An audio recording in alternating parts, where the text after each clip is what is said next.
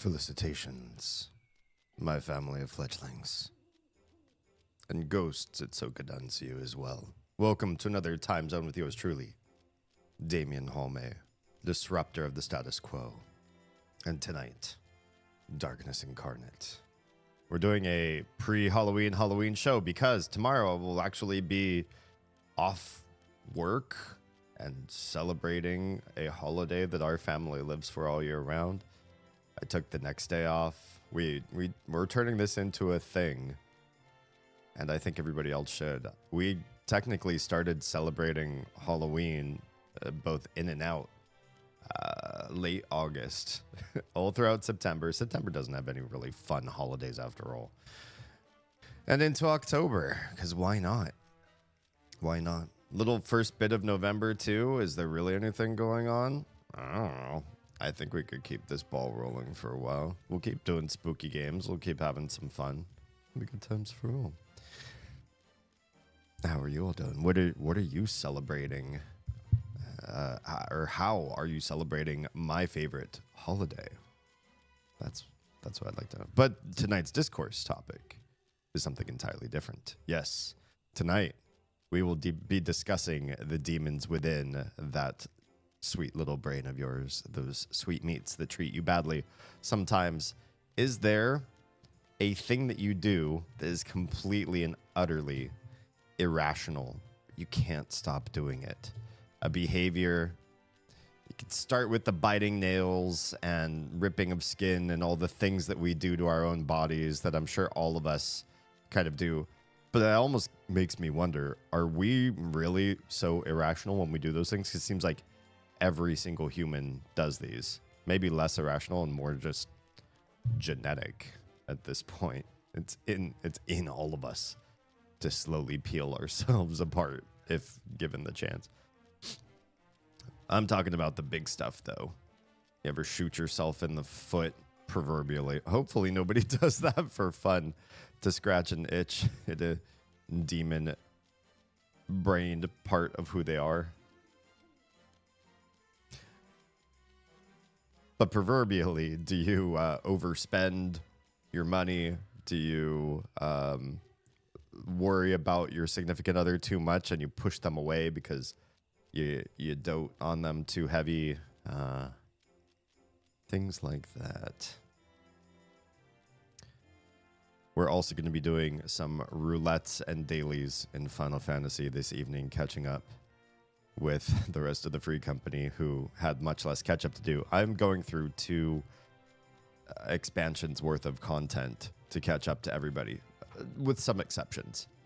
But Oz and I took a long hiatus from the game, and we would really like to be free company connective in all events going forward. All the things that everybody does together as a guild, we would like to be doing them more as best as our schedules allow. And so that requires at least some catch up on my part to try to get us going. I'm going to see if Mr. Nico is available for joining of said roulettes, and we'll get started on our show. Before I do, I want to say thank you for a wonderful year. It's been fantastic so far.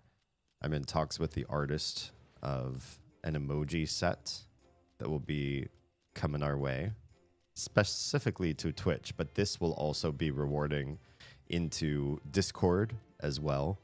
And if YouTube ever gets me more emoji slots, I'll be putting them into YouTube as well.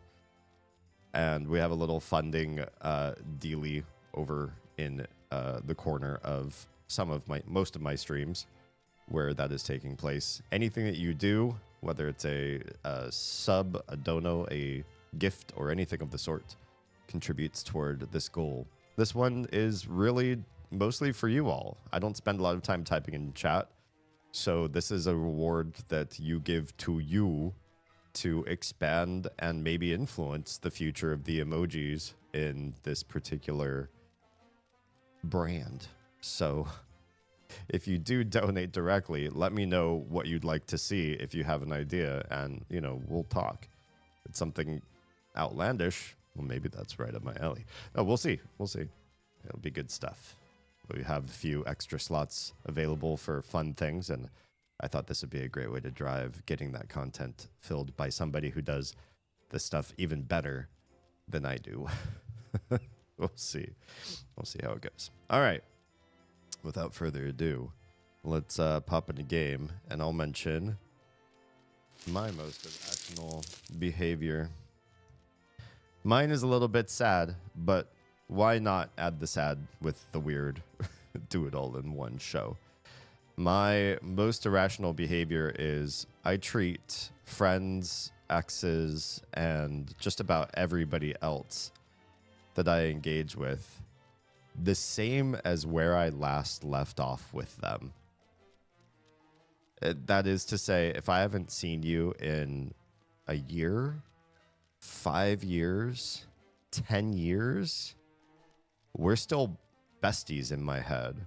We're still really, really close. We're still as intimate and friendly and connective as whatever we sort of were in the last season of us knowing each other, and time has not affected that at all. Some people really appreciate and like that. They're like, oh, it's nice. You know, I can go a span of time without talking with you, and it's like nothing's changed. And some people are freaked out. They are weirded out by the fact that somebody would still be. They're like, well, I've had kids since I last hung out with you. I'm like, that's all right. I mean, I'm not friends with your kids. I'm friends with you. Or, you know, well, you just don't know what's happened in the last 5 years. Oh, so we're going to get coffee and find out. Doesn't matter to me. I'm remarkably impervious to the passage of time, but in a way that I think a lot of people find uncomfortable. Some folks I think do appreciate it. Some folks I think it's a breath of fresh air to know that they are not beholden to a certain way of keeping up or maintaining a friendship just to make that happen. Nico86 just subscribed. Well, thank you so much, Lady Nico. Good to see you. Happy early Halloween. Since I won't be here streaming tomorrow, this is the next best thing, is Halloween a day early. Although anybody who loves Halloween, I don't think will complain to get more of it in their lives. 7 months. 2 more months till a sub baby. Is that correct? Man, time flies. That's crazy. Happy All Hallows Eve. Yes. My absolute favorite holiday, favorite time of the year. Really looking forward to tomorrow. Good stuff. But yeah, so irrationally, time just doesn't weigh on me. That also means I do hold grudges. If the last things that we were up to together were pissing each other off, I remember that too. I guess not just grudges against bad people, but also sorrow against treating people bad. They might say, oh, it's water under the bridge. God, that was 10 years ago. Who cares? And I'm like, I still feel it like I just did it. So pretty irrational. And it makes everything related to time and timeliness feel like it doesn't make any sense to me when people are like, I don't know, we're not friendly because we don't know anything about each other right now. Well, okay. How do you reconcile with that? I don't feel that situation at all. Really weird, irrational, strange. I'm extremely vindictive. I won't treat you bad, but I will be colder, and I want to trust. Even after years have passed, right? Oh, well, look at this. There's a whole party forming on the side. Looks like I'll be joining a full group going on here. Hopefully joining as Deeps.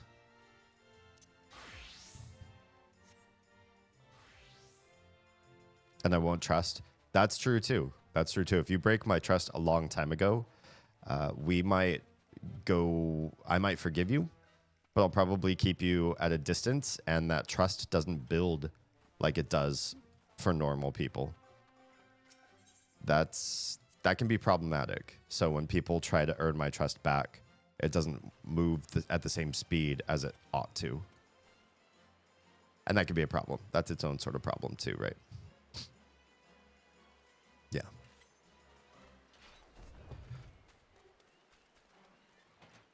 Well, it's all the gang.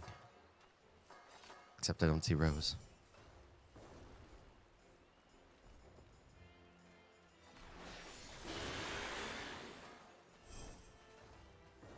Whoa. So much ninja power.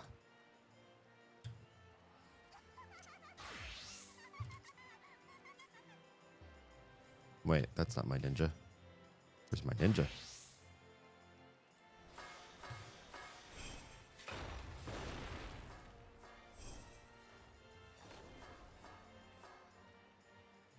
This is a very glowy. I'm not quite sure what the ninja AoE is supposed to be doing.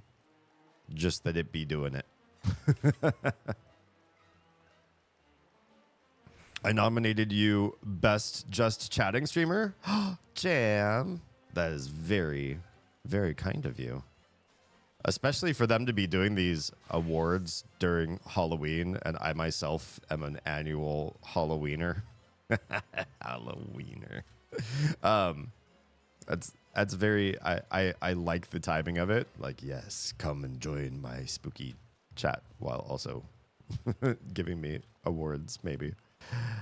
No, I've never won an award for anything like this before. So your nomination is very kind. I super appreciate that. It is a pulsing AoE, but why does it look like that? What comes out of a ninja that does this? I don't know. It looks like a sandstorm or something. Glowy, etheric sand. It gets everywhere.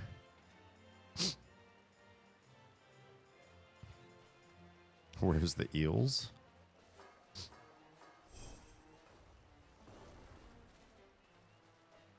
I would say there's a lot of folks who do chats, but I often wonder what they do, especially when they're streaming to lots of people. And I feel like the higher level engagement just isn't there. People's minds aren't connective. Maybe that's the point. Maybe people just want to hang out and disconnect and go no mind after their long day at work or whatever.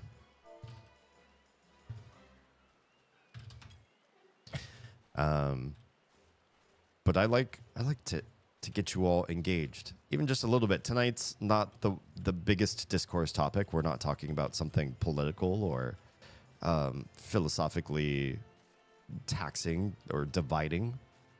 We're not going to go divisive on my favorite holiday. But this one I thought would be a fun one. Irrational behaviors. It's good for a creepy holiday.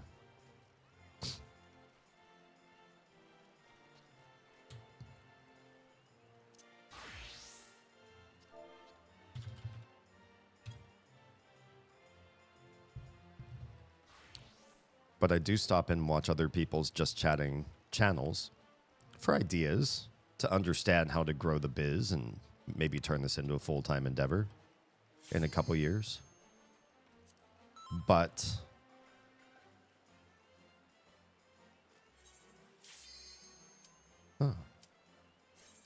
we are ready. But I usually see most Just Chatting streams just sort of reactionary. They watch a lot of videos. They react, but they don't react very deeply. They don't talk about it so much. Uh-oh. We're pulling it. Do I have an AoE at this level? I do. Great. That'll be a big help.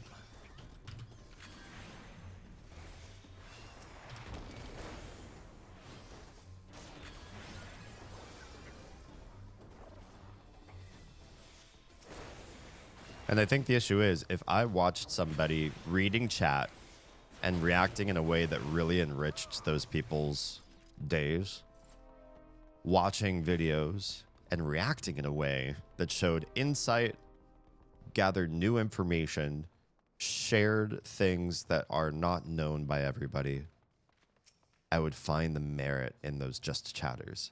but many of them are just there to give a sense of, I don't know, community. You can find community with any streamer, though. What makes one streamer better than another at that point? Why watch anybody?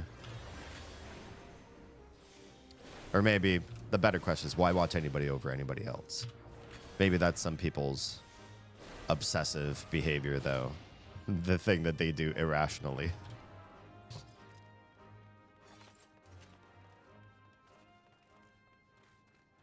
I like to feel like what we're doing here is distinctly different and provides a greater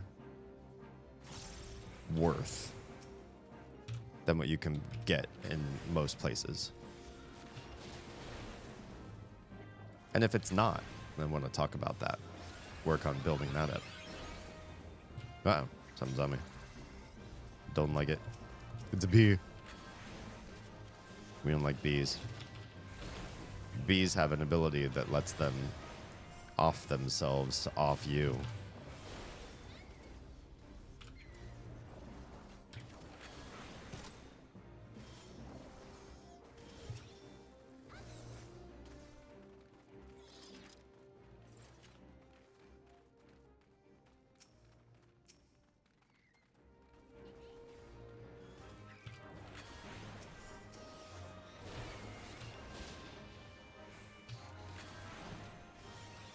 Oz and I thought up the topic of irrational behavior. I don't even know if she knew she was doing it at the time, but she was helping me out. Because I saw her helping me get the kiddos into our vehicle, and we were going to leave, and she goes to open the garage door with the garage door opener. And it's on my side. So I'm like, oh, you don't have to come over to my side of the vehicle to open the garage. That's fine. And she's like, well, you haven't opened the garage door yet. And I was like, well, I was going to. And she's like, well, I saw it wasn't open, so I was going to open it. It's like, but you went out of your way to go like a suboptimal path to do that. And she said, you know, some things I do, I don't think about the optimal path. I just do it because they feel good. It felt good to have the garage door open. And you weren't doing it yet. I was like, oh, interesting.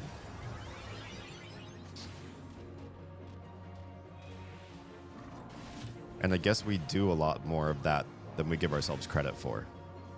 The behavior that it actually is rational, but only inside of us. There's a reason why the things that we do scratch a certain itch, but we might not be privy to that information. You know what I mean?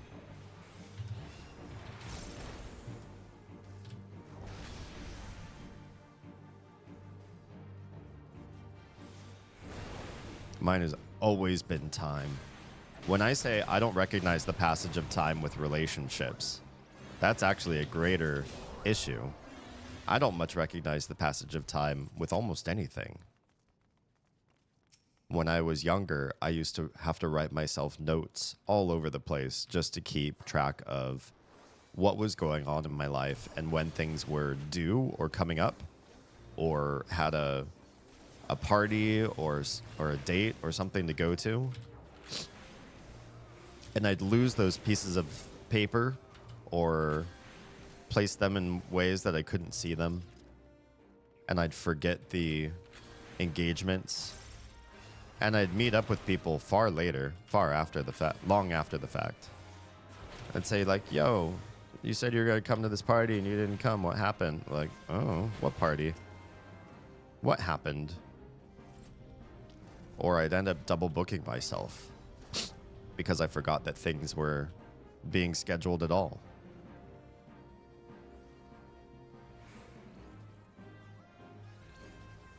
And people would always tell me, it feels like you don't care.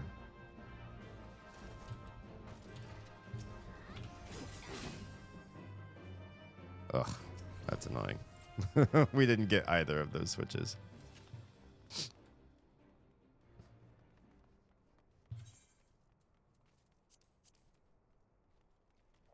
But I think folks often conflate you don't actually like me or care about me if you don't prioritize me over other things. And I've never taken forgetting a schedule as missing a priority.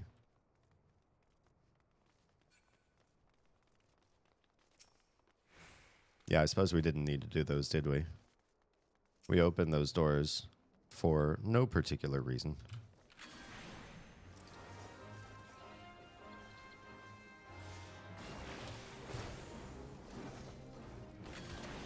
This guy finally came back? Wow. What did they do? I didn't know you had to kill those Karn Facers or run the risk of them running away for all the entire level.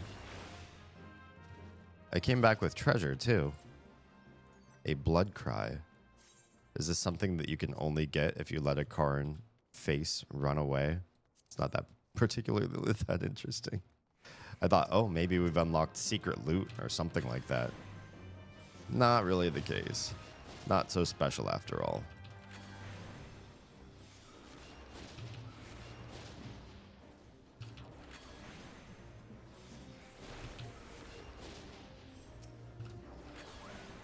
But yeah, to all the people in my past that I've harmed in that way, I apologize. I think there is something dramatically wrong with my internal clock.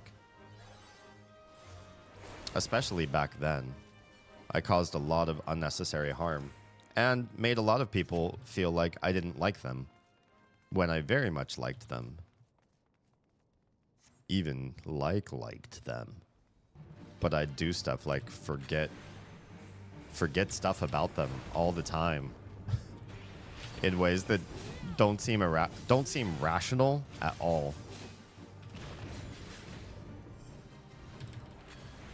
They even say when you're pursuing somebody, you know, don't be too clingy with messages and texts back and forth, because maybe they're busy and you don't know how they're going to respond. But if they don't respond for a little while, then you know they're not interested, because an interested person would set aside time for you. And I think a lot of people thought that way about me. If he's interested, he would spend much more time engaged with me. And I cared very deeply about some people. Friendship or more than that. That I let time just go by in crazy swaths. And when we saw each other again, they were much more lukewarm to me, and I couldn't understand it for a long time. I couldn't figure out what it was I was doing wrong.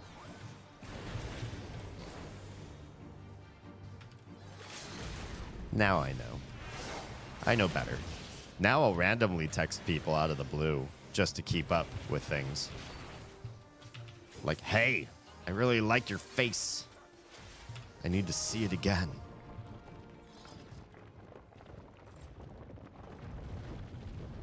Now I'm almost annoying in the opposite direction.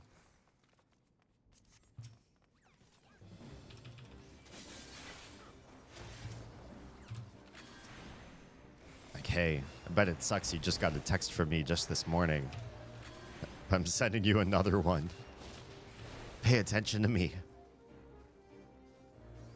Be loved. Feel my love. In textual form, usually, because I'm busy and I got kids.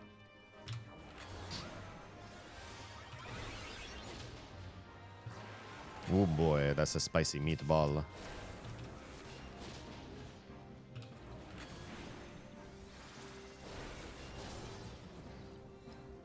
I feel like Red Mage at this level feels much slower. I don't know if it is. It just feels slow. Hard to time spells at this level before things end up just dying.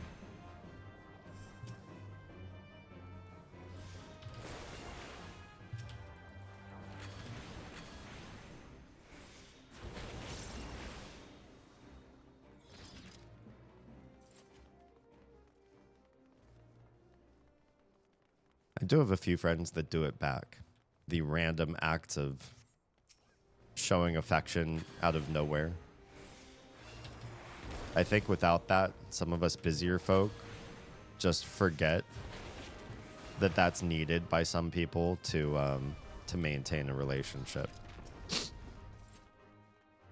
So I appreciate it on two fronts. Front number one, that they would think of me and continue to just pop in my DMs or whatnot as a reminder that I'm being thought of here and there. And two, it may be even more important, a reminder that that tactic works and that I need to keep doing that for other people too. But don't forget to send your random stuff out. It's really important. Uh-oh, folks on me.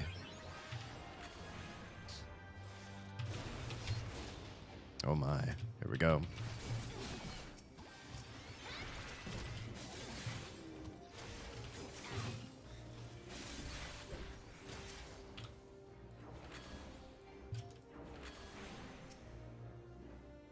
Boy, this got hairy quick. All right. Can we get past this without doing... Oh, maybe somebody actually did grab these. Or maybe you don't have to.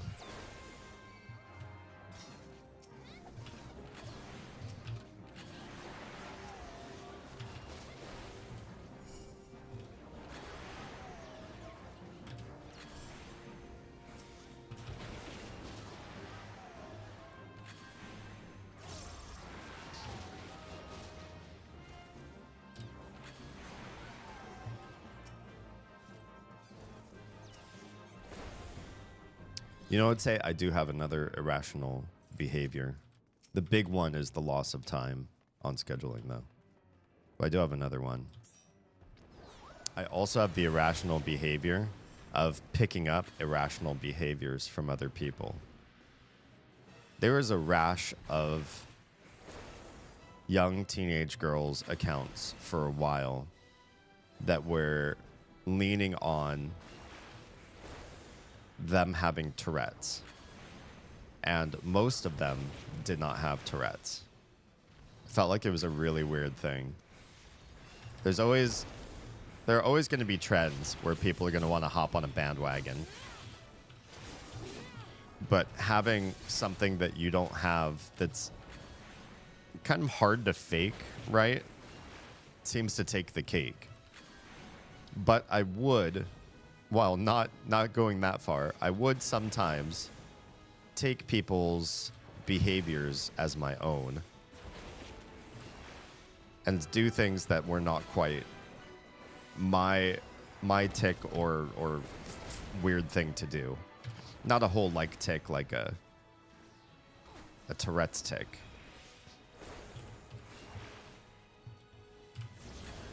But if somebody scratched their elbow in a certain way, or popped a knuckle or a joint in a certain way, I started doing it the more I hung out with them. If somebody talks in a certain way, they have a phrase they always say, like, oh, that's interesting, or something. I don't know, that's a bad example. But say, oh, am I almost dead? Yikes. I am. I don't have a way to heal myself either. I'm just gonna have to survive. Troa.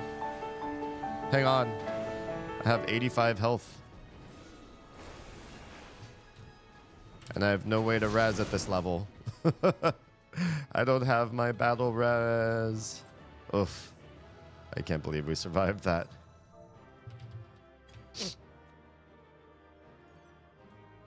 Well done, well done. Heroes, happy early Halloween.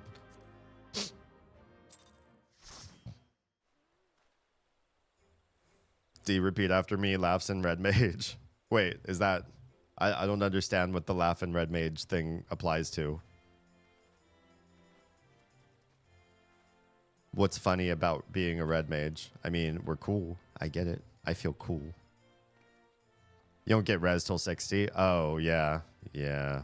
64? 64? Ew.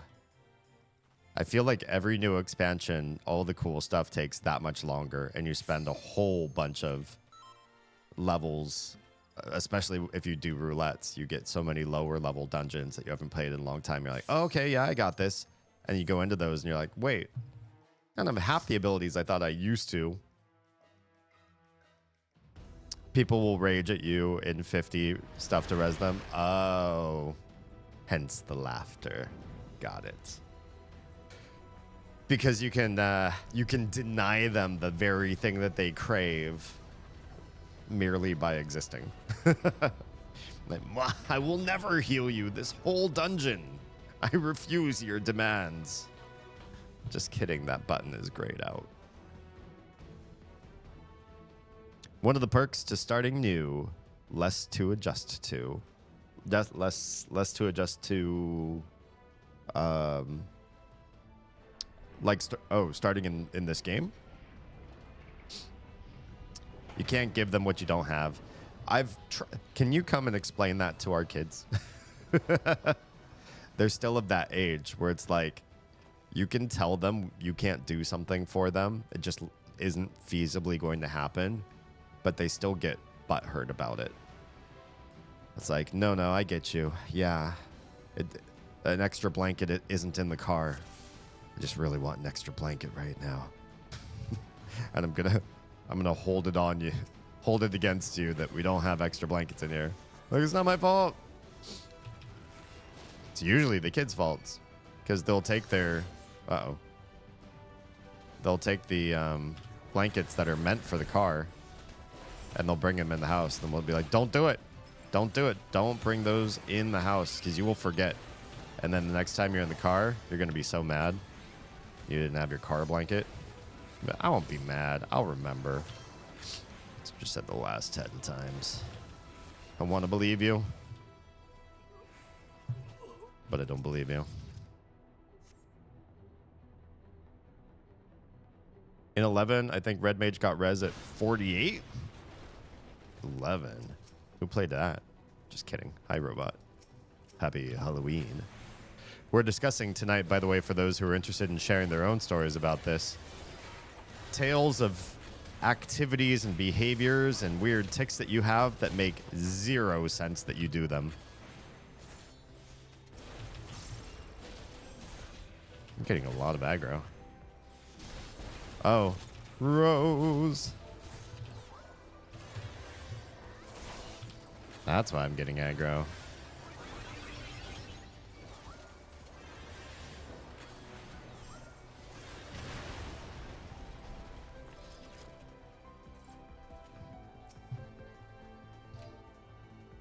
Let me do a thing. There it is.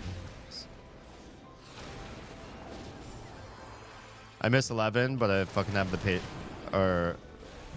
don't have the patience to play it again. Yeah. I don't blame you there.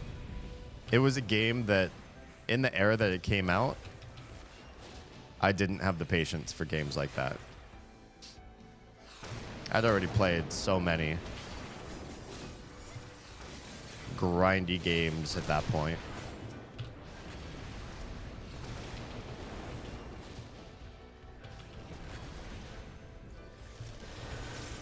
And some of them I had played for so many years that going sort of like backwards in my head to Final Fantasy, I was like, I just don't think I could do it.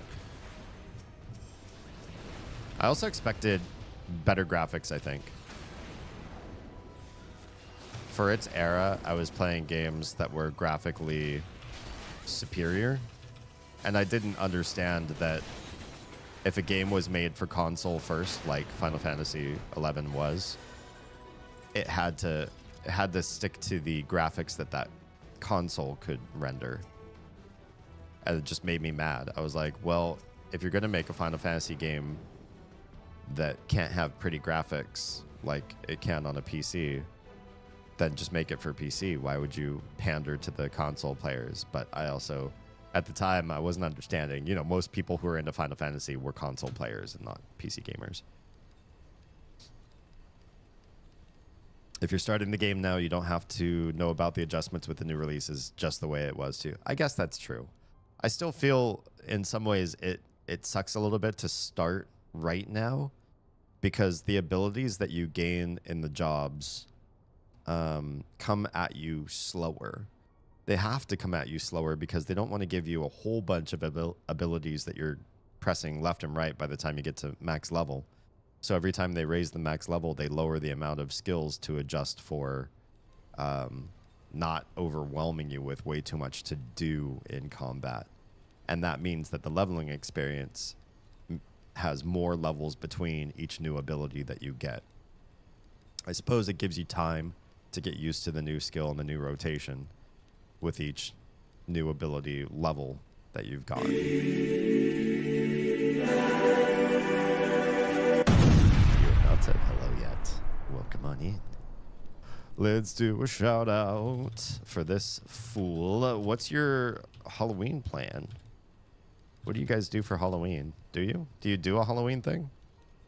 Go sub to this guy. Follow, sub, watch a show. What are you doing, step bro? I'm getting hear me. this. I actually heard that clip play. Did it play double for everybody else then? Hello, Rod. Welcome on in.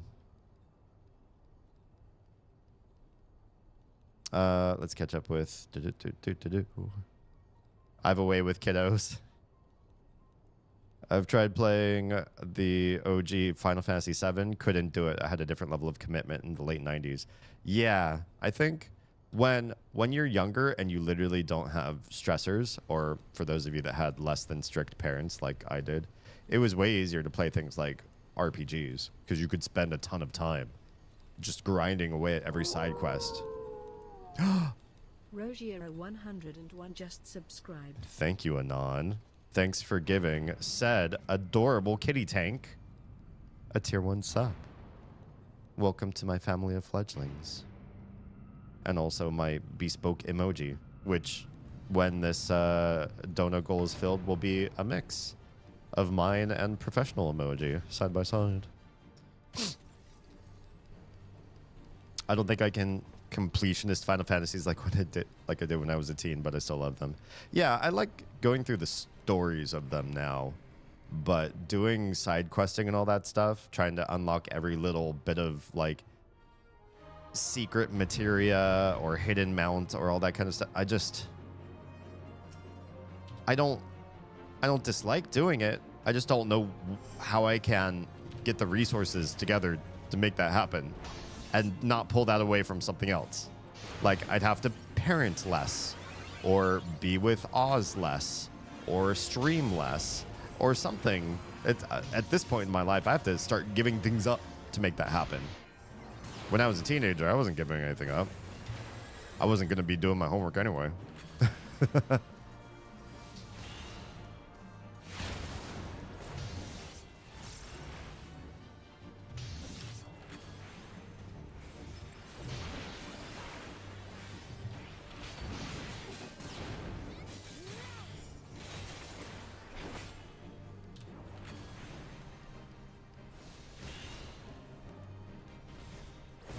We normally eat pizza, pass out candy to the neighborhood mongrels. That sounds nice. I haven't passed out candy in a long time, but we also live in a neighborhood where candy does not happen, unfortunately. Our neighborhood is just, it's not well lit. It does not have good walkable areas for the kiddos. And all the houses are just a little bit far from each other. We live up against a few different wooded areas and laked areas. There we go.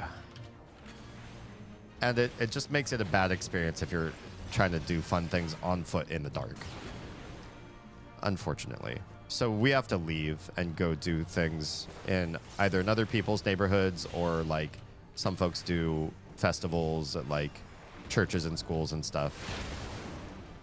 We'll do that kind of stuff.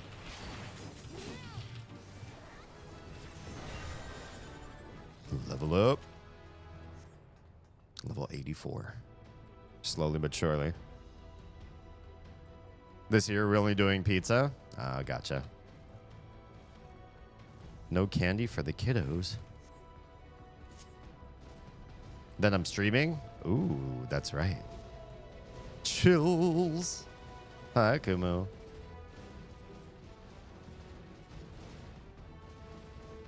Akumu, do you have any fun Halloween plans coming up? Are you in a neighborhood where you can do trick-or-treating? We were just talking about neighborhood viability for candy. Ours is not.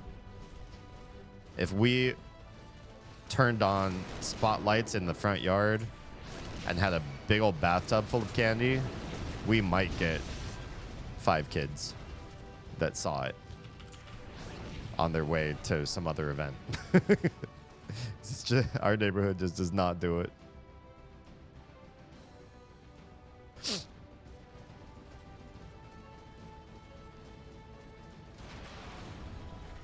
I did story, but I did everything. Yeah, I would, in the past, try to get everything done. I'd get all the secret power-ups and abilities and secret weapons and hidden areas and optional bosses. It didn't matter. Back in the day. Your living area sounds like an introvert stream. It's all right. I'm an extrovert, so that's streaming helps keep me a little bit more sane. Without live streams, I would feel a little bit off the beaten path. But the closer to Atlanta and big city living you get, the more expensive everything is. So we were just trying to find an area where we could raise kids and not have unfortunate levels of debt and costs of living where we would have to say no to a lot of opportunities for them.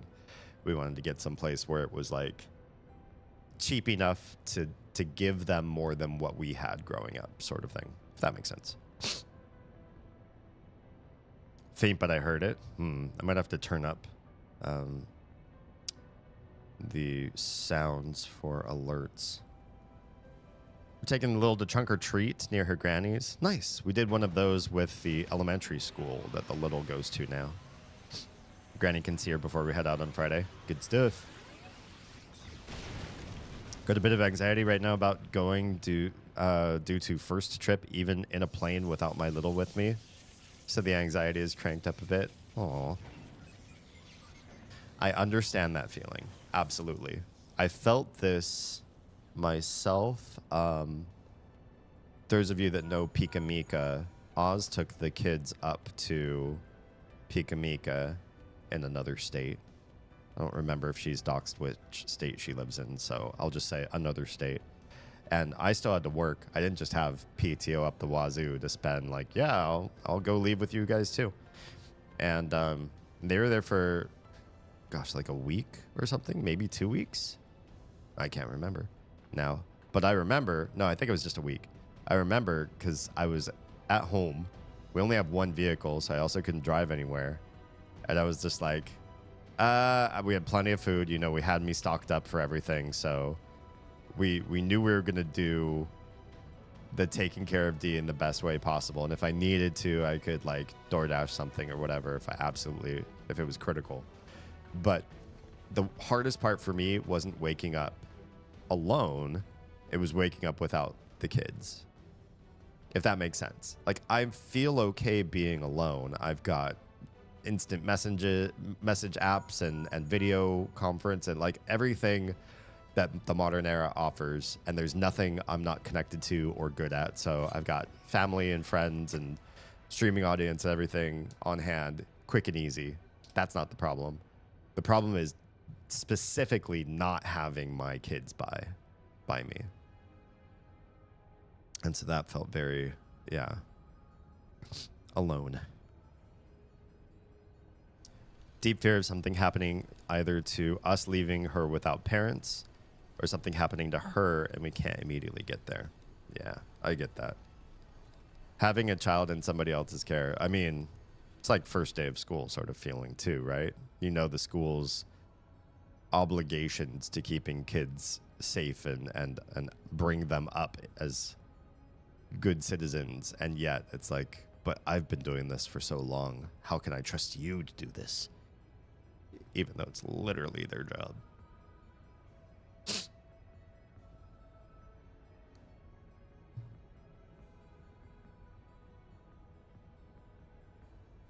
Oh, I am warm. I think I love this shirt. I don't want to talk about this shirt because it's something I've only worn once before on stream. It was a recent get, and this was due to something that I was donated specific funds for new clothes a while back in 2024, this year. While back this year.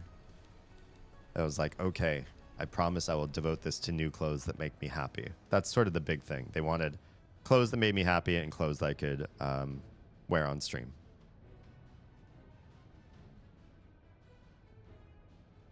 I trust who she'll be with, but deep down it's just there. Yeah, I mean, you could say you trust all you want, but your heart just does whatever it wants to do anyway. I get that.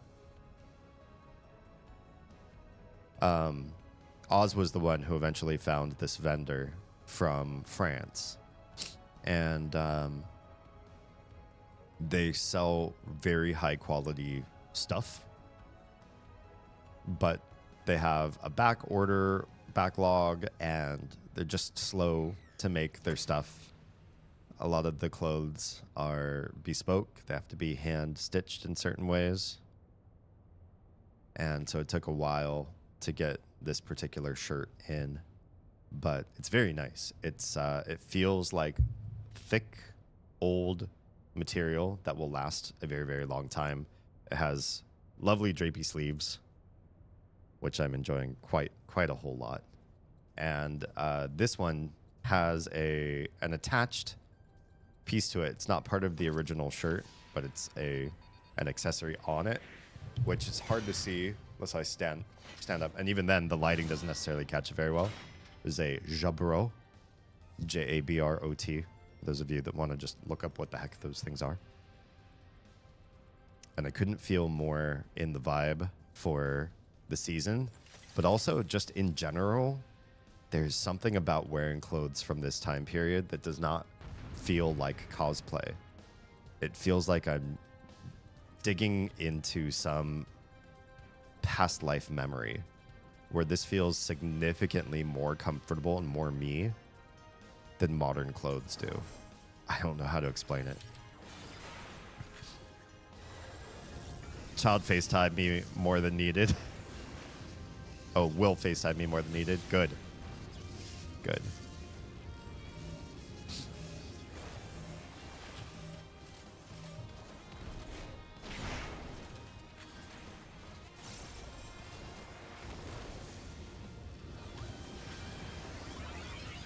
Oh, Nero.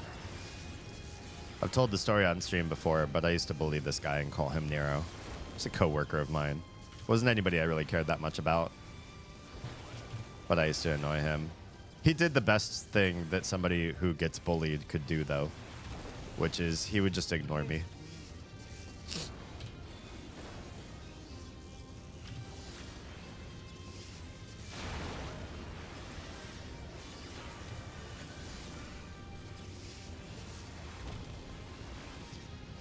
Yeah, last thing you want to do is give a bully a reason to persist at their bad behavior.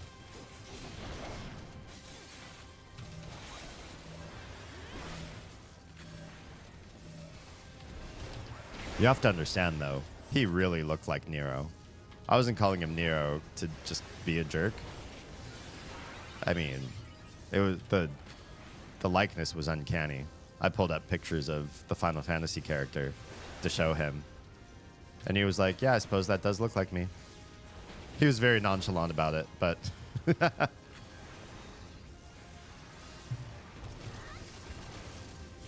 Fact of the matter is, you can't deny when you look just like Nero. Uh-oh. Oh, did I make it? Wow. I cannot believe the game gave me the time to get out of that AoE.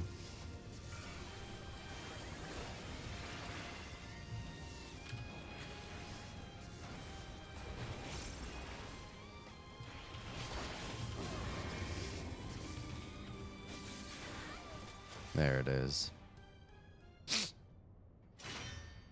I like to give nicknames to people too. And for a long time, I gave people unwieldy, awful nicknames. If they already had a nickname, I would say, no, you don't get to use that one. I have a better nickname for you. I wonder if I feel like maybe I was a bully to some people. I kind of want to find people from my past, like old past. Like, not little kid me, but maybe preteen to post-teen me. And it's not everybody. There are definitely friends of mine who are good friends, close friends, some of whom are still friends with me, that go as far back as... One of my oldest friends go back as far as... The ones that are still talking to me, anyway. Probably no earlier than sophomore year of high school.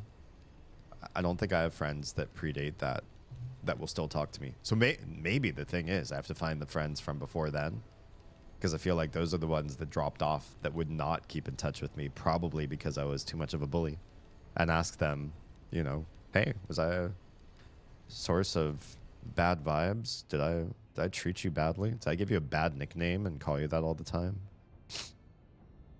I wasn't one of the cool kids. I think I just picked on people to pick on people. I don't know that making a nickname for somebody is necessarily picking on them. I was usually the one picked on. Maybe that's why I gave people bad nicknames. It's my way of reconciling getting picked on. The one thing I had control of, what I could call other kids.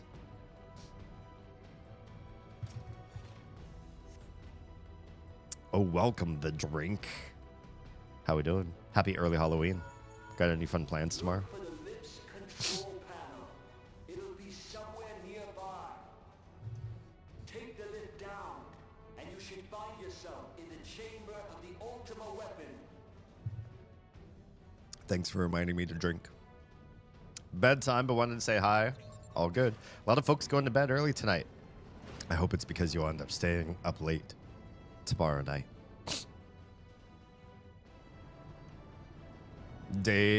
Costume day for wrestling? Awesome. I suppose there are some restrictions about what you can wear. Otherwise, you could wear stuff that could be really dangerous. But yeah, that should be fun. I miss doing things where everybody was sort of not required but encouraged to have a costume together. I used to live by friends that did an annual Halloween costume party at their house. And we do the whole house party scene. That was good times. That was nice. I put the Batman logo on my black singlet. There you go. That's easy enough. There's some restrictions, but not too many. And I felt, a felt mask. Nice. Perfect. Easy. Still able to get your wrestle on. Good times. I forgot I was going to wear my teeth tonight. But you know, here's the thing. I have really nice vampire teeth. But the thing is, it makes it incredibly hard to talk, especially as much as I talk when I stream. So maybe forgetting them was the best thing I could have done. Unless I'm on somebody else's stream and I just have the camera on so I look pretty. If I'm forced to talk as much as I do when I live stream and have those damn things in the way, my mouth would be so tired. I'd probably end up cutting myself too on those things. They're sharp. I'd cut up my mouth and have a real tough time talking, so that I'd be so tired the next day. Tongue would be sore, jaw would be sore.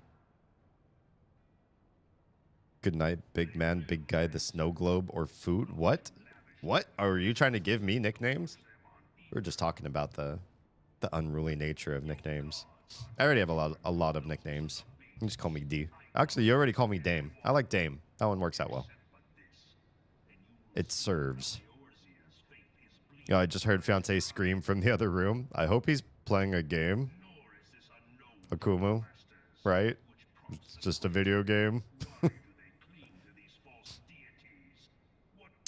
Please update us as soon as you can that the fiance is okay.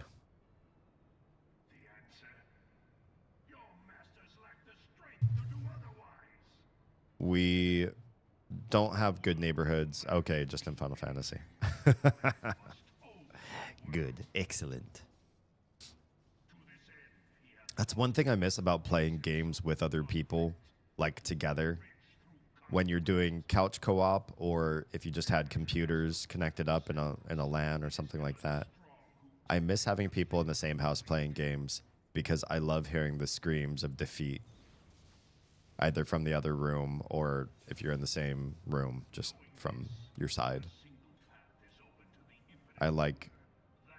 Maybe I am a bully. Maybe there's some bully nature in me. But at least for competitive things with low stakes, I don't actually like hurting people or disenfranchising them in a way that affects their real life.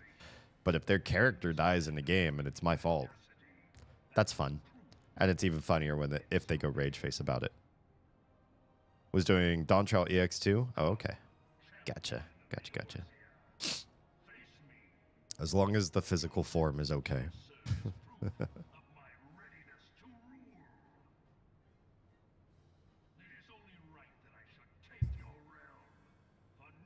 Oh, this guy. I love how he had silver armor and upgrades to gold, and it absolutely reminds me of Ghosts and Goblins. He should be able to cast magic now.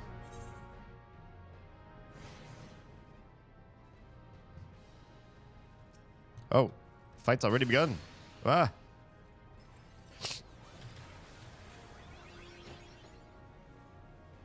Somebody's on that shorter cutscene life, if you know what I mean.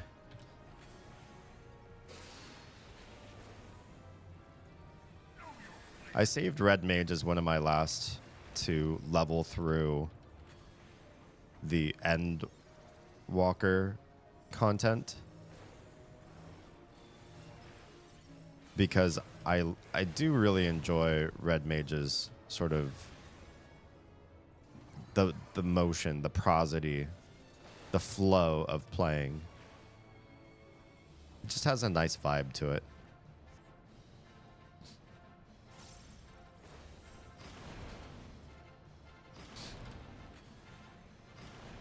I feel like Red Mage and Dancer, and so far Viper, that one's pretty new to me, that they all have this feeling of you fall into a groove and you sort of, your rotation is very clean and predictable. And it feels good. It scratches that irrational itch.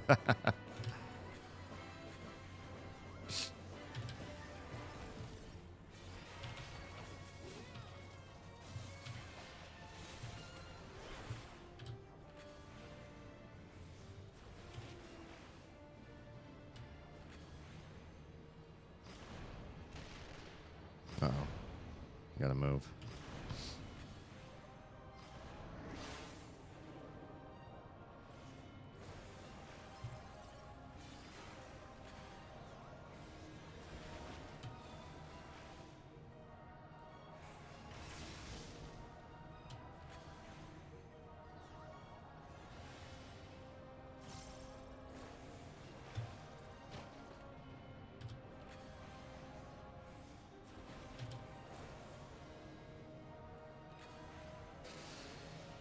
I feel like this fight's retooling is so good. They gave you so many more fun things to do. Very smart.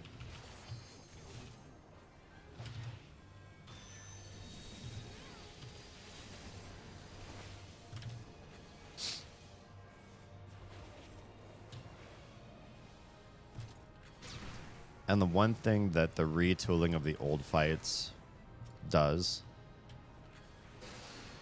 that I think is fantastic is they've taken all the stuff that they know comes up later in the game and they've given you a reason to practice it earlier on. so the game feels significantly more cumulative than it used to. They didn't used to care about that.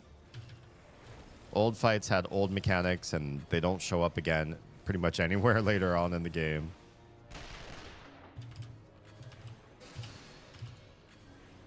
Uh-oh, I might die. Oof.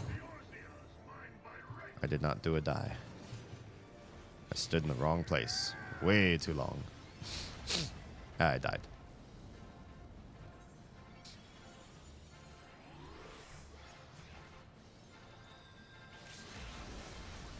We'll pretend nobody saw that. One thing I really appreciate about games, and maybe this is why I really enjoy Metroidvanias, is a feeling of cumulative growth with your character. What you learn early on. Lost. Lost 7 Dreamer just subscribed. Praise Altana for giving me the Twitch link. Wait, what happened? I'll praise Altana because Altana is amazing. But hi and welcome, fearless leader. Lost, I just realized this month, because you've basically been around since the beginning of the dawn of time, you've hit 3 full years. Exactly 3 years. We have a 3-year-old. Happy sub birthday.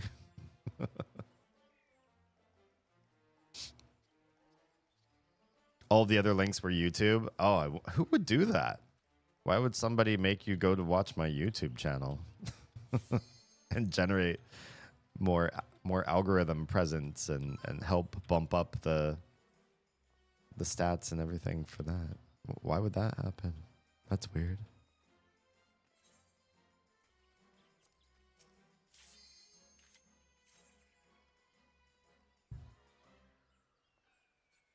Just kidding.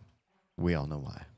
Fact of the matter is, YouTube is chugging along on the live side of things fairly well. They still have a lot of catching up to do as far as the chat experience that Twitch has, but it's pretty good. It's pretty good. And the YouTube video player is really nice. So I'm pleased with that. Oh, it's this one. This one's good.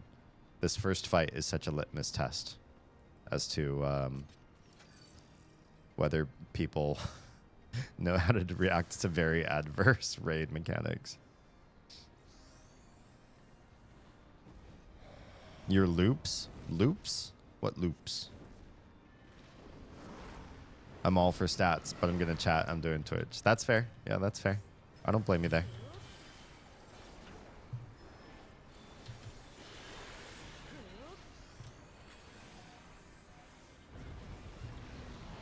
No, I do not want that. Run, run, run, run, run.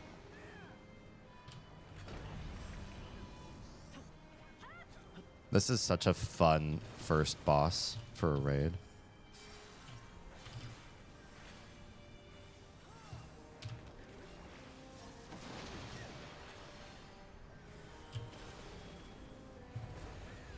I don't think you're supposed to stand in those tornadoes for very long. Probably not at all, if I think about it.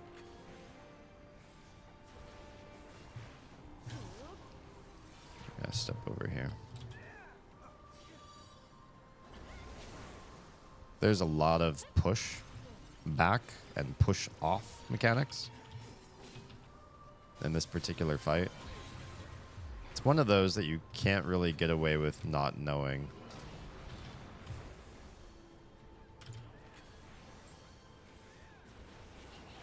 It will get you in a bunch of different ways. Ugh. Like that one. That's a sneaky, secret little bump yourself into the ice or fall off the edge. I really want to help res people.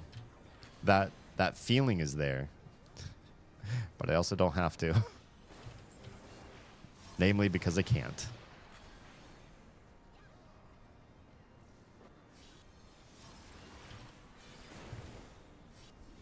I forgot to restart your... Oh, the YouTube loops. Right, right. The loops. Loops, brother.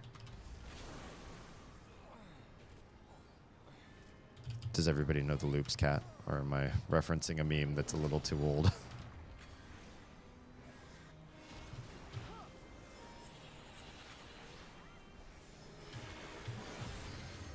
I've been speaking in memes for so long. At this point, I kind of don't even remember what's new meme versus old meme. It's all just in my brain.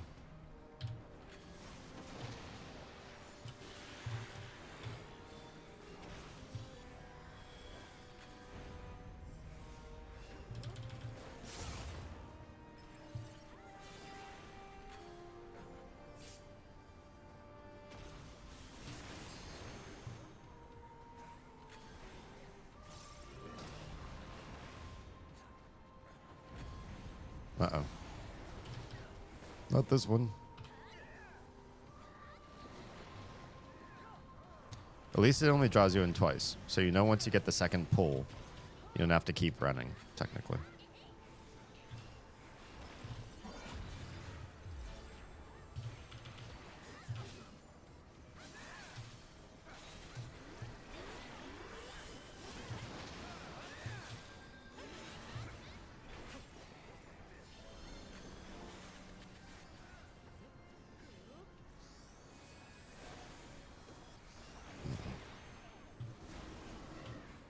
Hi, buddy. Get that ice.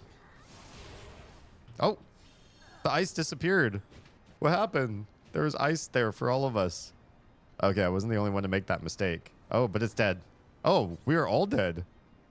Every single one of us. That's why it died. That's hilarious. The mana ray died while we were all in the final stage of getting pushed off. That made the ice despawn, and it pushed everybody off the side of the map. I've never seen that before. I had no idea that could happen. That'd be a really good time to have used Surecast so I wasn't pushed off, but nobody knew. Nobody had any idea that we would have lost our saving chunk of ice.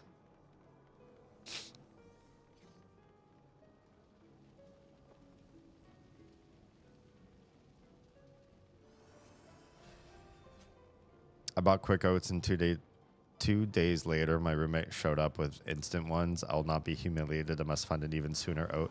Isn't that a Mitch Hedberg joke? I feel like I've heard that one. I can also just like hear it in his cadence. You know what I mean? Once you've heard one Mitch Hedberg joke, you know the cadence because it's all the same cadence. Rest in peace. Uh-oh. We let something live.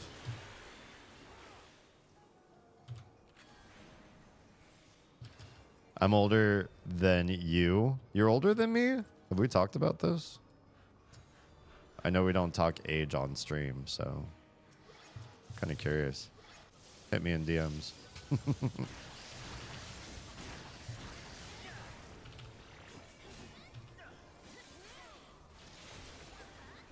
And the meme is older than me? Oh, I don't know about that one.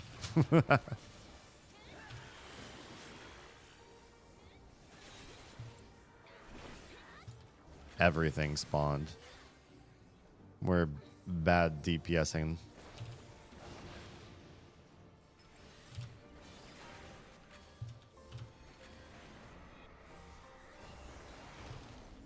You're an Icity spawn? I am? Thanks, I think. I don't know if that's a positive thing to say about somebody. I just know when I'm older.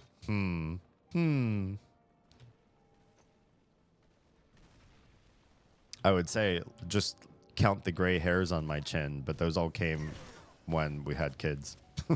And frankly, I had friends who decided to have kids before we ever did. And they all look older than me. There's something about them that's like, you could tell kids age you in a way that's undeniable. It happens. I was like, man, why is your hair going all gray so early? He's like, well, you know, just trying to keep awake from my kid. Late night bathroom or changes of diaper and stuff like that.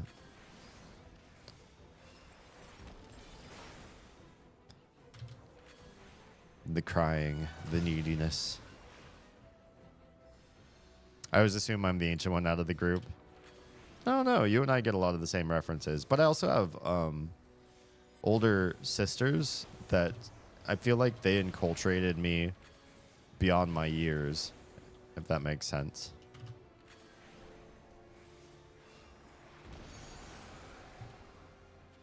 I forget what the mechanic is with this donut. Oh, that's it. I remember now that I took the damage from it. Damn it.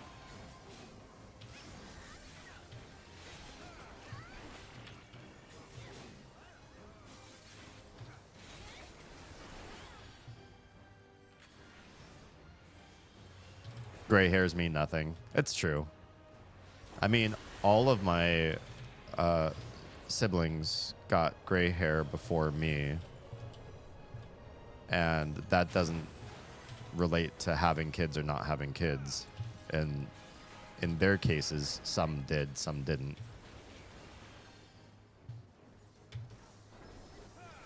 Cast your worst. Try to petrify me. That's a thing to do.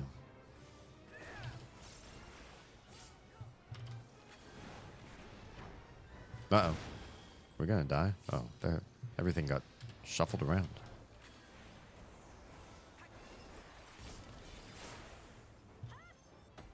I don't remember this fight nearly as well as I probably should.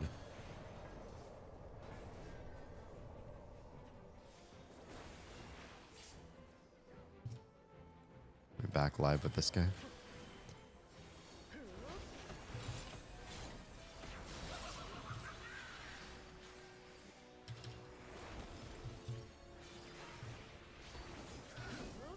Magna and I are about the same age. Gives me an idea. Couple years difference. Don't remember which one of us is the elder. Not that matters.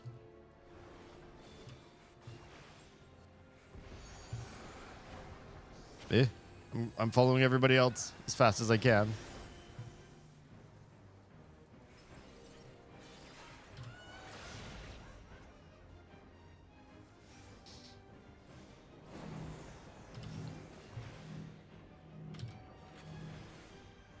I am much younger than the things that I shouldn't catch as far as references. Thanks to my sisters. And much older than I should be to be this hip.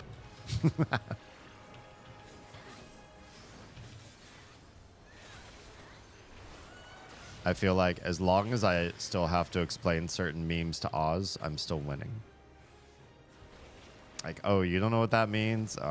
Listen, let me tell you. I'll catch you up. Nobody says that anymore, Oz.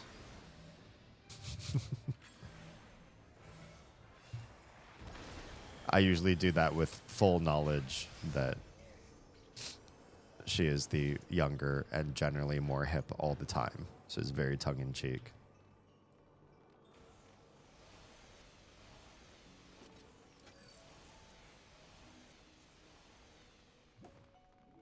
That's groovy. See, I say groovy, but I only say that, I think, as a reference to Evil Dead, probably. That's where groovy really entered my vernacular. I don't have friends, whoever's, or me and my friends never really said groovy together. Oh, you know what? That's not true. Might have been from Earthworm Jim. It's probably a conglomerate of a few different sources, thinking about it. Earthworm Jim, Evil Dead. Uh-oh. My uptime. How dare he? Duke Nukem. I think he also used to say groovy. Ooh, I thought that was me for a second.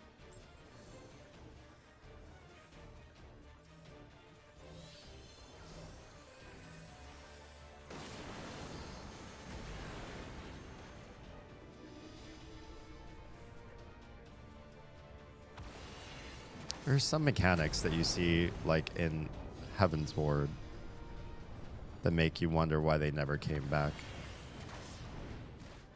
Like the outer ring AoE that pops up like that.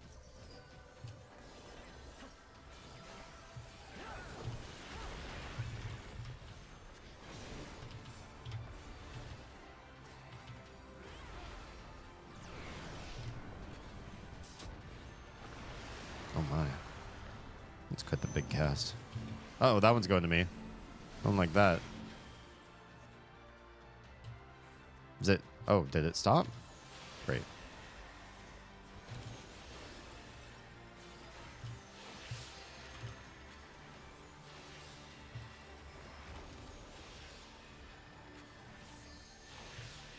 Is that part of your irrational behavior, saying old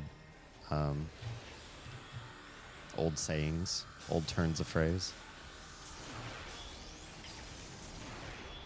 Just trying to bring it back to the Discord topic at hand.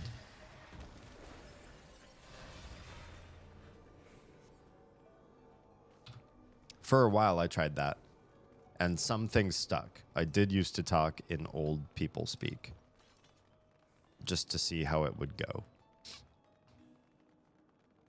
I still, out of that era of my life, I will still say that's the bee's knees, or you're the. I usually tell that to a person.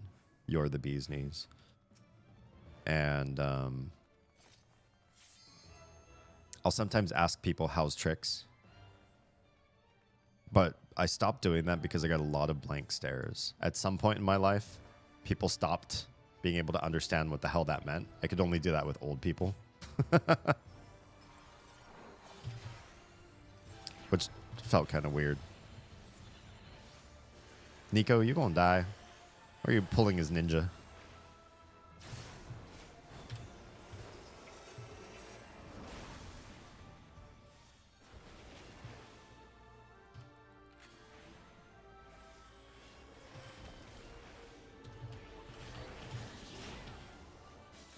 Mind those arms.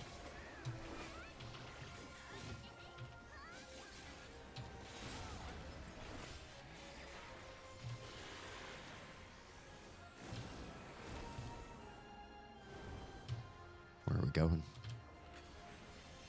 Nope, not there. Damn. She caught me.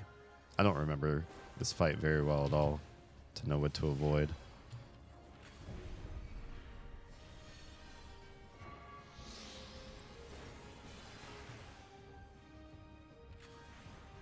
I've learned that tricks are for kids.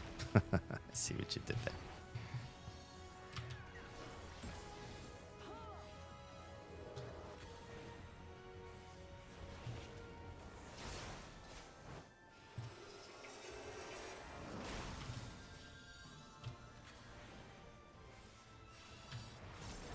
These two allowed to stand next to each other. I feel like that's a bad thing. Alright, doesn't matter. That one's done.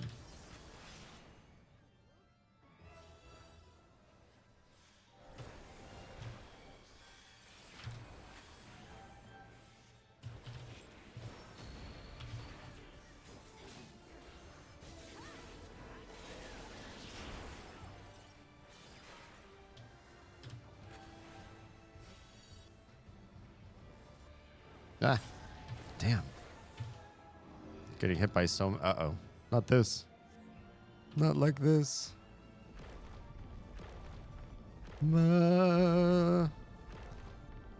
That's it's tossing me the big balls.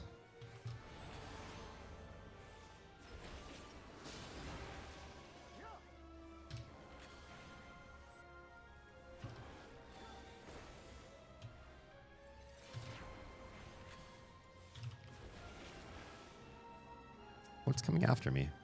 I don't want that to come after me, thanks. I feel like if it comes after me, I will die. Good. Everybody came to my rescue. My heroes.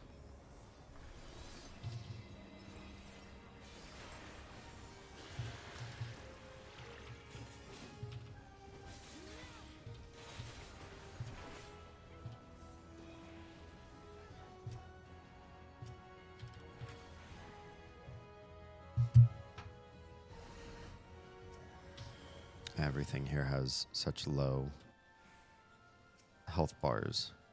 I don't know if I can be of much service to help kill them. Certain things are just off limits to red and black mages because of their actual time that they will be alive.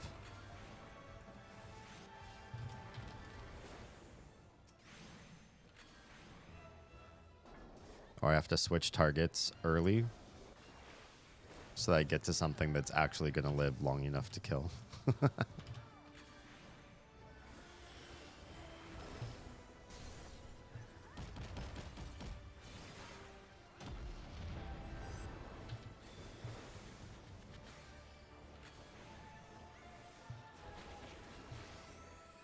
I will say too, I think people speak in memes just in general, because back before internet, I feel like everybody spoke in TV. So you'd just meet people and they'd say lines from shows at you as like perfectly acceptable ways to communicate with each other. Or the best is if people were quoting quotes back and forth with each other. If you knew a scene from a movie well enough, it had two people saying cool stuff. I don't want that. That's like, okay, I'm gonna start, and then you said something, and then your friend knew the rebuttal, the other guy's lines. You could go back and forth. You could start a whole friendship just based on that. I've told this lore. It's kind of a joke, but at the same time, there's a little bit of seriousness to it. There's this supervisor I used to have at a job when I was younger. I was with Oz at the time. It's not a whole lot younger. But this supervisor knew I was with Oz. She knew who Oz was. But she used to call me babe all the time. And it just got under my skin just a little bit. Like, I'm not your babe. It feels weird. And I tried listening when we were working to see if she called anybody else babe. I didn't catch her calling anybody else babe. So it just felt kind of weird. So I tried to make light of the process at one point. One day, she calls me babe, and I just say, "You remind me of the babe." And she responds back, "What babe?" And I say, "The babe with the power." And I'm thinking to myself, maybe there's something starting here. Like, what if we finish this call and response, and suddenly I don't want to be with Oz anymore. I want to be with her because we've got this call and response thing going on. Tongue in cheek. I'm a very loyal boyfriend. At the time, I was just a boyfriend. What? Turn away.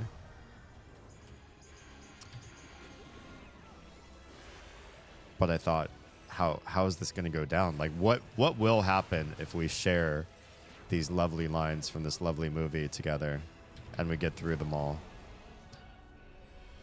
So after I say the babe with the power, her line is supposed to be what power? But instead, she skips her line and says the power of voodoo.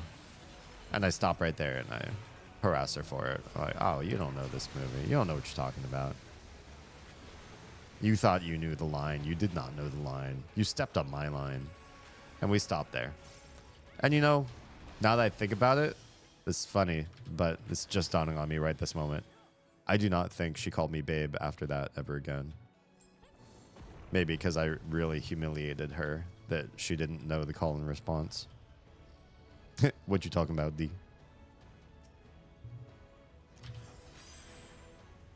I know that reference. I watched so much TV growing up. I was such a TV addict. Like you would not believe. And I feel like I know a lot of older references than I ought to in that vein too. So I watched a ton of reruns. Very ancient TV whenever I could. It was also a way to get out of doing work. I don't know how, but for some reason, if I was watching TV, I was mostly being left alone by the adults in my life. Maybe they saw it as like a, oh, thank God I can get a little respite or whatever. You know, don't have to be paying attention to this little D shithead. But I could watch TV, and then anything that was supposed to be a chore or whatever, they'd leave me alone on.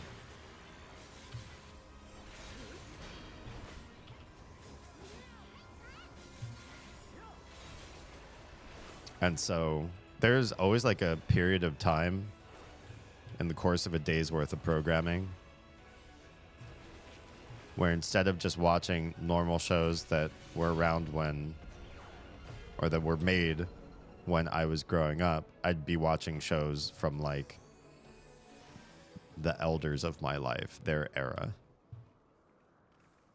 And yeah, just like midday TV had this whole different vibe. It was just like, hey, are you one foot in the grave? Wouldn't you like to watch all your favorite episodes again on TV and relive your past and not experience the world in modernity whatsoever? And those old people would be like, hell yeah. Lay that on me in our old folks' home. Just keep playing these channels.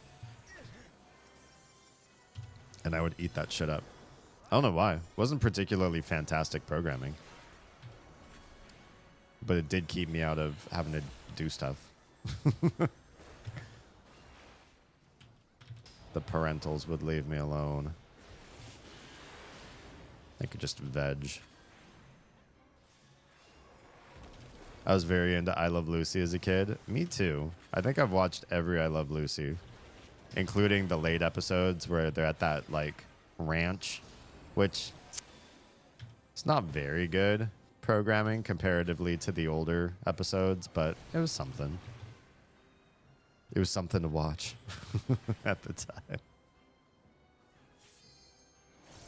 But I watched Hogan's Heroes and am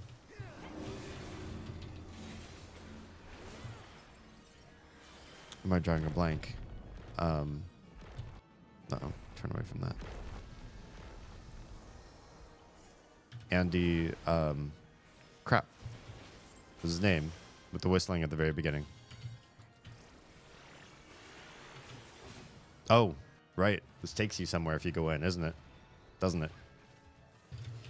Forgot about that. Well, here, take the rest of my combo off my hands for me, won't you?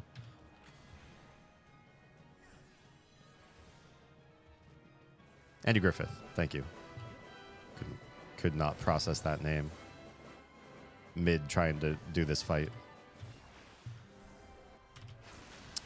Old school Addams Family and Munsters, of course, because I was a creepy little kid. Creepy things. Saw some Honeymooners. Of course, a lot of old cartoons. So anything that was Looney Tunes or Hanna-Barbera. I've always felt like Hanna-Barbera was like the shitty like side company though. They couldn't do nearly as good of stuff. Like their shit always felt kind of secondhand.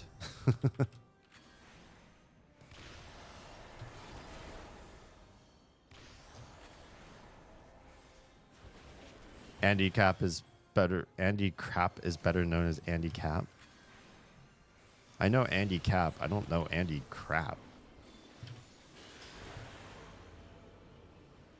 Get this one. Oh, did I? What did I die from? Just got hit by a whole bunch. Oh, because most of us are dead. That's why. Can we do a limit break? If we do a limit break, we can survive.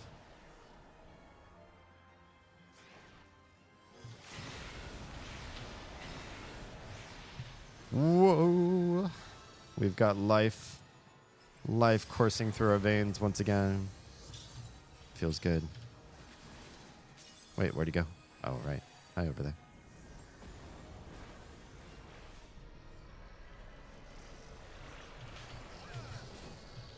I think we need to be behind him for this? Or am I tripping? Ren and Stimpy, real monsters? Man, those are not nearly as old as what we're talking about.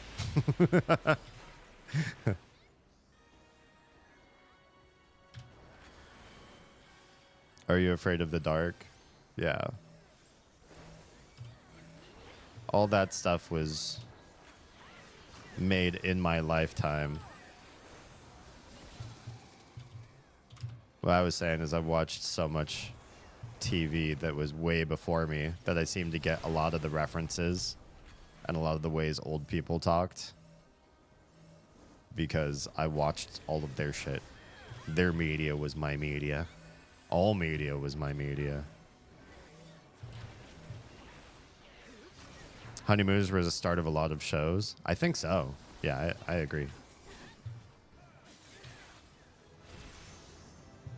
Damn, another level? That's crazy.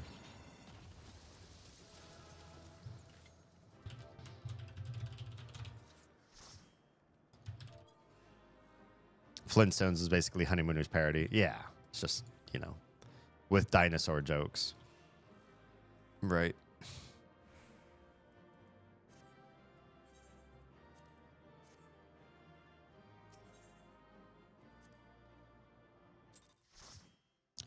Ren and Stimpy was a huge part of my childhood. The only thing for me is that, wasn't it on cable? If something required you to pay a subscription to watch, we weren't that income tier. I could go to some people's houses starting maybe around high school. Because I think before then, maybe the people we lived near, it was hard to get to their houses, or my mom was too busy with work or whatever, wouldn't do that. Ooh, Nico's gotta get some sleep. He's passing out. Okay. Ew, it's coming to me? Oh. Damn. All right. I guess now I have to pay more attention.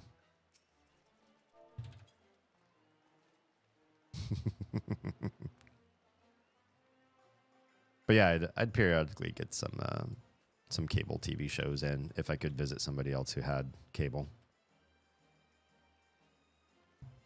Rocco's Modern Life, Angry Beavers, Land of the Lost. I know some of those. Time for bed? All right. Well, maybe I will switch jobs then. Lady Nico, I know you have a preference towards healing, or at least I suspect you do. So maybe I will level Paladin a bit, because I am trying to get that up to... My mains are 99, and Paladin is sort of main-ish. This should also give us basically insta-Q, no matter what. Lady Nico knows what's been up. Definitely. I mean, all of those shows are fantastic. I don't think anybody who watched TV growing up didn't watch those. And like live action shows, I liked animated. I had to watch live action shows because I had older siblings and they would kind of dictate what we saw and what we didn't. I guess I'm just going to go from the top down so that I don't have to like click around.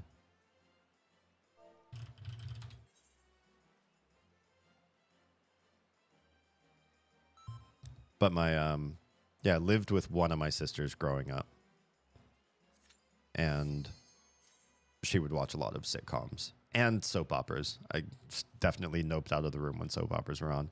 But if it was a sitcom, I was like, you know what? It's TV, and I was so addicted to TV. As long as the TV was on in the room, I'd watch it, even if it wasn't like my favorite show.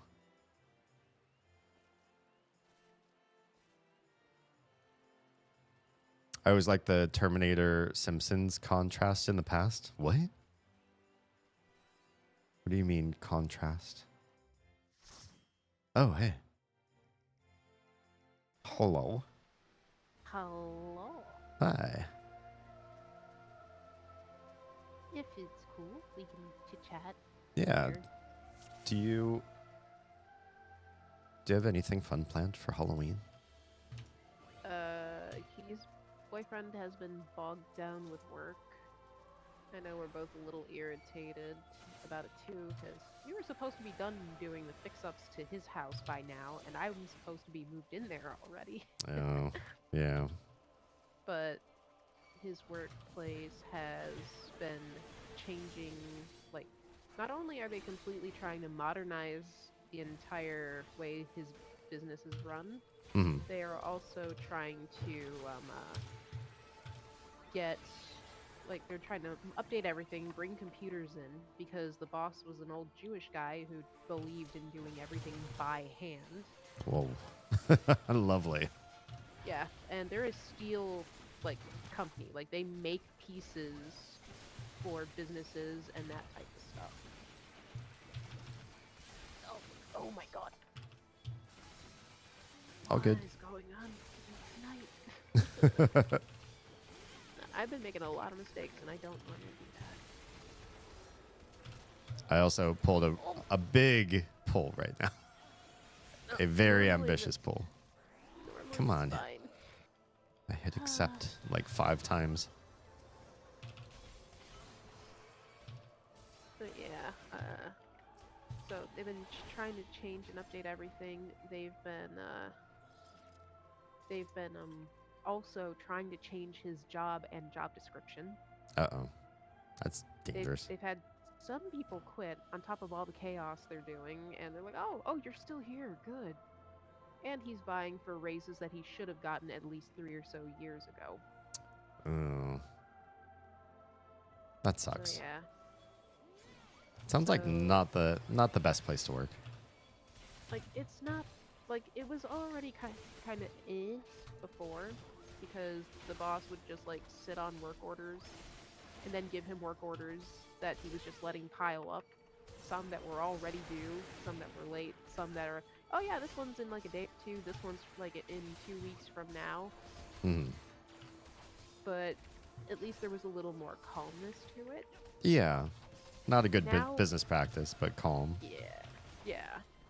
But what they've got going right now is they were bought by a much bigger company, and what they are trying to do is they're trying to run it like it's a mass production place, Uh-oh. and they are custom orders. Oh, no. So yeah, so we need to, as you can see on these charts, we need to up production. We really need to get things moving, and this department's like, what the fuck are you talking about? We don't do mass production. Yeah. It sounds like something that like a new CEO that has no idea what they're talking about does. They own other businesses, and they know what they're doing, at least with those. Mhm. But this one, my boyfriend's like, yeah, they don't know what the fuck they're doing. They're not listening. Yeah. Like, they're nice, but they really don't know what the fuck they're doing or how this place runs. So, like, I think they got machines running or making, or the machines they use, they're like over 100 years old. Wow.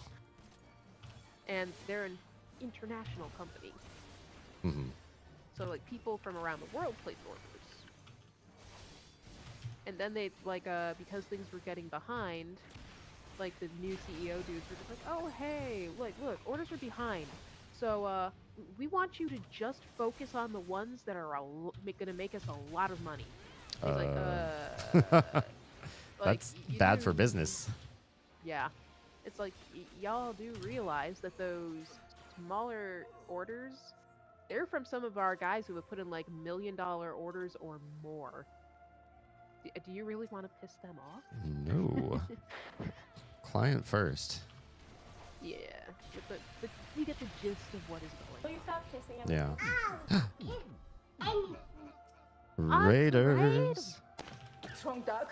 Nothing, not a thing. Us. I'll rise the mail. I was lurking all this time, Oz. I just was feeling so couldn't type. But yes, hello, Oz. Lost says like the futuristic 80s plus the cartoon past. You're my dad! Wookie, wookie, wookie! It's a very stretched term and I'm very tired. I've just never heard it before. I like the idea of the past as perceived by the 80s though. Oh, the dark Sonic the Hedgehog cartoon. I never saw that one. No, wait, I did. I know what you're talking about. Yeah, there was like a goofy one and a dark one, right? Yeah, Yeah, I like the dark one. I thought it was way better. it was. His poor uncle. Yeah. Raiders, hi and welcome. We're doing dailies and talking Halloween. Wait, is this even the right way? Did I just walk into a dead end? I must have. I don't really remember how this place is laid out. Oh, here we go. Yeah. And the discourse topic of the night is what completely arbitrary, non-rational things do you do that just scratch an itch? You do them because you can't help it.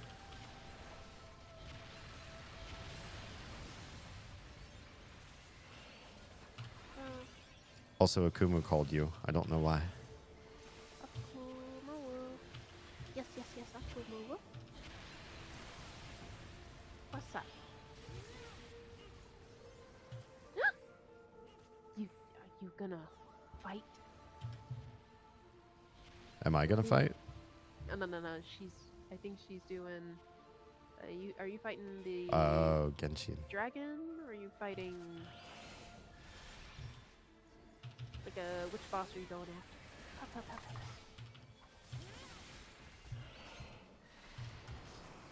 Enjoy the music. It's pretty.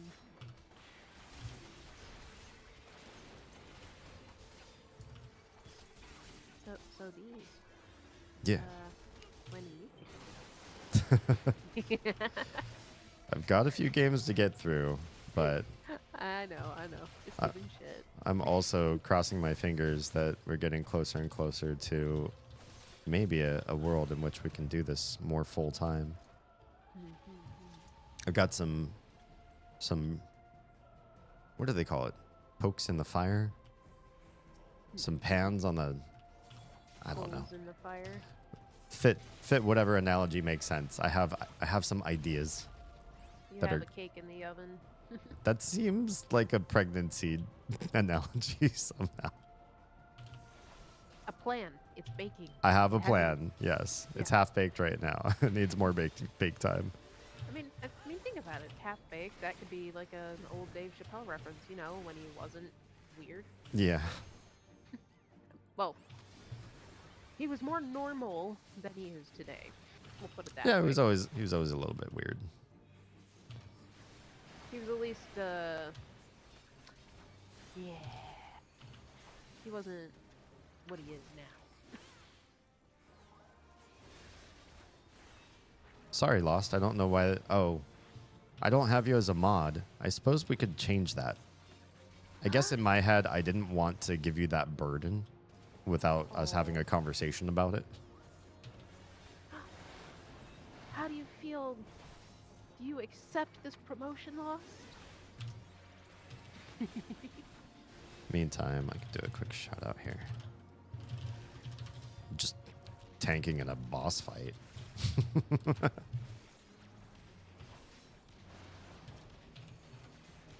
Goes to soup that is too hot. Ooh.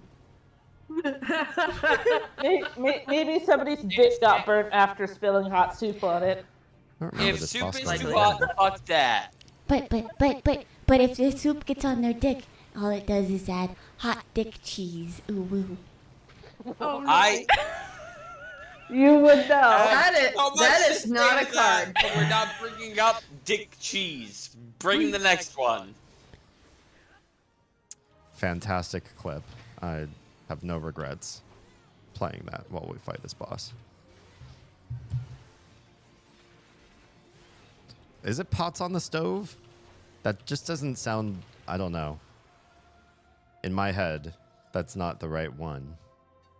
Or something that I don't think I've ever heard people say, but I might just be overthinking it.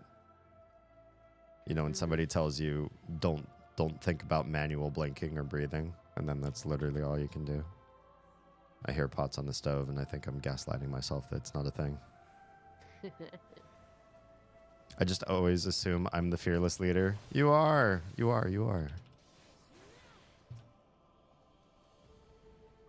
We can have a talk about it in DMs if that is something that you desire. I don't like to make people work if they don't want to. That's all. Oh. Oh. Oh, whoops. I was just about to hit Hallowed Ground 2, and I mistakenly pressed it too late. I started slamming it as I was Yeah, there dead. was a thing back here we needed to do. The what do you call them? The valves. The valves? I think that's skippable. Is it? Mm-hmm. I think it's just there for changing the lay of the land. Oh, I don't like this dungeon much, so I don't remember much. And then they changed it, so Yeah. I remember even less. It's gone through some changes.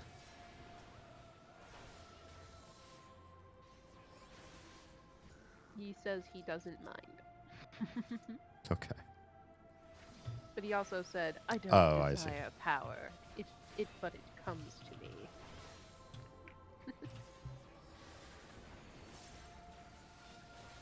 How can you say no when the world wants to thrust it upon your shoulders?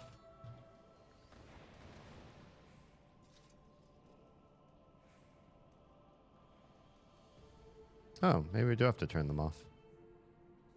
Or the boss doesn't spawn. Could be it. Yeah. I swore I did at least one run where I thought we weren't doing it, but it could very well be somebody was running behind everybody and not keeping up. And they were closing all of the valves. Nice.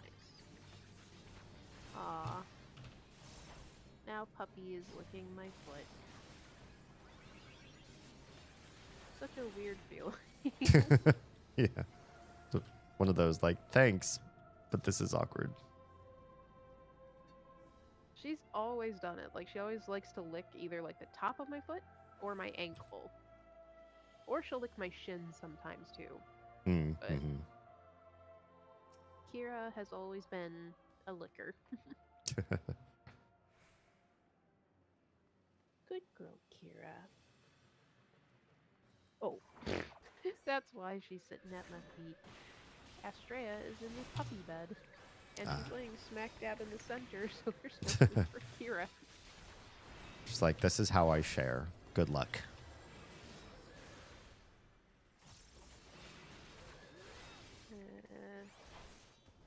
Let's see.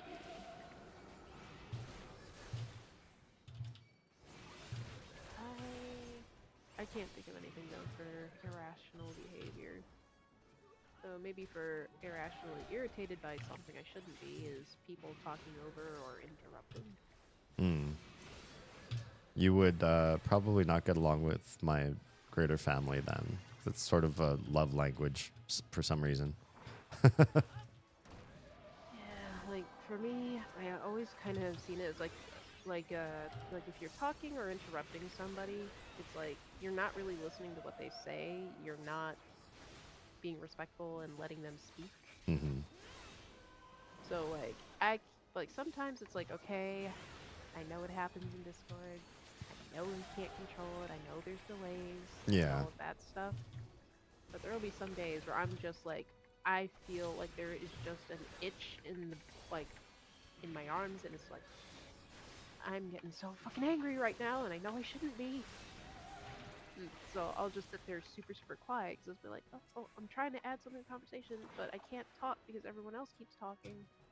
And then, like, it'll be, like, 2 topics later, and I can finally say something, but it's like, okay, well, should I? We're not even on the same topic anymore. Yeah. But yeah. I get that.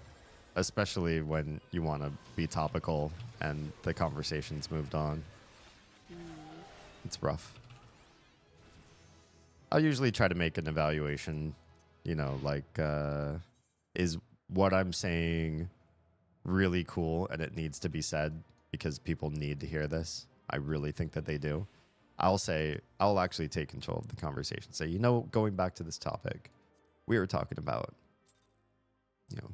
shows, TV shows that we watched as kids, and reverse things. I had something to say, but a lot of the times I'll just let it go. Like, if it's 1 or 2 times, I don't get upset. But like when it's happening multiple times through the course of like a 4 or 5 hour conversation, it's just like, let me speak, damn it. Yeah. It's like the other part of that is the people pleaser side from my mom, where it's like, okay, you shut up, you don't talk over me. I'm the parent, you're the child, you will be quiet, you will listen, you're not going to talk over me, you're not going to talk over your father or stepdad, and you're not going to do that to anyone else in this family because you are the child. You will shut up. It's like they come from that ancient Victorian idea of children should be seen, not heard. And not even seen half the time. Like you go to your room until you're called. And that? Lost says, is Lady Nico saying something? I wasn't paying attention. Wow. Yeah. Funny. It's not even so much that children should be seen and not heard, or not even seen at all. It's more so like I don't agree with what you said, and I want to say something because it's what I'm thinking or what I'm feeling, and it's like, no, shush, I don't care. You're not the parent. You're not the adult. I'm the adult. You're gonna do what I tell you, and you're gonna listen to what I tell you. Yeah. But I was always very rebellious when I was a kid. Because example, for kindergarten, they had us make little penguins to put on all of our desks for parent-teacher night. Oh. So the teacher apparently, or my mom told me this and said the teacher didn't even say anything, led her into the classroom and told my mom, which seat is your daughter's? And my mom looked at all the desks and she's like, I don't know. And then the teacher pointed to my desk. I was the only kid in the class who did not put their bow tie on the penguin's neck. Okay. I put it on the penguin's head. Oh, yeah. And when the teacher asked me why I did that, I'm like, well, it's a girl penguin. There you go. That works for me. I was always doing shit like that. It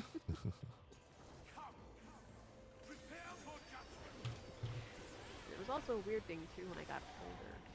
Because my mom would always, praise me, oh, you're so independent, you always do something unique to what other people do. But then at the same time, she would yell at me and, tell me off for being unique and not wanting to just do what she told me to do. That seems weird. Narcissistic sociopath mother who's also a boy mom. Makes perfect sense. Yeah.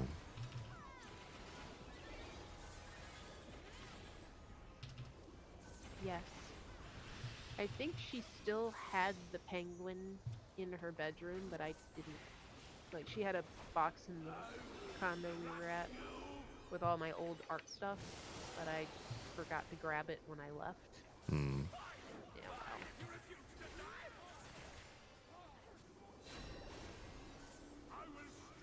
I feel like there are some things that, because of who owns it, I don't need it. You know what? If we're still cool, then we can talk, and maybe adult me wants to interface with you. Yeah.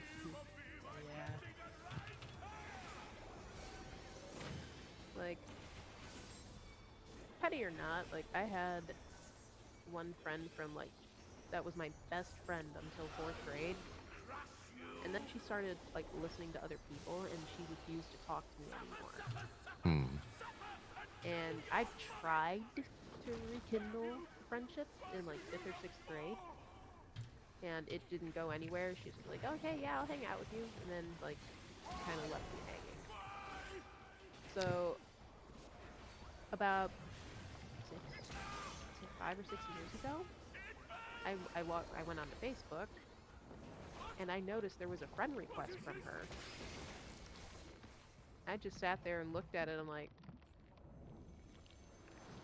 bitch, you fucking left me without any friends. throughout all of 5th and 6th grade. Yeah. Every other person, because you stopped talking to me and those other girls started talking shit, they all stopped talking to me. I had no friends for 2 fucking years. I didn't even respond. I just ignored the message and blocked her. It's like, no, fuck you. Back to that idea of like time doesn't heal wounds for some of us. Yeah.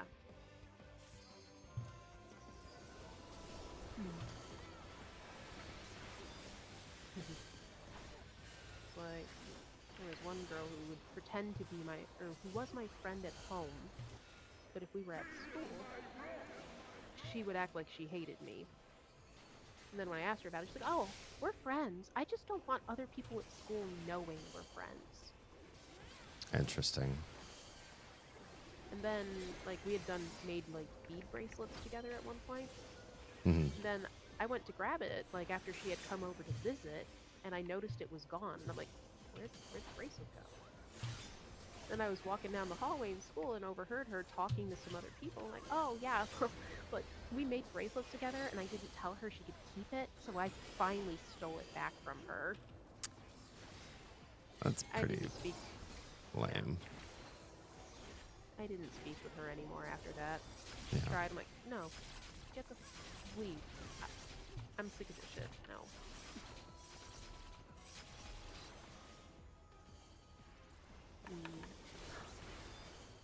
Yay! Kumu has a healer. Well, another healer. Barbara. Yeah. She's a hydro character, water, that splashes water everywhere, and she can heal you, and if you get her to her C6, she can resurrect a dead party member. Nice. But she can be problematic because she does apply hydro to friendly characters. I see. Like, she's good as long as you're not using an ice or fighting against a ice type character or monster.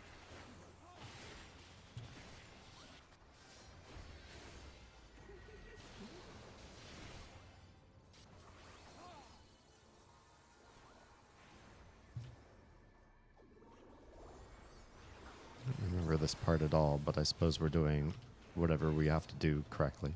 Yeah, it's not.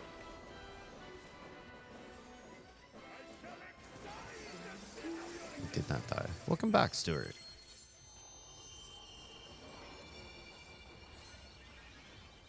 I figured out my lazy man Halloween costume. Gonna do Arthur Dent from Hitchhiker's Guide. So I can just wear my PJs and bathrobe. All I need to do is have a blanket with me to finish it. Nice. It's good to have a lazy costume idea, just in case.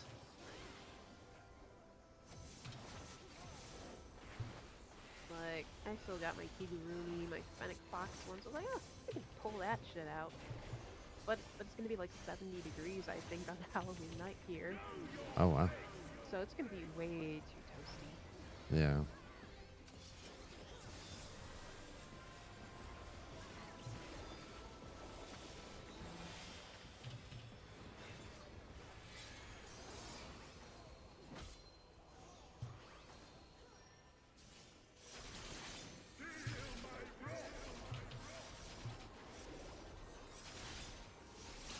I feel like I forgot how long this particular fight feels. All of its different phases and everything. It's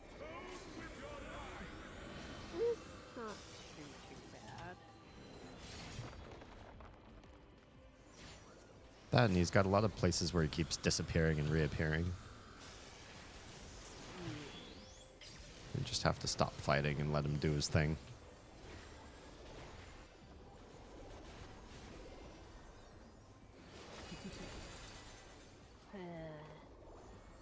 Like, as much as I hate the person that started it because of things that came out later, I still think oh no, oh damn, he's hot shit Yeah. is still funny.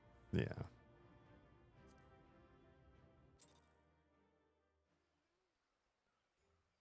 Oh, the rain stopped. Bummer. It was a vibe for a while. Okay. Did main scenario already. Normal raids. Raidy.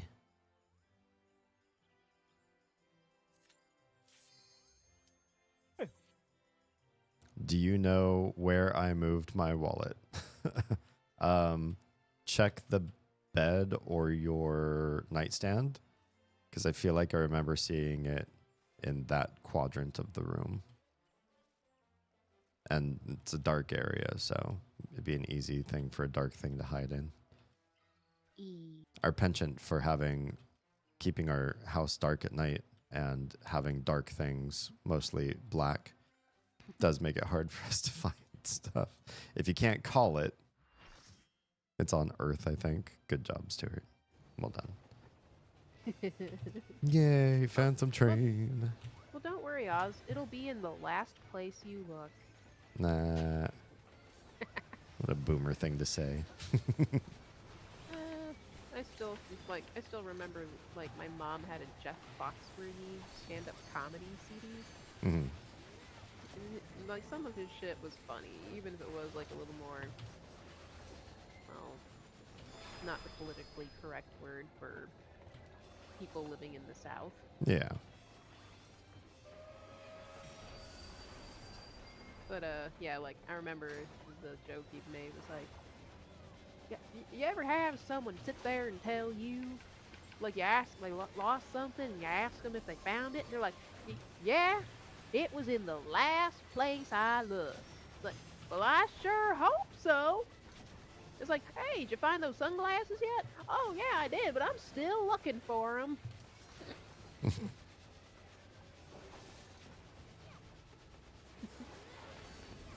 Then him talking about losing stuff and, like having a pair of nice sunglasses. Like, man, you get a pair of nice, like, if you get a pair of them cheapo sunglasses, I'm convinced you could be on a cruise in the middle of the ocean and there'll be a diver coming up saying, hey, somebody lose a pair of cheapo sunglasses up there? Mm-hmm.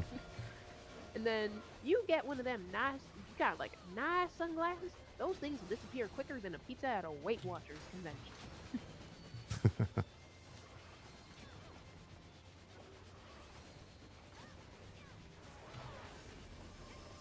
Be silly to find it the first place you looked and then keep looking. Yeah, I mean, that's the joke. That's the joke.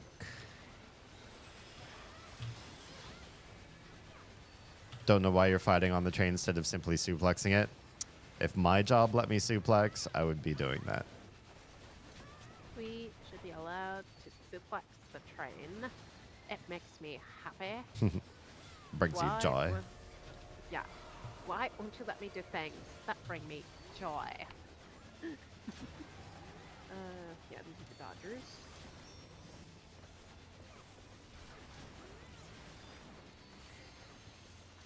I do remember that. Lost, I think that anybody who knows this fight from the game it's from tried to suplex. You have to. It's an imperative.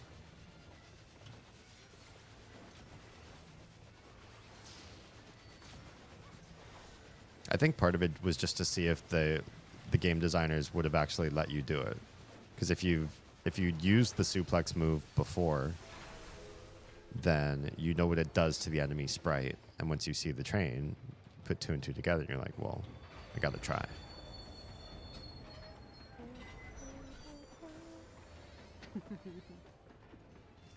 Oh boy.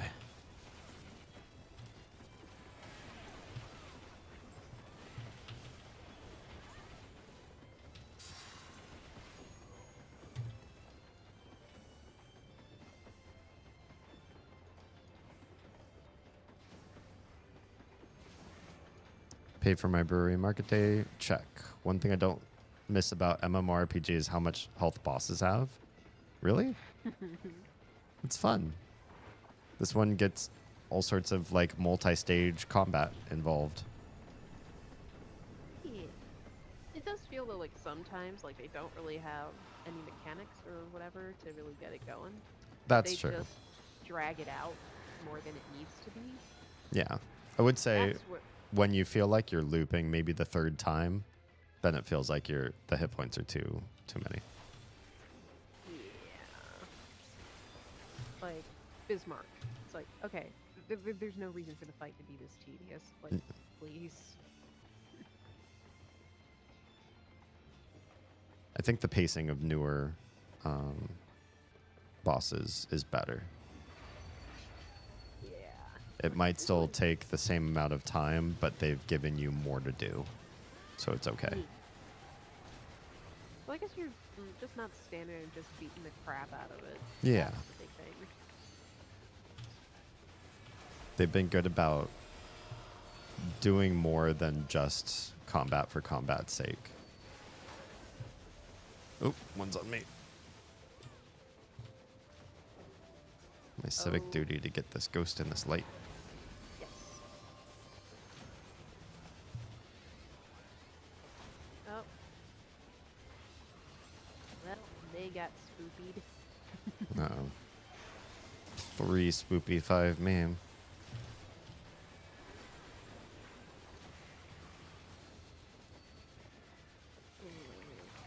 Shiny things plus alcohol equals yay, make money. Honestly, there's something to be said about you being in a marketplace where people have to make decisions after having drunk a while.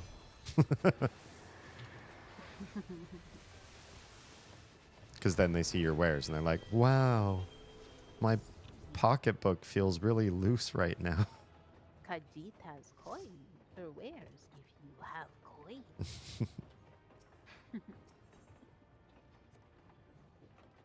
Soul style bosses have made me expect more from bosses. Or don't those have their own sort of rotations they go through though too? I haven't watched a lot of that type of gameplay, but I feel like it's the same kind of scenario. Once you have seen their 5 mechanics, they're going to rotate through those 5 mechanics, and you're going to try to do the I'm not getting hit by your mechanics thing while plunking away at your combos. It's like most MMO fights have like at least a set word. They have a set script that they follow. Like there's a lot of things that's like, okay, this is gonna happen, this is gonna happen, this is gonna happen. And then they throw in a little RNG just to make it interesting. Yeah. It's like if you look at like 14, like it's pretty well scripted. It's just okay, which person's getting which ability, which changes it up. And then there's also a lot more balance on okay, if one person messes this up, everybody pays the price for it. Right. It's like WoW used to be a lot more. Like if you look at WoW, the biggest problem with their stuff is the fact that like they've built their game around the knowledge that people use add-ons to Yes. tell them what the mechanics are. So not only do they have to do the scripted fights, they have to do the random RNG, but they know, well shit, people are already being told when this shit is going off, so we don't really have to worry about telling them when it's happening, even though they do still put the tells and things in. But they purposely increase the amount of health or damage and all the other stuff with the fight because they know, oh, well, we can make the fight more difficult because everybody uses add-ons these days. Yeah.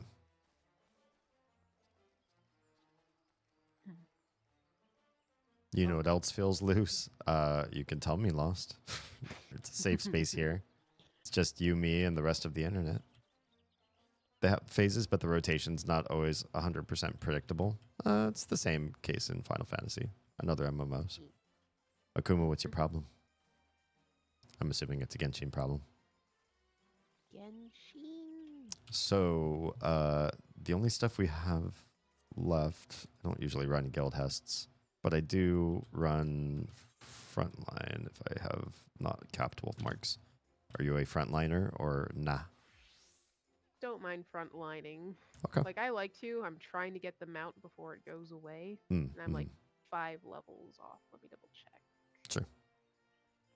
Yes, I am 1, 2, 3, 4, 5 away from getting the mount. I use my personal account for paying for my other event. Okay. Akumu, lay it on us. It's not a Genshin thing. It's hard to explain, but I prefer a boss who could theoretically one-shot me if I'm not being careful. You would like Final Fantasy XIV. The reason you haven't seen me die is because I'm being careful. There are definitely one-shot mechanics in most, especially after a certain level. You get into certain boss fights, you'll absolutely be one-shot if you're not moving out of the way. Oh, and off topic slightly, but I just caught your comment on my picture or my video that I posted Lost. You totally can put cats on leashes. Some cats are more tolerable to it, and they'll be like, "Oh hell yes, I get to see other places. Let's fucking go." Mm-hmm. And then you've got some cats are like, "What the fuck is this thing? You're trying to kill me. I won't let you take me." Yeah. My tabby cat, she's a, yeah, fuck this shit. You're not putting that on me. My Siamese kitty is just like, oh my gosh, yeah, let's go. I want to do this. We tried one on Kay once, and she just lay down. My first Siamese would do that too. Like, she'd let me put the harness on her, and at first she'd just flop down like, what is this thing? And after carrying her outside and setting her down and letting her be like, oh, there's other places. Eventually, she started to actually walk. Some days she would just be like, "Nope, I'm just gonna lay here." Other days it's like, "Okay, we are going for a walk." Farthest she ever went was walking like the length of like a good block or two, Okay. and then go, like running back home because somebody I knew called and said hello to me, and it spooked her.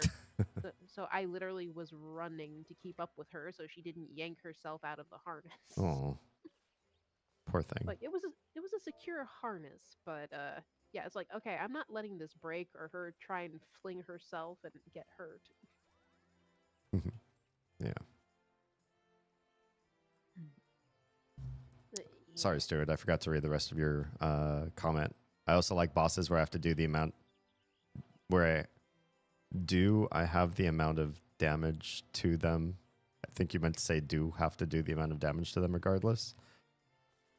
I still don't see where that disqualifies most MMOs. Most MMOs, the damage components there, you've got to be damaging them, and the potential to be one shot is there. So you have to be cautious, move around, be dodgy. It's not entirely different from most first-person games, or single player games. The reason why I don't play a lot of games like, I've never played a Souls game except for that one platformer that you got me, Stuart. But I'm so social that it gets me a little bit itchy to be alone playing a game. If I'm streaming it, it's one thing. But for my own pleasure, alone by myself in my room playing a game with nobody to talk to, nobody else to play with, or co-op with, I don't like those types of games. It's like, I like social games just because, like, well, hey, I can choose to talk if I want to, or I can just type and just like sit there and act like an adorable little dork, like I do with my Lalafell. And then, like, I'm picky with games too, so it's just like, okay, Genshin, I love the battle system of like stacking reactions to deal damage. The exploration is fun, so like I literally can sit there and just wander the map looking for chests, gathering stuff, and killing bosses. It's like, yeah, this is fun. I like this. Yeah. If you put me in a Souls game, I'm gonna sit there and like, no, because I know there's a lot of bullshit that happens with like delays, or like you were not in something and it does grab you anyway, and it's just like, I don't, like, I get mad when especially like if it's something super bullshit, like just the BS mechanics and stuff where it's like, okay, I was not in that. I didn't get hit. Why did I get hit? Why did it do that? That's not right. Yeah. Like bullet hell games, getting over it, pogo stuck, those types of games is like, nope. Oz, you still can't find your wallet? Have you checked your desk thoroughly? That's the only other thing I could think of. Desk, hiding somewhere on the black bed, or your side of the bed. stick it in a coat, did you? Usually not. It's not that cold here yet for coat weather. Like coat, sweater, like kangaroo pouch, hoodie. Yeah. Akumu says, "Hi, my name is Akumu, and I'm addicted to the new Pokemon TCG app and spending all my in-game currency on card packs." I see what kind of a problem you have. Wait, new TCG? I haven't checked it out, but given how addictive those things are, I'm nervous to even start. Wait, let me see. Stuart says, "Teresa got me a new jacket, by the way." Oh, I can't imagine you a new jacket. What happened to the old one? I have a customer who brings their cat in on a leash. I did do a lot of WoW, and will say these bosses in Final Fantasy are much better. So far, I agree. I played through many expansions of WoW and was in endgame raid tier guilds. And where I feel like Warcraft was excelling in the PvP element over Final Fantasy, Final Fantasy's boss fights and raids are superior. Yeah, like overall. The music is better. It's like, yeah, sometimes they'll have like those big, like, okay, this is iconic music here, but most of the time it's just background noise. They don't put any real thought into it. Yeah. Story generally loops in the raids in Final Fantasy significantly better too. So even though you're seeing us random into them, when you unlock them, it's a very lore-rich reason why you're doing the things that you're doing. And a lot of the songs will even contribute to the story if you pay attention to what the song's lyrics are. Mm-hmm. Oz says Like, it's not there. I even checked my butthole. Skid up, butt up. Nice. what's the last thing you remember doing with it? What's the last thing you bought? Akuma says, at least I'm not spending IRL money on it. That's true. That's the thing about the OG TCGs that I understood, but again, growing up the way I did, that was never an option for me to play games like that. Like, oh, we're all going to go down to this gaming store and buy new packs. Like, all right. Have fun. I still remember the first 4 cards I had. Squirtle, Staryu, Machop, and Machoke. Nice.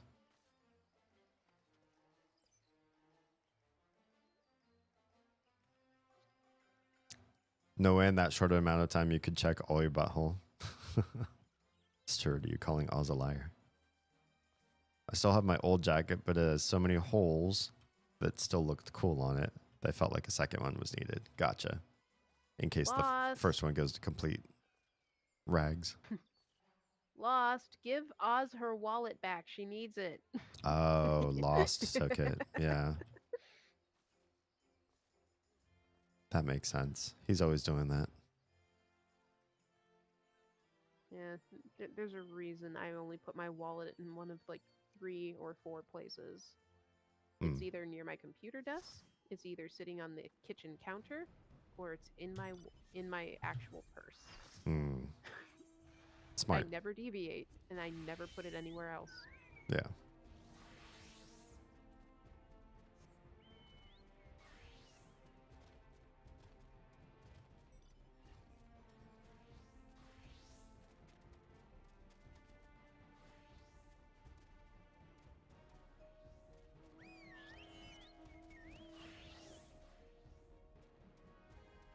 I will say though, I'm glad this game doesn't do official meters.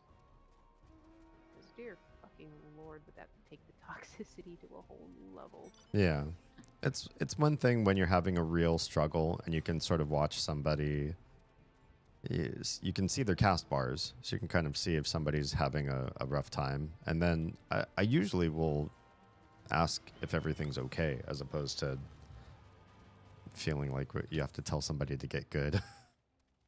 And generally, it seems like that's the consensus for the community here. I don't think anybody's ever said, you're really bad at this game, you should just quit, or like don't play, or anything particularly negative. It's mostly just checking in. Like, oh, is everything all right? Seems like you're having some issues. Or did you know you have to do this? Or can you turn this on, please? I told you, like, about the thing that I had happen the one time, right? I don't know.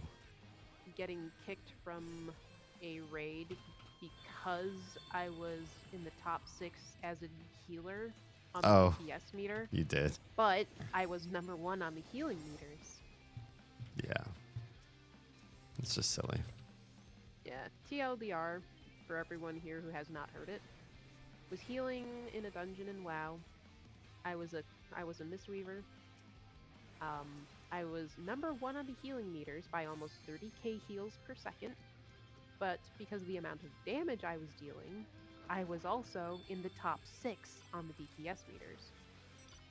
People started screaming that I was not healing, and everybody has damage meters. You can change it to healing meters and check just the same. But they screamed I wasn't healing, and they kicked me out. So I had to re-queue again and rerun the entire fucking dungeon because of them. Yeah.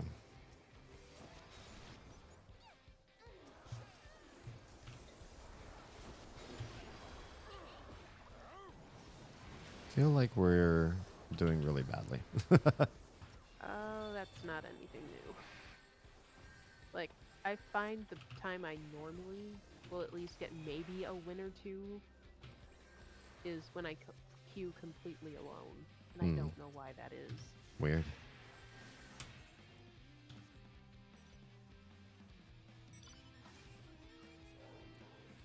Okay, time for bed. Did you find it? I imagine it's only time for bed if you could actually close the chapter on that.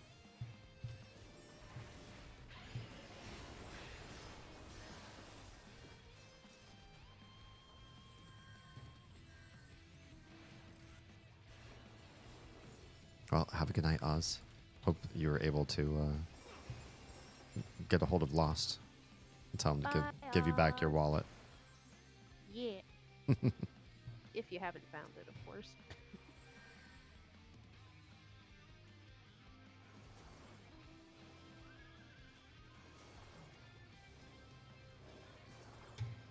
Oh boy.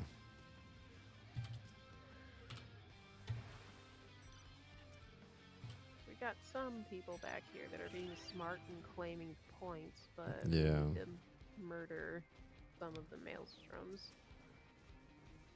I would go try to nail more points if it weren't for everybody else clumping in sort of bad positions.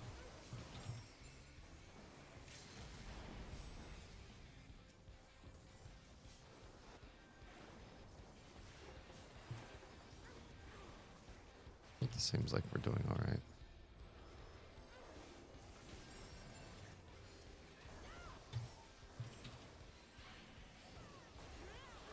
Appreciate when it looks like we've got the fear put in them. Yeet.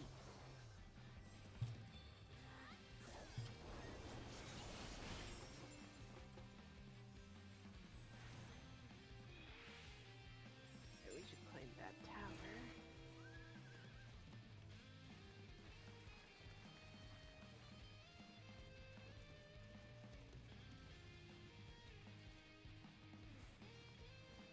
Wow, how the turntables.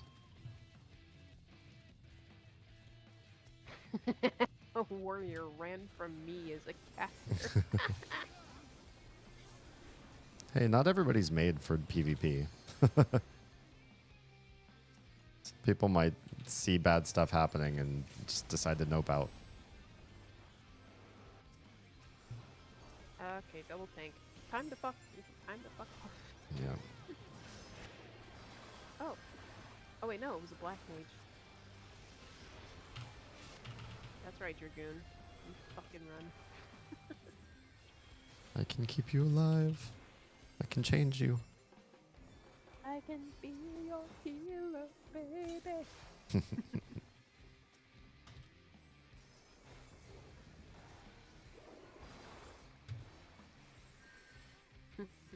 I can heal away the wounds. Hey, Warcraft players. Can't you hear her? Champion! Her wounds! Alright, what are we doing? I don't know. But we should be murdering them. Yep. In theory. Yup. Ow!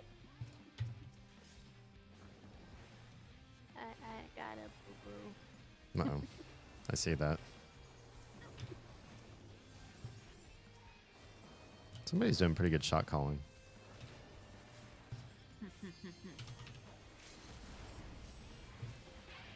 Yep, to the west. Whoa. Well, they did a really great job of focusing us down all of a sudden. Oh, because we're getting pincered. That makes sense.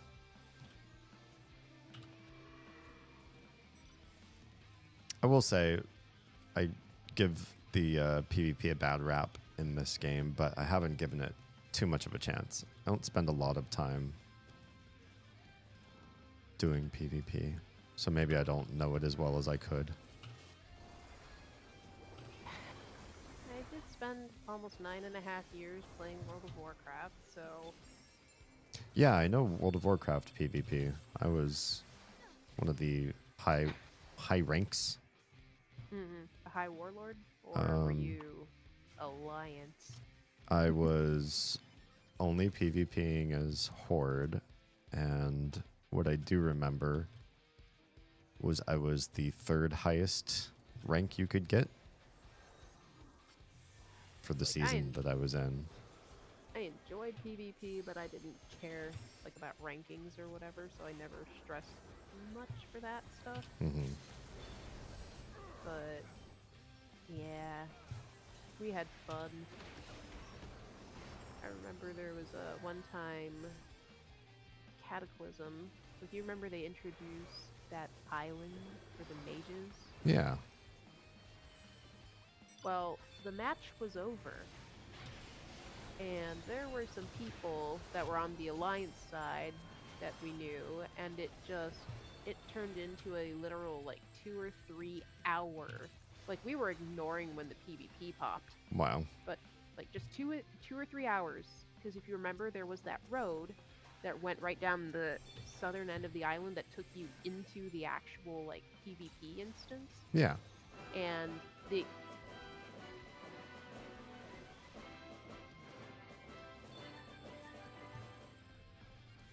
Yay! But yeah, and then the Horde and Alliance bases were on either side of the hill going up to the bridge. Yeah, I remember that. So, 2 or 3 hours of us just pushing each other back and forth over that hill. Yeah. So, like, for the most part, though, we were keeping them on their side of the hill. We just got bored. It was like, okay, this isn't fun anymore. Like, we've been keeping them locked at their base for, like, 2 hours now. And... like, it's to the point where they're trying to pull the guards from the base to help them kill us. Wow.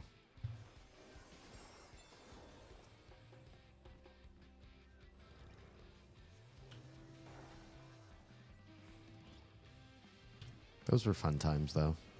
Yeah. They did a pretty good job with their map creation and just the layout of all the Some of those map maps objectives. were very unfair. Like Alterac Valley. Fuck that thing. Yeah, that one was pretty bad. Had some pretty asymmetrical fights there.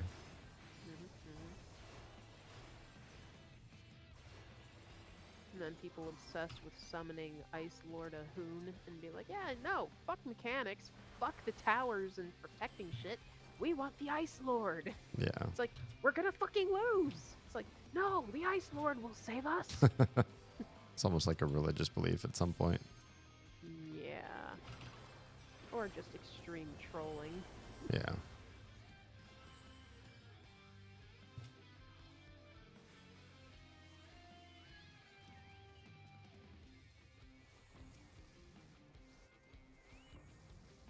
Well, not doing the worst.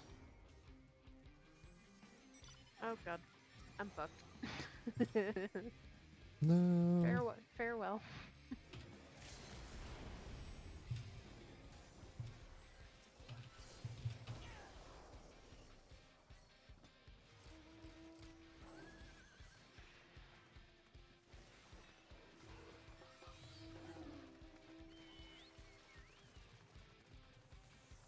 I think if everybody just got good at sticking with crowds and listening to a commander, it's kind of a combo because you can't just stick with a crowd and fight on the edge of a battleground. In our individualist society? You're right. What am I thinking? I've never forced that thought process on an American. I'm sorry. How dare you impede our freedom?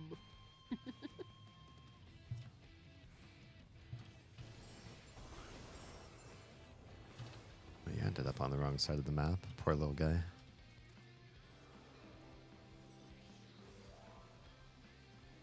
What are we doing? No, We're doing this no. right.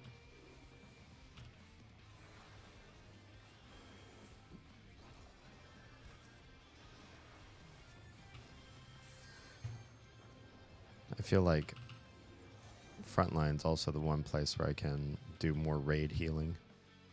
Mm-hmm. Whereas in raids, you have so many heals. You're not usually healing other people, other groups, folks. Yeah. I just like doing damage. Granted, it always seems like I get there, so it'll be like 2 or 3 healers. And it's like I'm sitting right in front of them, walking toward them, like spamming my recuperate and praying, like, help, help, help, help. Right. I die, and they're just 3 of them standing there, all looking at me like, it's like, bitch. Not a good luck. Yeah, just like, what are you doing in this game? It's like, put the glare down. It will still be there when you finish healing me, please. Yeah.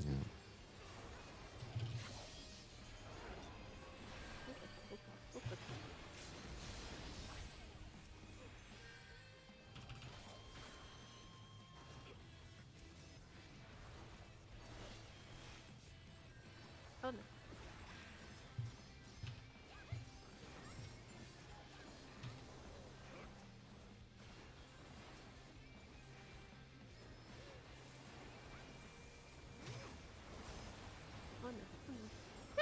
Uh-oh.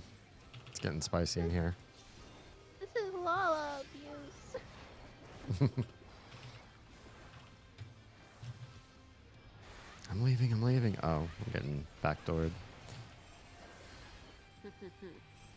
Must be roads. Yeah. Because, you know, Mm-hmm. roads do it from behind.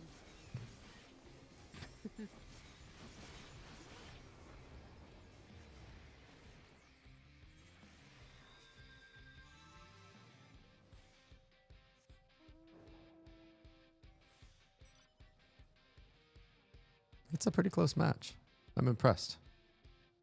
I don't usually see too many of these maps have so many upsets along the way. Yup. I feel like this one did okay. Like, I'm surprised. We're in the lead. Oh, wait. No. Yeah, we're in the lead. Now we are. Yeah. Nope. What? Oh. Exactly. It's been tight match. Kill the red. Kill the red. Fuck. Wow. By 10 teeny little points. Oh, wow. Not bad. 27 assists. Good stuff. Not a single kill.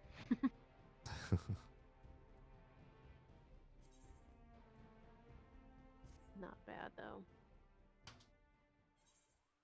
Sass. Hi and welcome. I'd say my most traditional, irrational behavior. Well, I don't know where my brain went there. Would be the way I get hyper focused into a game. I feel like That is unfortunately all too common. When you get hyper-focused into a game, do all other games disappear though? Because that's a little bit different. Some people will start playing a game and then everything else will be dead to them. I've done that a couple times. I think my first big hyper-focus where every other game fell off the face of the planet for me and I wouldn't play anything else and I almost wouldn't do anything else. It was hard to like get me out of the house was EverQuest 1.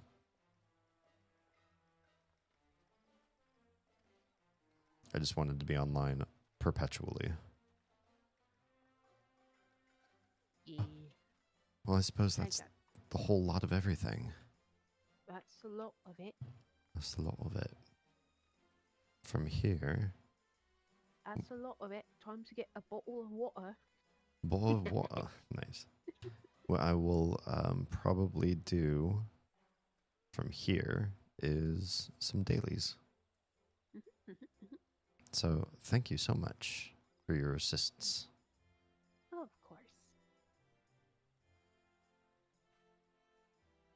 I see Viper get down there.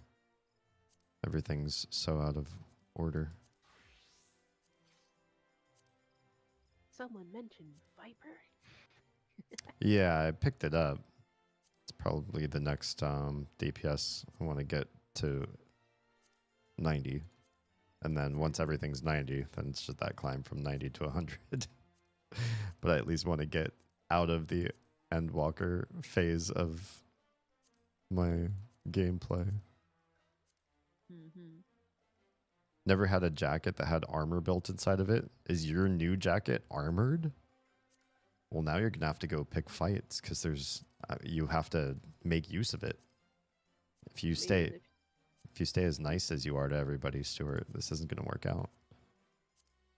You could always go out and buy a motorcycle jacket, one of those nice ones. They've got armor pieces in there. And it makes you look more buff. A little bit. Sometimes it just makes you look puffy. Yeah. It is a motorcycle bike. Gotcha. Or it is a motorcycle jacket. Sorry. Behold. Well, you're definitely dressed up nicer. Looks Nice cool. blades. Yeah, these are the Eden ones. Just have whatever you get when you first start the job. Good stuff. Yeah. Look menacing and stabby. Took the shoulder armor out, but the back and elbow are nice to have, I imagine. I mean, even if you just fell or slipped on something, I can think of use cases. Or you gotta elbow check someone. Yeah. For reasons. For reasons. You won't break or hurt your own elbow. Or not as much, anyway. Mm-hmm.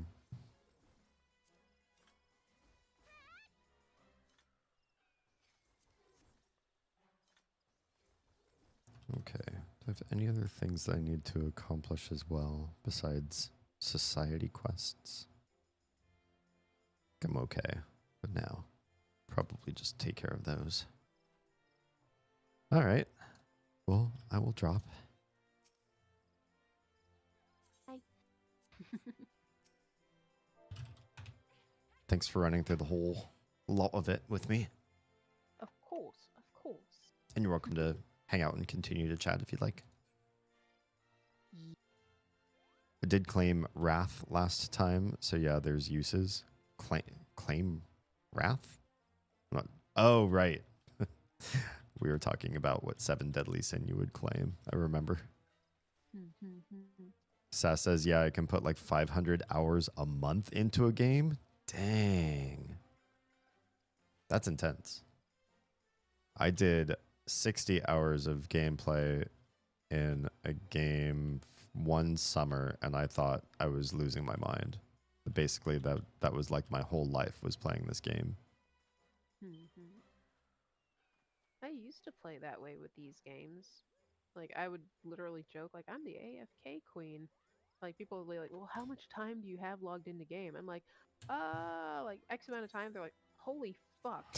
I'm like, well, a portion of it is AFK because I don't log out at night and I fall asleep.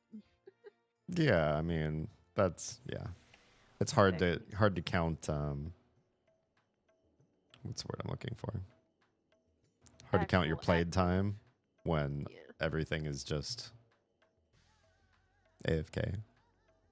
True. I wish the game could, or games would sort that out. Like, I haven't been doing anything and I've been in a town. I haven't interacted with anybody. Don't count that. I mean, it's time playing the game, and especially for login rewards. Yo, oh hey, you've played for 90 days. Here you go. Mm-hmm. Like, granted, I know there's been swaths of time that I have not logged into the game, so I'm no longer like the, oh my god, you have that much time in here. But I'm sitting at 1,163 days, 9 hours, and 12 minutes. Yeah, it's pretty good. Yeah. It's that slash played? Slash playtime. Slash yes. playtime. You're at how many days? 1,163 days, 9 hours, and 12 minutes. It's pretty impressive. I'm only at 154 days. Yeah, it's nothing compared to what some people probably have now. Sure. There was like 4 or 5 months at the end of the last 2 or 3 expansions where I really wasn't logging in much because bad stuff happened in game. But yeah. Yeah. I probably would be close to 2,000 days if that wasn't the case, though. Right. Also, Kuma says adventure rank 20. Yes. Congrats. Oh, Akumu, do you need any help with anything or killing of things? Gonna have to figure out how I'm gonna customize this jacket this time, or the jacket this time. Interesting. What did you do? Did you do customizations to the previous jacket? Not Reaper. I still don't have a button for Viper. I have to rethink my whole UI to figure this out. Hey Akumu, just message me and let me know if you want help killing stuff or if you need materials from something. Yeah, I know she mentioned that you were worried about people hand holding you through the early parts of Genshin. Me? Yeah. No. I think Akumu's... Okay, well I was wrong then. But I'm not worried about hand holding. Yeah, if you were though, we literally would not be able to hop on your world and help you until you hit AR 15. Yeah.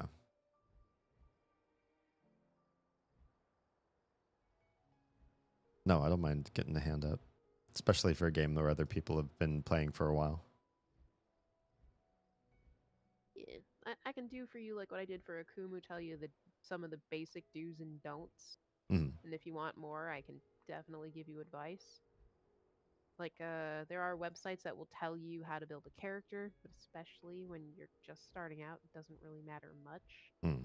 But once you start getting into, like, the content where your characters are, like, level 50, 60, you're going to want to start paying attention to your stats and weapons and all of that stuff then.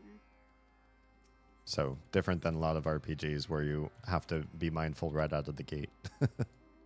Well, the thing that makes it hard, especially for brand new players, is the stats on the gear are completely RNG. Right. There's like a bit of a gamble or gotcha to this game, right? There is the actual Bible or like the battle pass and the wishing, like the wish windows where you are wishing for characters, you're wishing for like 5-star weapons. Yeah. But even like the in-game, like the way you get your gear, you run a dungeon, you'll get pieces from a specific set, but all of the stat slots, including the main stat on the piece of gear, is completely random. And there are some pieces, like some stats that characters really, really want, like energy regeneration, for example.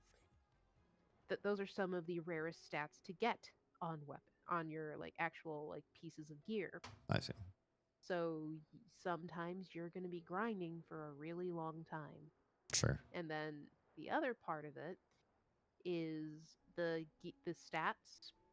You'll start off with like maybe the main stat and like maybe 2, 3, or 4 stats depending on the level of rarity that the piece of gear you're running for is. When you level it up, you will gain more stats, or certain stats that are already on the gear will level up. So you can have a piece that's like, oh, you've got crit damage and you've got energy regeneration for the secondary stats. Okay, cool. That's perfect. That's what I need. You level it up and then you get defense. And it's like, God damn it, I don't need defense. And then I you see. keep leveling it up and then it gives you like HP plus. And it's like, I'm not playing a healer or a shield character. I don't need HP. And then those stats get leveled up more than the stats that you actually needed. Right. So that's what can happen, and that's not the payable stuff. So sometimes you'll be farming a lot for certain pieces of gear, especially if you are one of those people that gets really, I want to have a super strong character. I want the best of the best stats. Right. I think that nature is in me, but I just can't live that way. Not with everything else I want to do with my life in this current phase of my existence. Like, I kind of am the mid road. Like, I care about the stats, but if I've got 1 or 2 bad stats, I'm not gonna freak out over it. It's like, okay, what the fuck ever. It has stats that I do need on here. That's good enough for me. Mm-hmm. Yeah. Because like, it's more so about, okay, like the weapon stuff. Those stats do not change. Whatever the weapon is, that's what its stats will be. That's not going to change. So that it only applies to the actual artifacts or the gear. Okay. And then you have your talents that are individually, you level your actual talent pieces up, like things that control the amount of damage you're dealing or may add a little bit of an extra effect to an ability when you get it to certain levels. So pretty much leveling up levels your stats for the character. Gear pieces give you more of your stats, which you level that up to build your stats as well. And then weapons, you just can refine it, which means you get multiple copies of the weapon and you fuse it into one weapon so that it increases the rank of that weapon. And that's how their leveling up and character building works. Oh, okay. Sass says it goes wake up, turn on, start to go get food as it loads, play until stomach hurts again, repeat until tired, sleep, repeat again until there's no more dopamine to be extracted from said game. That's crazy. Wow. I just I guess I've never loved anything that much. Like or maybe the fact that it's not that there's not one thing that hits me that deep. It's that I'm enticed by so many different things that throughout a day, let's just pretend I had like no relationship, no children, like nothing to maintain there, and I didn't have to work. I could just play or do whatever I wanted every day, and I could just choose. I probably still wouldn't choose game all day because I have like things that I want to make or create and relationships with friends that I want to sort of like curate or strengthen maybe. And just like my brain is just like all over the place everywhere. And I haven't met the game, maybe thankfully, haven't met the game where it's better than all those other things. Where it's like, you know what? All I want to do is play this one game. Again, maybe with EverQuest 1 being the one exception where I was willing to say, I don't really care about much of anything. If I could quit work and just play this full time, I would do that. I think it came out before I had to work, though. Trying to remember the timeline of my life.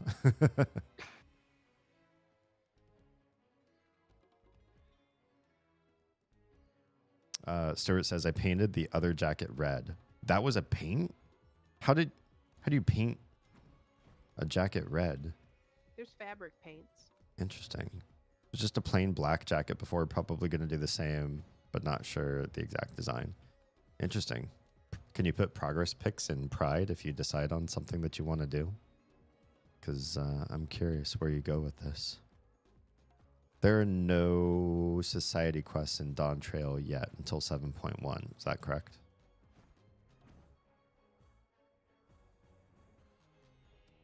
I might have lost Lady Nico. Yeah, like you're doing your dailies. If you do need my help, I can hop back in, but I'm okay. I'm gonna hop on Genshin while I chat with you. Sounds good. I was asking if Dawn Trail doesn't have society quests yet, right? We don't have any beast quests yet. No. Gotcha. I think they're the first ones coming in the 7.1 patch, which they said maybe mid-November, thereabouts. Yeah. The website for the patch is up. Mm-hmm. Let me check it.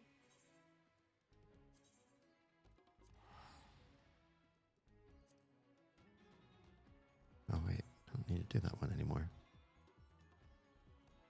I just have Vanu now. I'm slowly getting every society quest done. Nice. Or faction.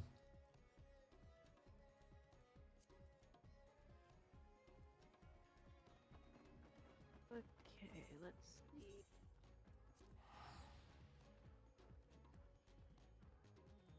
see. It painter taped it off. Wait, what? Painter taped it off and hit it with spray paint. You spray painted that jacket? Interesting. I had no idea. I have a photo I'm editing to see how I like it. Sounds good. Posted the standard jacket. Cool. I'll check it out after stream. Oh, Kumu says not till next patch, and it's the battle one. Oh, okay. That's fine. That'll give me an alternate way to try to catch up with everybody as far as leveling jobs and unlocking content. You have to keep in mind part of the sluggishness about Oz and I getting to max level and unlocking all of the raids and everything like that is we have this pact. It doesn't serve very well, but it's something we both believe in, that if we're doing anything story-wise in Final Fantasy, we do it together.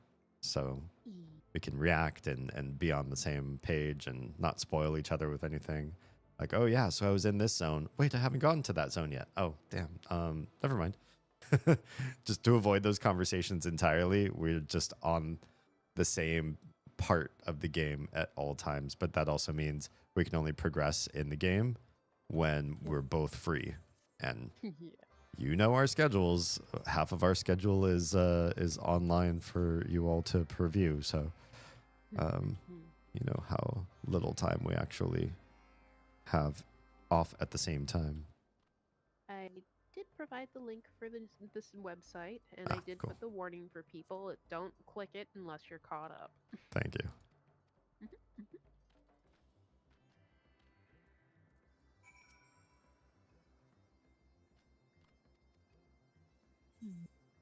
Let's see.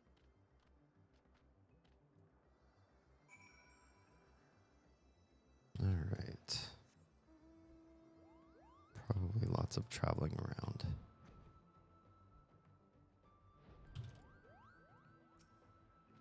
I feel like the Heaven's Word Society quests have a lot more time sink to them. Take a significant longer time to do anything. It's like ARRs are just like a drag. They are so painful. Yeah.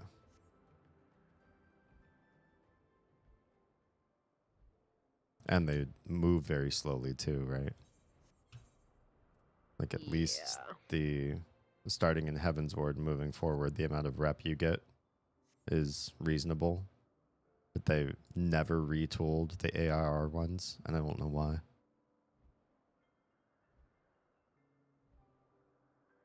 Still gaining very slow faction. That is an interesting outfit. that they put in the screenshots. I'll just say that. Okay.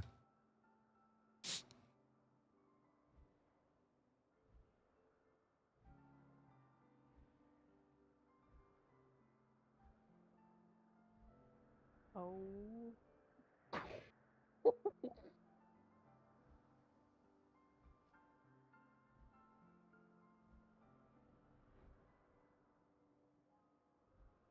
One of the screenshots. It's making me laugh.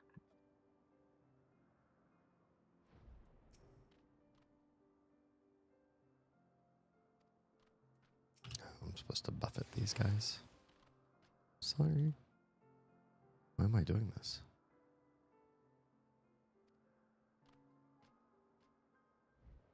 Okay, Spinel, calm down.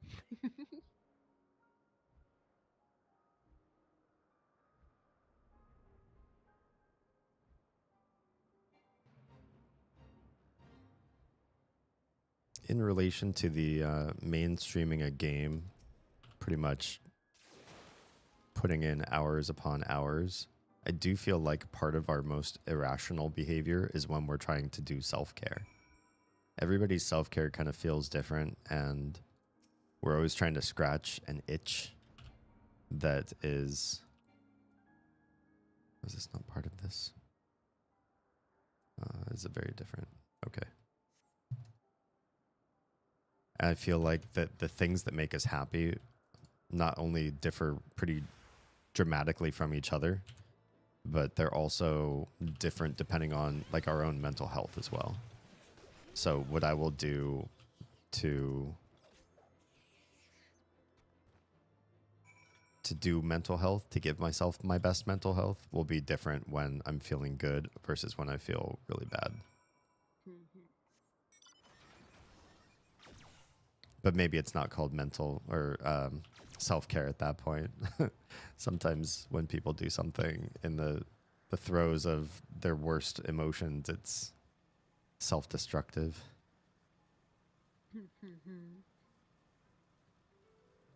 Self-indulgence, I guess. Yeah. Whether it's indulgent or deteriorating.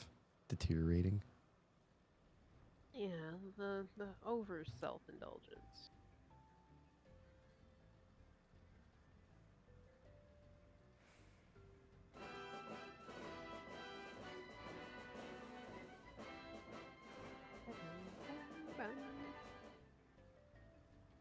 I'm glad that I have it rigged to bring all of that into Discord. I think the only thing that's missing is I haven't brought the clips shoutouts in.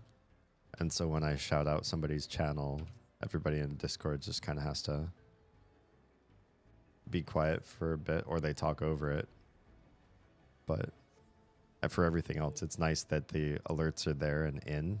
I had some talks with Nico on how to set all that up, because you could always tell whenever somebody was redeeming a sound effect or something on his channel, everybody else in Discord could hear it and stop talking. Or react to it if it was like a scare or something like that. And I always felt like because that stuff wasn't relaying through mine, it was a disconnective experience.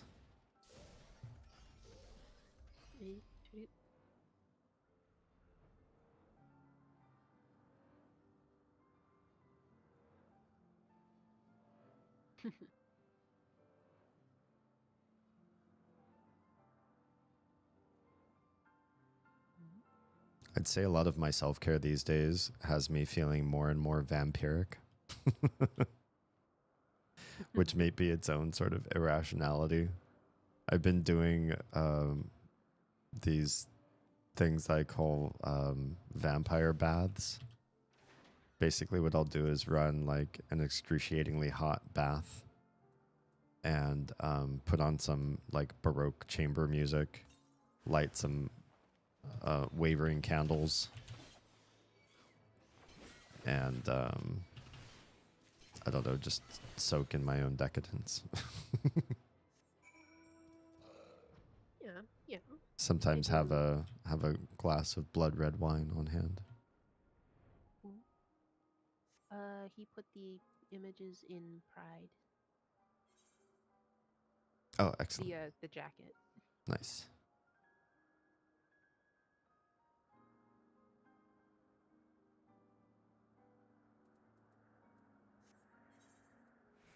Wait, oh, I do have something else I have to do down south. That's the other thing. I feel like the more of the Heaven's Ward quests, I kind of forget what I'm doing partway through. Multi-stage. See. Personally, I like it better with the black panels on the chest as opposed to the arms. Mm-hmm. Yeah, I like the way that reads. I agree.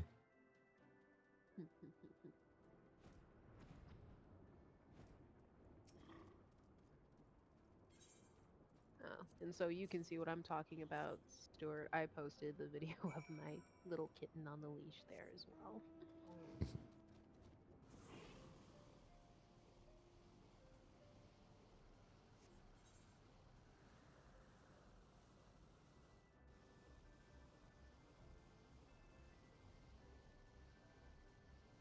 Spin to win.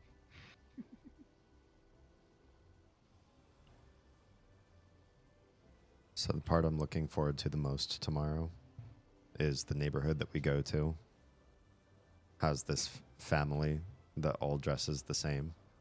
And by family, I mean, I think some of them aren't related, but they all just hang out together. I do think it's a mostly family though. And I want to say there's maybe somewhere between a dozen to maybe 15 of these people.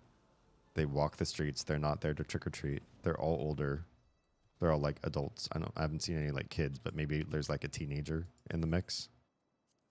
And it's so cool seeing a group that big that are all part of like the same vibe.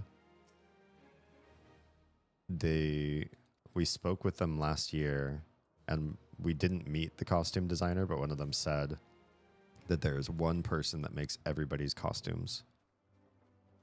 That's her whole role in the family. I don't know. She might have other roles in the family, but one of the things she's known for is she makes, a dozen or so costumes and puts them all together and then gives them to the various family members, fits them all for it so they look smashing. And they're usually of a color scheme. They have a shared palette with each other. They're thematically together, and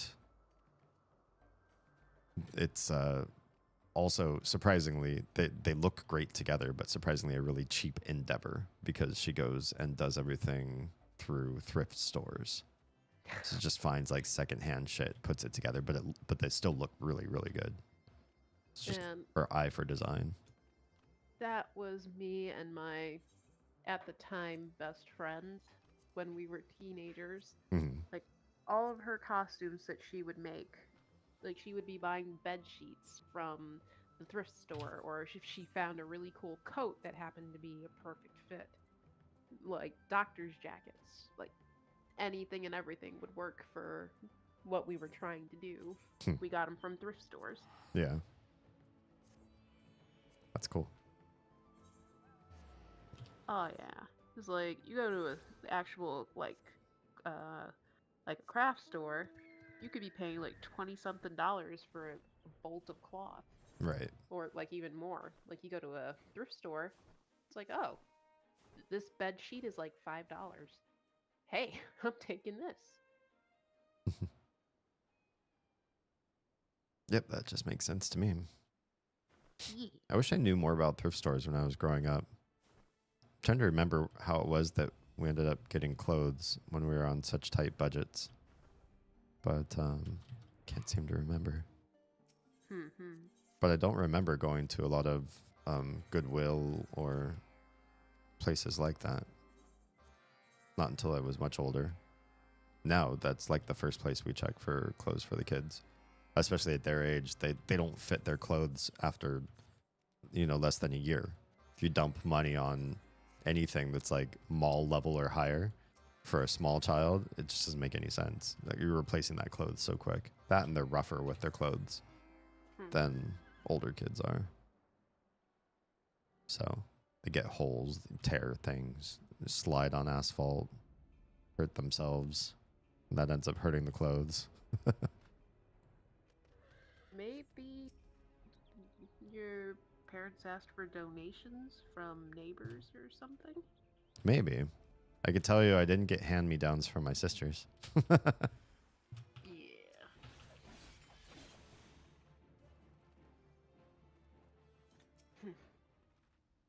I remember when I was growing up, like, my... Oh, hi, Kairos. My mom would buy stuff from the thrift store for me and my brothers. When we got older, like, I could go to the mall, and there was a store that would sell things for, like, oh, get like 2 or 3 shirts for like $20, or like just really cheap clothes. Meanwhile, my younger brother would throw fits about needing a new Abercrombie and Fitch sweatshirt every 2 and 3 months. Like, I never really cared too heavily. Like, oh no, I need this brand from this store. It has to be this. Right. But on the other side, I was always the person who took a lot better care of my shoes. So my mom would get me the more expensive shoes if I asked for them. My brother would always get pissed, and my mom was like, well, take better care of your shoes. I mean, yeah. Makes sense to me. Yeah. Like, I'd be getting, like, the $60 Nikes, and he'd be getting, like, the cheaper... what were they? The New Balance? Or whatever the cheaper brand was at the time? I don't even remember the name of any of the brands of shoes I had. It's probably just whatever was cheap at whatever cheap place we could find. Yeah. I tried to hang on to shoes as long as I could. But shoes and pants seem to wear out a lot faster. Shirts I could keep around for a pretty good while. Yeah. Like, the biggest thing is finding the really thick, super durable, literal denim jeans, not like the stretch materials or some of the other stuff. Because those ones definitely do hold up better. Yeah, some materials seem to just have what it takes to survive. Aww. Hi, Kairos. Coral band and the fate tail of a whale. How do I get that fate to pop? Oh, fate discovered nearby. Do I just have to hang out here long enough?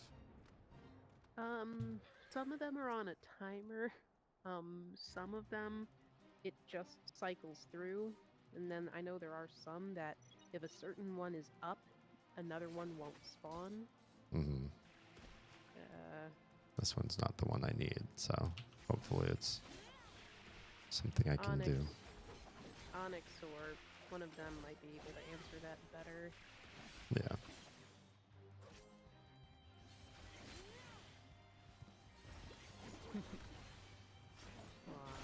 Kairos, weeping cutting. Kairos, huh?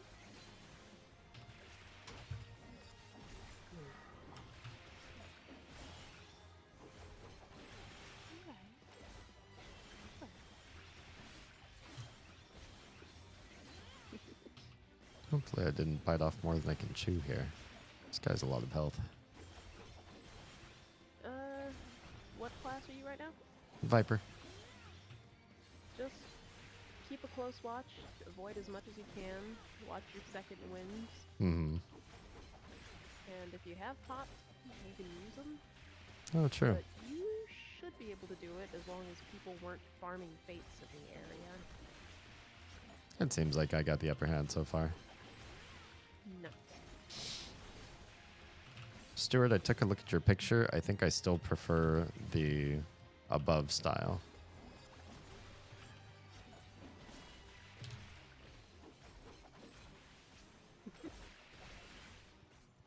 The newer one with the patches just doesn't hit the same way, at least to me. You should gather other people's opinions though too.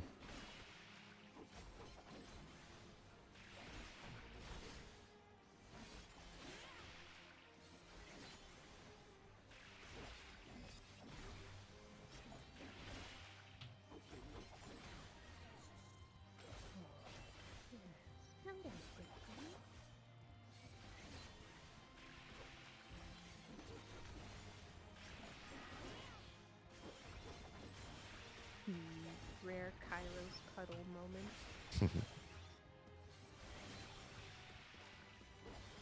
Do you have like one kitty that cuddles a lot and the other one that doesn't? Well, That's how our household is. Yeah, my first Siamese was a very big cuddle bug. Like if I was on the couch, she was either curled up with it like a few inches from me or in my lap. Mm-hmm. If I was laying down, she was sleeping next to me or tucked on my arm or laying on my shoulder. Yeah. Both of my new cats are not super cuddlers at the moment. Like Kairos, it's like I've had her for a year and some now. I've only been able to pick her up for maybe about about 4 or so months ago. Okay. Like, she will present her belly to me, and she will let me pet it sometimes. And then other times, she will turn and swipe at me, and is like, okay, I'm not touching it. And then the tinier one, it's usually on her terms when she wants to cuddle. But if I'm wearing this blanket sweater I got, she will, like, lay in my lap. She will, like, what? I'm giving you your toy. Don't you want to play? Here. If you're going to be a grumpy butt, here you go. She started swiping at me, trying to grab the feather from my hand. And she's pawing at my knee, but I'm not quite sure what she wants because she hasn't done this before. You're okay. But, yeah, the little one, she is perfectly fine with me picking her up. She is perfectly fine with pets and snuggles. She will come, like, usually she's doing that suckling on the sweater, like where the drawstrings are, while she needs her paws. But it's only when she wants to do it. I mean, she is literally a year and 2-month-old kitten. So, she's still a baby. Mm-hmm. My tabby is 3 now, but yeah, the baby kitty will sometimes, if I'm petting her, even though she always lets me do it, sometimes she'll get pissed off and she'll start growling and like nip my hand or swipe at me, and it's just like, oh hell no, you're not nipping me and biting me. And not like the I love you type of bite, like hey. But yeah, for the most part, the current Siamese baby is the bigger cuddler. But I think she's still hyper crazy because she is still, like, she's still under 2 years old. So she's still pretty much a kitten. The tabby is full grown. It's just she's always been very antisocial. She's getting to it. Like, if I'm like, last week, like 3 or 4 days of the week, she actually came and hopped up on the couch with me and was just sitting next to me and letting me pet her while she took a little nap.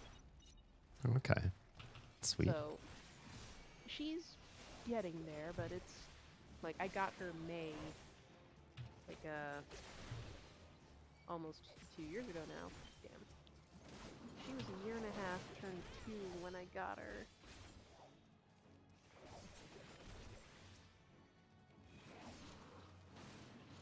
Good girl.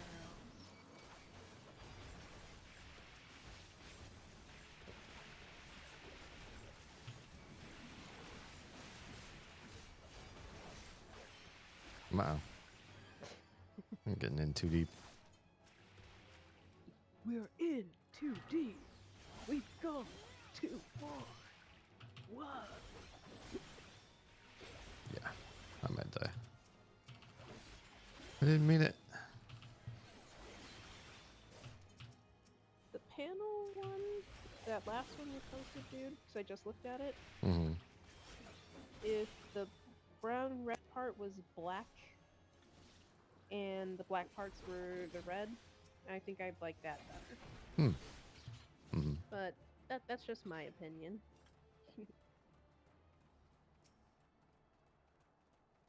And here, I got a bunch of pictures of when she was cuddling with me, so I will post some of those pictures.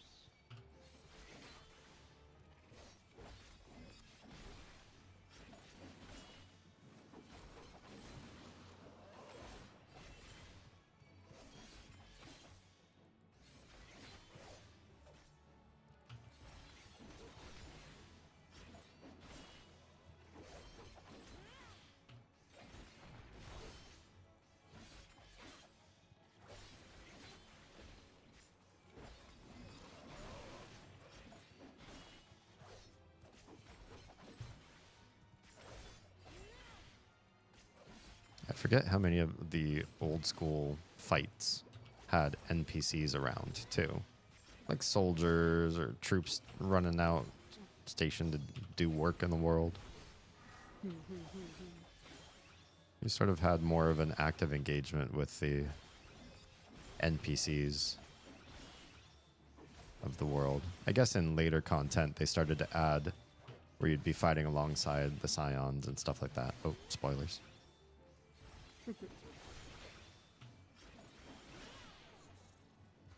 But not as many where you get random military of various countries stepping in to help you out. That led to Sharknado again. It's the one I'm looking for. Tail of a whale. Let's look it up.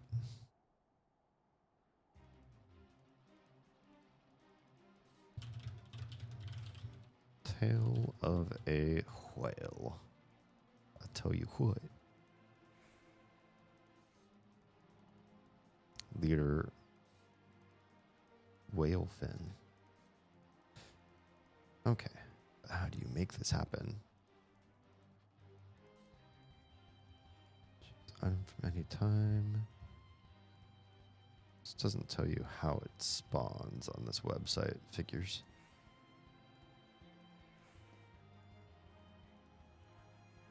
Completing Sharknado will beat it. We'll make it. Well, I did this one already. But sure, especially since we got somebody else here. All the more reason to help them. And do it faster.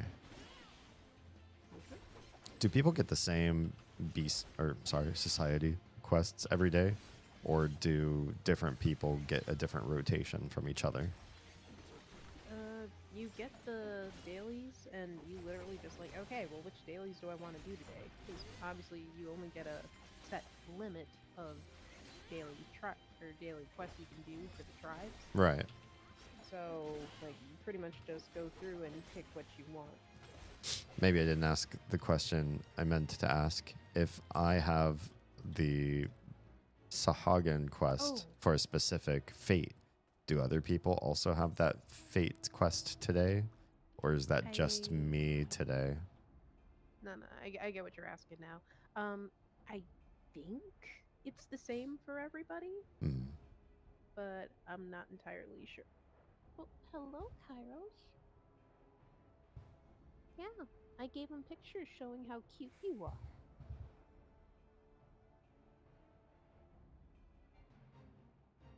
Yeah. Oh. My tabby's biggest thing is just constantly rubbing against your legs. So it's like, no, I just want to scent mark you. Like, that's what I'm happy doing. Oops. Tail of... I thought this one told me where it was. Doing tail of a whale. And completing Sharknado will spawn it. My theory is these two fates are tied to each other. Oh no, I just did Sharknado, and what spawned after was Sharknado. I cannot help you with that. I am not sure how the older fates work. Like, there's only a few that I paid attention to because I actually cared about a reward or something that came from it. Yeah. But the ARR ones, no idea. I'd ask Nico, but he's probably dreaming right now. Deep in slumber.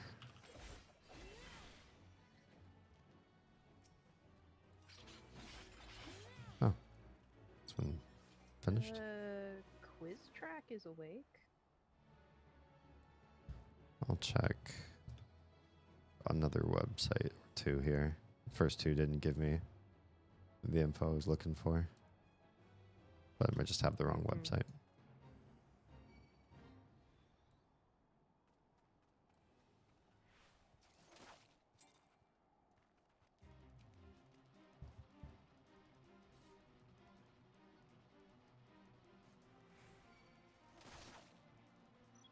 Are we doing this? I guess we are.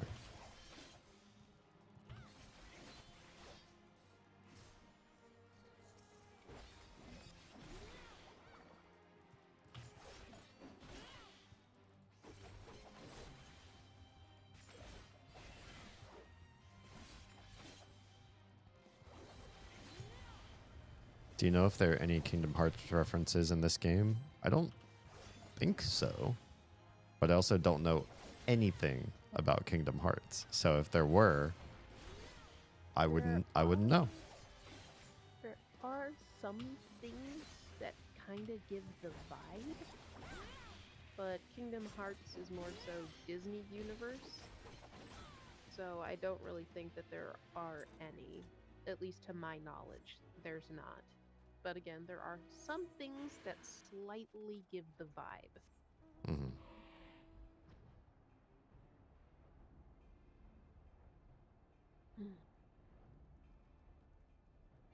Alright, I guess we're all doing Sharknado again. I'm just going to follow these guys around because they seem to have an idea of what they're doing.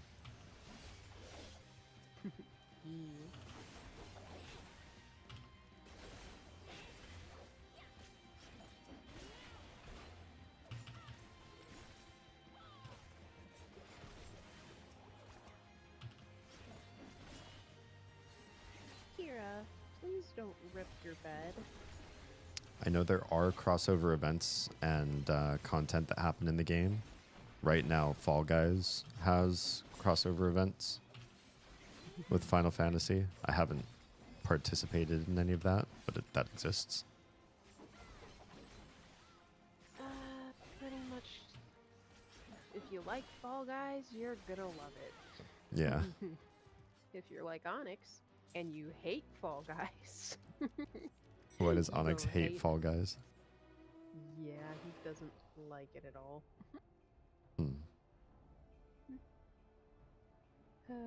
Like, if you look in, like, the FC server, like, hey, guys, much to Onyx's chagrin, the Fall Guys event is back. I see.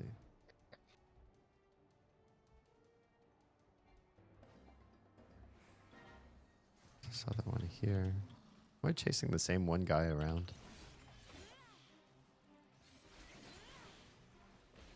I think it's just, like, 'cause it is not a super spacious zone, it's just what is spawning. Maybe. That makes me wonder if there are, like, blocker fates that you have to clear those to make sure that you get what you're looking for.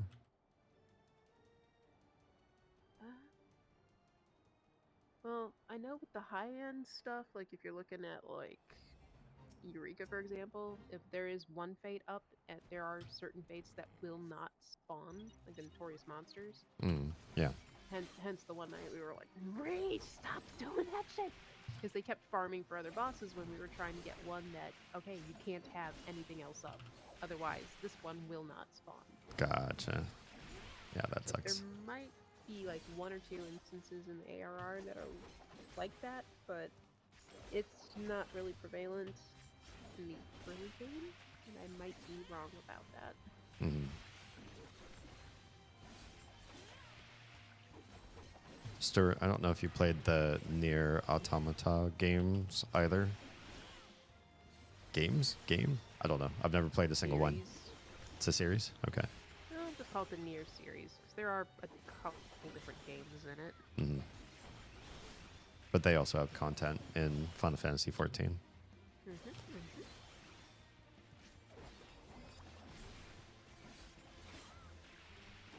Most other stuff is just like cameo characters or a single boss fight that comes over from another game. Usually the iconic ones that everybody kind of remembers. And almost all of it's from just previous Final Fantasies.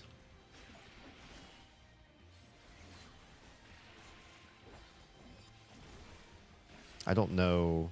I've never played 15 or 16 to know if there's much content besides the one 4-person car. They did the, like, there was an event for 13 that they brought back like 2 or 3 times before they just finally threw the stuff in the store. And then of course there are costumes for lightning and snow, and a couple of different weapons from the 13 games. There's obviously 15, the car. Right. The event is nice. They are really short though. My only complaint. And then for 16, we got, like, obviously we got the car for the 15 event and the prince's outfit, so Noctis's outfit that when he's a teenager. We get the 16 event. We got Torgal for the mount, Torgal minion, and you get Clive's outfit from later in the game. I'm still super upset because I think we should have gotten the lady outfit too, because it's like, come on, give us Jill's outfit, please.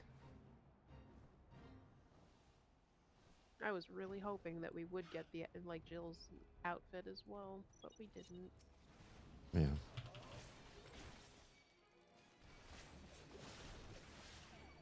Ooh.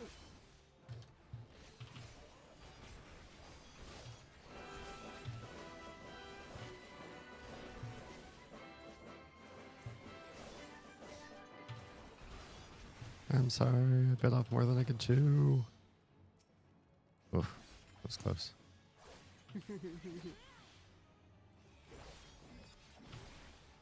Okay. I've played a little bit of them. Just got Prince of the 3 main characters for free last month too. Oh, cool.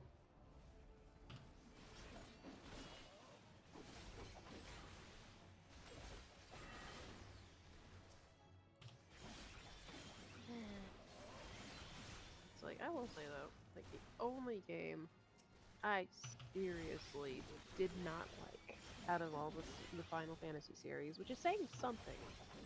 Because every game, there are things that I do like, and things I like. There are things I don't like too. But 13, I just was like, no. No. What was it about it?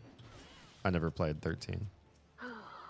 The characters were pretty much tropes, like anime character tropes. It was an like literally running down a hallway for the entire 30-40 hours of gameplay. Characters were just very a lot of the characters were very one-dimensional. They're really like the battle system, you could pretty much put it on auto mode and you didn't have to do anything. That's unfortunate. Like it was very involved if you actually like didn't do the automation system, but I mean, look at 16 when it came out. Everyone's like, "Oh, this is so stupid easy," but they're running around with the trinkets equipped that make the game super fucking easy, and they only played 3 to 5 hours of the game, and then they're complaining, "Oh, it's too easy. It's so easy. It's so stupid." It's like, take that shit off then. Let's see how you do then. Yeah. Like, I know for me, because I get distracted easily, I kept the ring on that, like, gives the automatic commands for Torgal, because it's like, okay, I'm gonna forget to do the Torgal stuff, so I'm just gonna keep that ring on so that he can keep doing his thing, and I'm gonna worry about all the other combat stuff myself. Yeah. But, like, I've only, in any of the other Final Fantasies, I've had maybe one character who's like, okay, I don't like you so much. Like they were still likable, like I could tolerate them, but I did not use them if I didn't have to. I really did not like any of the characters in 13, with the exception of 2 of them that I really liked. And that would be Saj and Vanille. I don't recognize those names. Saj is a black character in the game. He, like, if you've seen the guy with the little chocobo chick, that's Saj. In here, I can show you. Sure. Oh my god, I finally got it. Oh wow, that's Okay. a really good cosplay. Sorry. Okay, here we go. I will DM you the image. There you are. Okay, so that is Saj. Okay. Or Sat.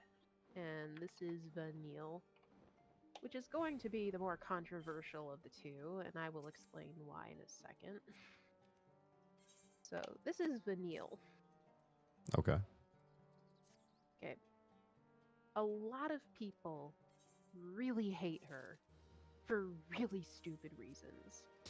Like, when you first meet her, like, she acts very childish. She's very bubbly, happy. She just wants to play. She's like, oh, let's go over here. Let's do this. Like, really cheerful and bright, considering, like, the story of the game. Yeah. I won't tell you what it is in case you do play it. Yeah. And people are just like, oh, she's just a fucking airhead. She's so stupid. Like, what is she doing? Like, it's like, no. Because you find out later on, there's a lot of very heavy stuff she is dealing with, and that she doesn't talk about and she doesn't let out. And just trying to be bright and look on the bright side of things is how she deals with it. She's actually a pretty in-depth character, which is one of the reasons I liked her so much. Yeah. Everything Like, sounds fine. yeah, like she's 19 years old, but she acts like she's like 15 or 16. And she also has an Australian or New Zealand style accent. Mm-hmm. And a lot of people are like, oh my god, what the hell is this? Why is she talking like that? It's so weird. I'm like, have you motherfuckers never heard an Australian or New Zealander accent before? It's kind of weird. What the hell? Like, I'm just sitting there like, people are upset about this? All the other stuff in the game, and this is what you're upset about? Doesn't make a whole lot of sense. Nah. I mean, if a voice actor's delivery is bad, call the delivery bad, but don't pick on somebody for having a different accent than your own.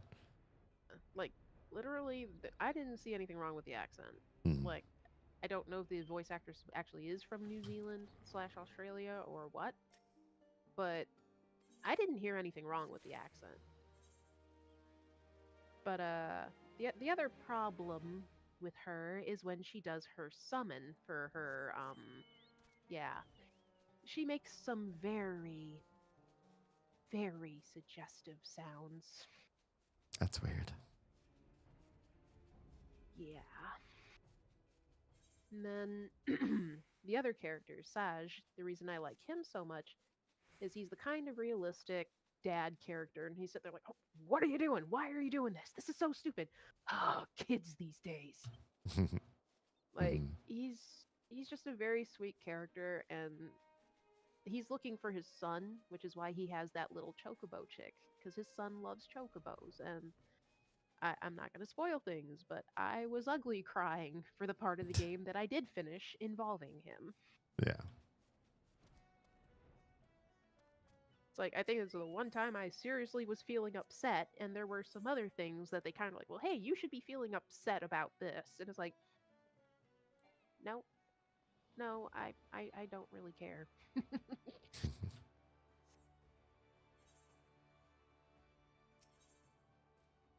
Yeah, it's hit or miss for me when a game deliberately tries to jerk tears out of you, whether it's gonna work on me or not. Yeah, it's like, the other big thing I don't like is the fact they had to release 2 more games tied to the series to fix it, Hmm. I guess you could say. I didn't play the other 2 games, so I have like I know a little bit of the storyline, and I'm just like, are you serious? like like I know people will rave that the third one, Lightning Returns, is amazing. I'm like, okay, but why do I have to spend like $120 to get the full scope of the story for one game? Seems like a lot. Like this could have been a DLC. Yeah, and it's like it's a big reason I hate 13 so much. It's like there's just so many issues. Yeah. I Then, will say I said I didn't play 13, but that is a little bit dodgy for answering the question. I've played maybe about 10 hours of 13.3, which is probably a stupid idea, and I don't really recommend that anybody does it. It just happened to be that I had a roommate that got that game for free. It was through a work promotion thing that his company worked with Square Enix, and I don't know why they decided that giving people 13.3 would be a thing to do. But he got it, and he's like, oh, if you want to try it, if I'm at work and I'm not on my console, you're welcome to play it. So I gave it a shot, but I didn't even really fully understand at the time, but I understand well now that I was playing a game that wasn't even close to being accessible for somebody that hadn't played the first 1 or 2 games. I didn't know who I was, what world I was in, half the references to the lingo that was going on. They were trying to explain like what you have to do in the game. I'm like, I can hardly keep just the world building stuff all together in my head. It's so confusing and it's just too much. I mean, if you ever get bored enough and you want to see exactly what I'm talking about, there are wonderful people who have uploaded all of the cutscenes and dialogue from the game for 13 and all that. Okay. I don't really like. I know what 13 contains, and I'm still not entirely sure how the hell it ties in with the base game. 13.3 seems to be a little bit more of a directish tie. I won't really say what 13.2 is in case you go to watch the cutscenes. Yeah. But yeah. I'd say just go and watch the cutscenes on YouTube. Sounds good. I don't know. I do fetishize at one point, maybe in the future, that I play through all Final Fantasies on stream. But I know that would be a really rough go.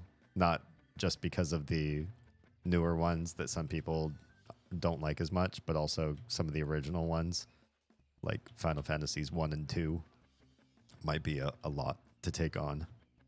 Final Fantasy 1 is, like, it's complicated, but it's good. Okay. 2, we don't talk about 2. I see. Like, unless you're a complete and utter masochist, yeah, because, like, the way they made it that you build your stats. Oh, you want to build defense? You just need to dodge a lot. Oh, so, it's one of those. Yeah. Gotcha. Yeah, like 16, like, people get, like, it's so divisive, but again, the aforementioned issue was so many people only played a couple hours, like, they didn't even go past the 4 or 5 hour mark, and then they only played with the trinkets they give you for people who don't really like ARPGs. So they gave people those trinkets with the intent of like, hey, if you don't like ARPGs, here, these things will make it a lot easier for you. Yeah. So, of course, every Tom, Dick, and Mary go and play the game, and they don't take those things off, and they're sitting there just wailing through the content because they play ARPGs all the time. I see. So then they're sitting there going, oh, the game's too easy. What the fuck is this shit? It's not fun. And it's just like, well, take the shit off, you moron. Yeah. Likos, hi and welcome. This is a new jumping puzzle. You haven't done this type of jumping puzzle yet. These ones are particularly tricky. They're just hard. Hard from beginning to end. They are painful. I don't do them because I get angry. I used to do all the jumping puzzles in Guild Wars 2, even the incredibly unfair ones. And at least for those, you get rewards that you use in game, whereas the Final Fantasy ones don't give you anything you can use in the greater game, which is unfortunate, but it's fine. I still play them from time to time. And I forget. Did you watch Nico's playthrough of 16? No, because I was thinking I might get into this at one point in my future, so I didn't want to. I would just lurk. All right. But yeah, like, it's just a lot of people also did not like the fact that it's an ARPG. And it's just like, there's nothing wrong with that. It's like, they're putting a new spin on the typical way they tell the story, which I found refreshing. And it's like, okay, this is different, but this isn't bad. I like it. Like, there were some things that I wish that had been done a little differently, but overall, I loved the game. The story is going to destroy you. Good. When I finished the game, I was literally sitting there for 10, 20 minutes just sobbing my eyes out and hugging my dog. Like, yeah. Like, I know Nico didn't do every single side quest in the game. I would highly suggest doing all the side quests. Oh, okay. Like, there are some of them that are so good. Like there's one or two that I was really crying to because it was that good. Yeah. And then the side quest is also how they build the story and a little bit more of the world building and background in the game. So if you don't do like certain or all of the side quests, you're gonna be sitting there like, oh, okay, I don't quite understand this. Well, it's not imperative, but it definitely is a lot better if you do them. Fair enough. E. Stuart says, last one that came out was pretty good, though it was closer to Devil May Cry than a Final Fantasy game. Last Nier game? I don't know what you're talking about anymore. He's talking about 16. Oh, the last Final Fantasy. Yeah, I've never played Devil May Cry, so I'm not entirely sure how you mean. Devil May Cry would be like a beat 'em up. In other words, like you go from room to room and you're like 5 enemies spawn and you have ground pounds and arc slashes and you're doing cleaves and you're getting like pickups for health along the way while you're taking damage.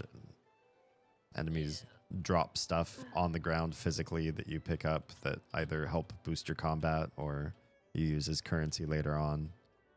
And it's all about like learning like button combos and stuff. Yeah. Without spoiling, the way the combat works is you have your character, you don't really have party members you're utilizing, which a lot of people didn't like. It's like, okay, it's different. A little sad, but I see what they're doing here, so I gave it a fair shake, and it wasn't bad. But it wasn't the most phenomenal thing, but it was pretty good. Yeah. You get like you have certain things where you obviously have like 2 or 3 different buttons you can use per certain thing, and you can plan and customize it. So you have your things that you set specifically, and there's 2 other moves in that category.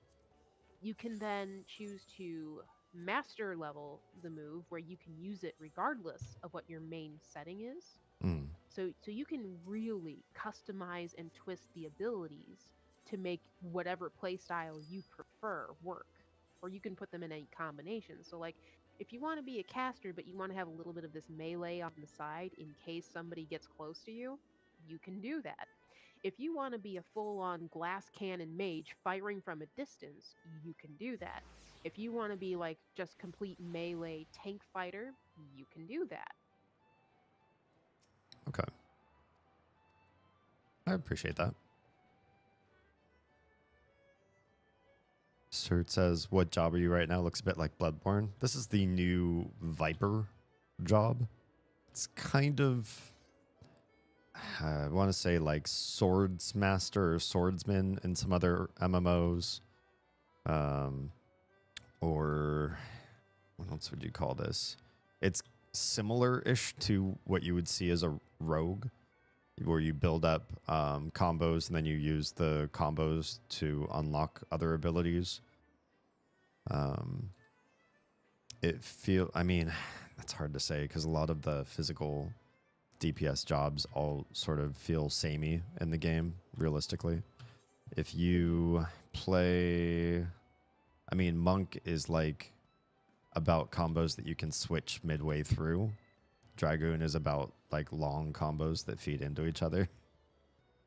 Ninja is about doing side combos while you're in the middle of your main combo. Samurai has just like separate combos that feed into one big finisher, but you have to do all the parts. Like, And then Reaper and Viper are kind of like you have different tracks that you can sort of follow while you're doing the combo.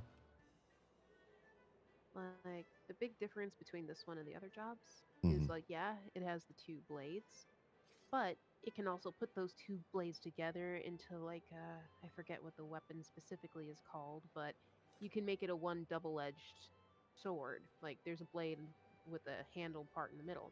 So you can go from really quick 2-hander attacks to slower but much more powerful one-handed attacks. Yeah. Or like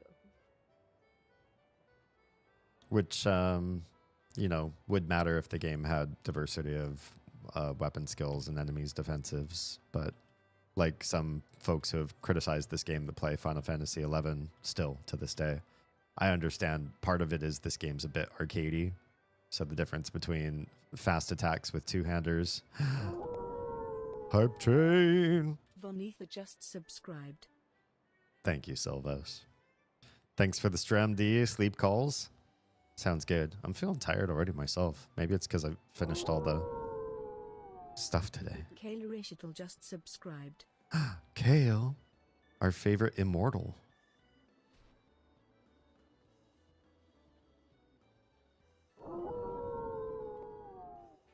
Anxiety just subscribed. Gotta love that guy's name.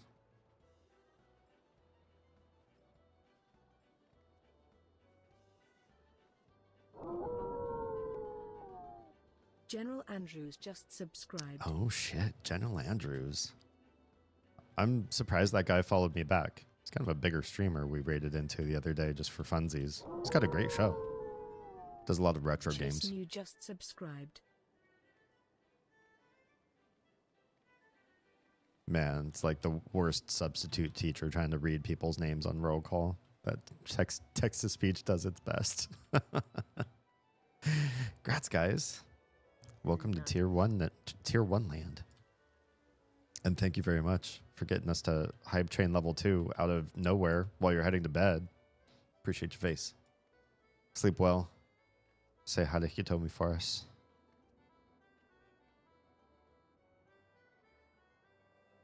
Stuart says they do take some moves right out of the DMC moveset. DMC. Oh, Devil May Cry. Oh, you think that the the way Viper moves looks just like Devil May Cry. No, you. I mean, I guess I can tell he told me that you said hi, if you'd like me to.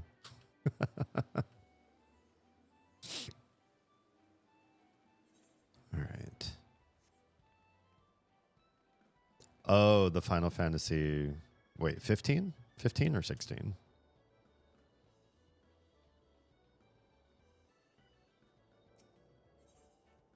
I haven't played either one, so I don't know how the fighting goes for either. The only thing I remember about 15 is seeing like 4 dudes pile out of a car and start beating on enemies. Oh, 16. Okay.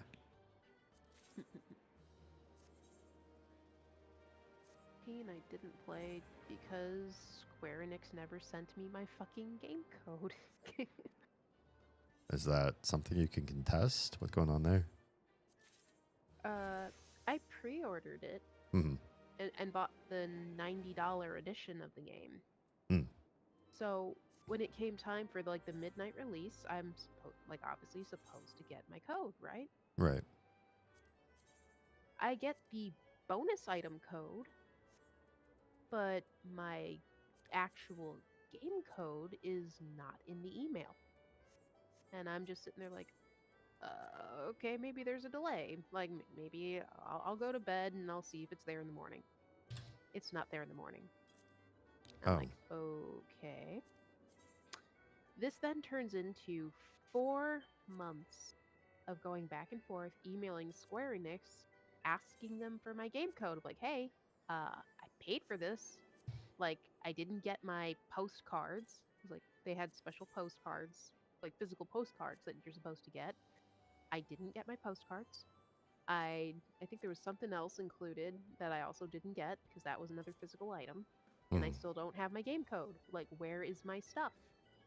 And there's like, oh, blah, blah, blah, blah, blah. And like, so like automated responses, people not answering, send in the thing again. Like, please, I want my game code so I can play the game I purchased. At one point, they're like, oh, you purchased Final Fantasy 11, not Final Fantasy 15. I'm like, I screenshot them the receipt and the pre-order. I'm like, look, right here. See? I pre-ordered this. I paid for this. Right. Give me my game code. So like 4 or 5 months of this going back and forth with them telling me I didn't purchase it, them saying, oh, well, we sent it to you already. It's like, I don't have it. Like, here's the email I got. See, here's the item code. Here's the bonus code. There's nothing else in this. I have no other emails. So eventually it goes on to the 5th month and I am completely salty because it's like, okay, I'm like getting spoiled now because everyone's played through the game. I can't. So I told them, like, give me my money back or give me the goddamn code. The next day, you have been refunded $90. It's like, motherfucker! Wow. Like, I was raging so hard. I'm like, I wanted the damn game code, not my money back. Yeah.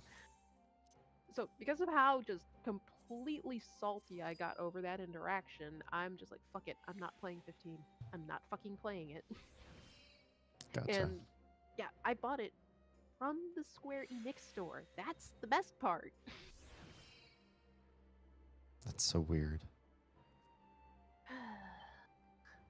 It's like, I was so mad. Sturt says 15 does a little too, but not to the same extent. I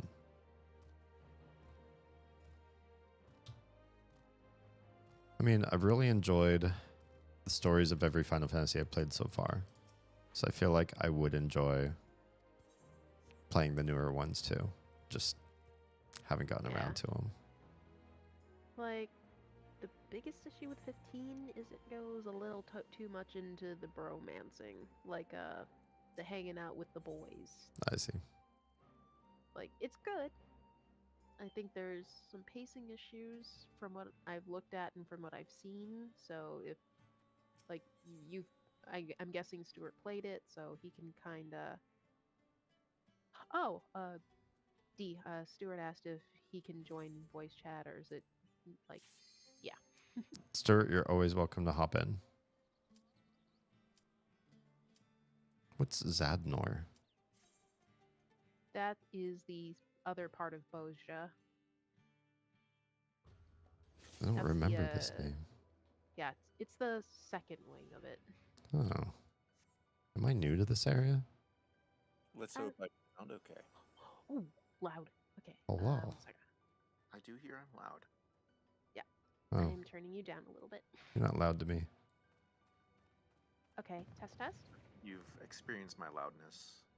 Okay, you're good now. You're good now. I wouldn't say I'm good. I'm usually chaotic neutral, but I'll take good, I guess. Hi. That is a dumb joke I use on repeat.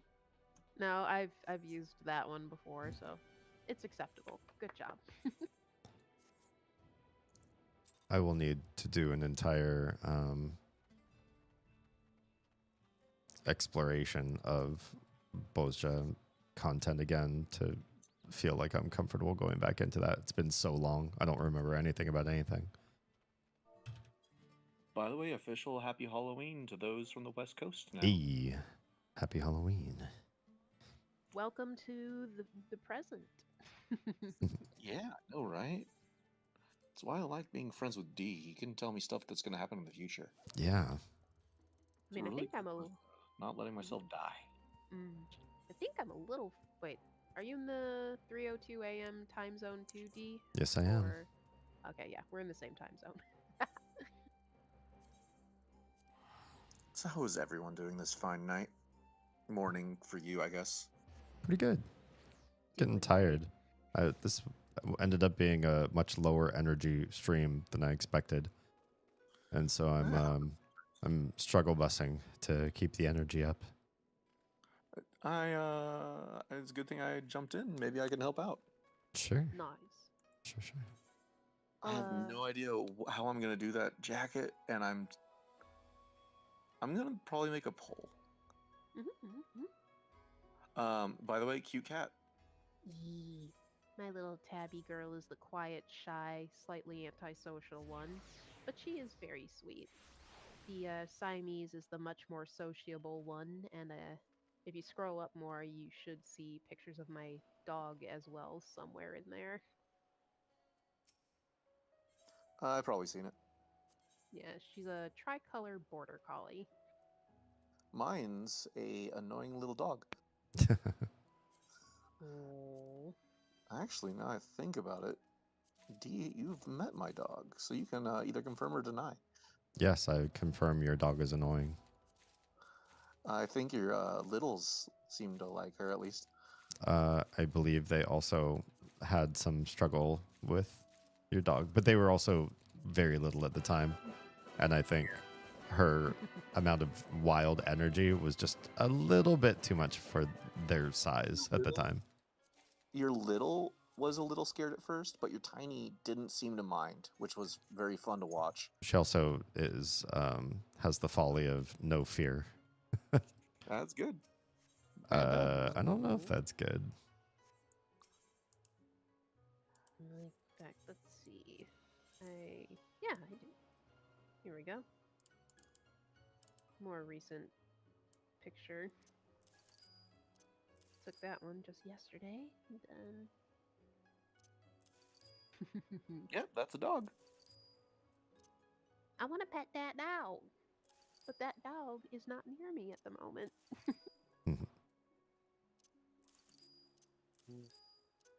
But yeah, that's my little trio. But yeah, I was gonna say I didn't play 15, so I couldn't really talk much about the gameplay style or the actual story. They're a lot more frenetic.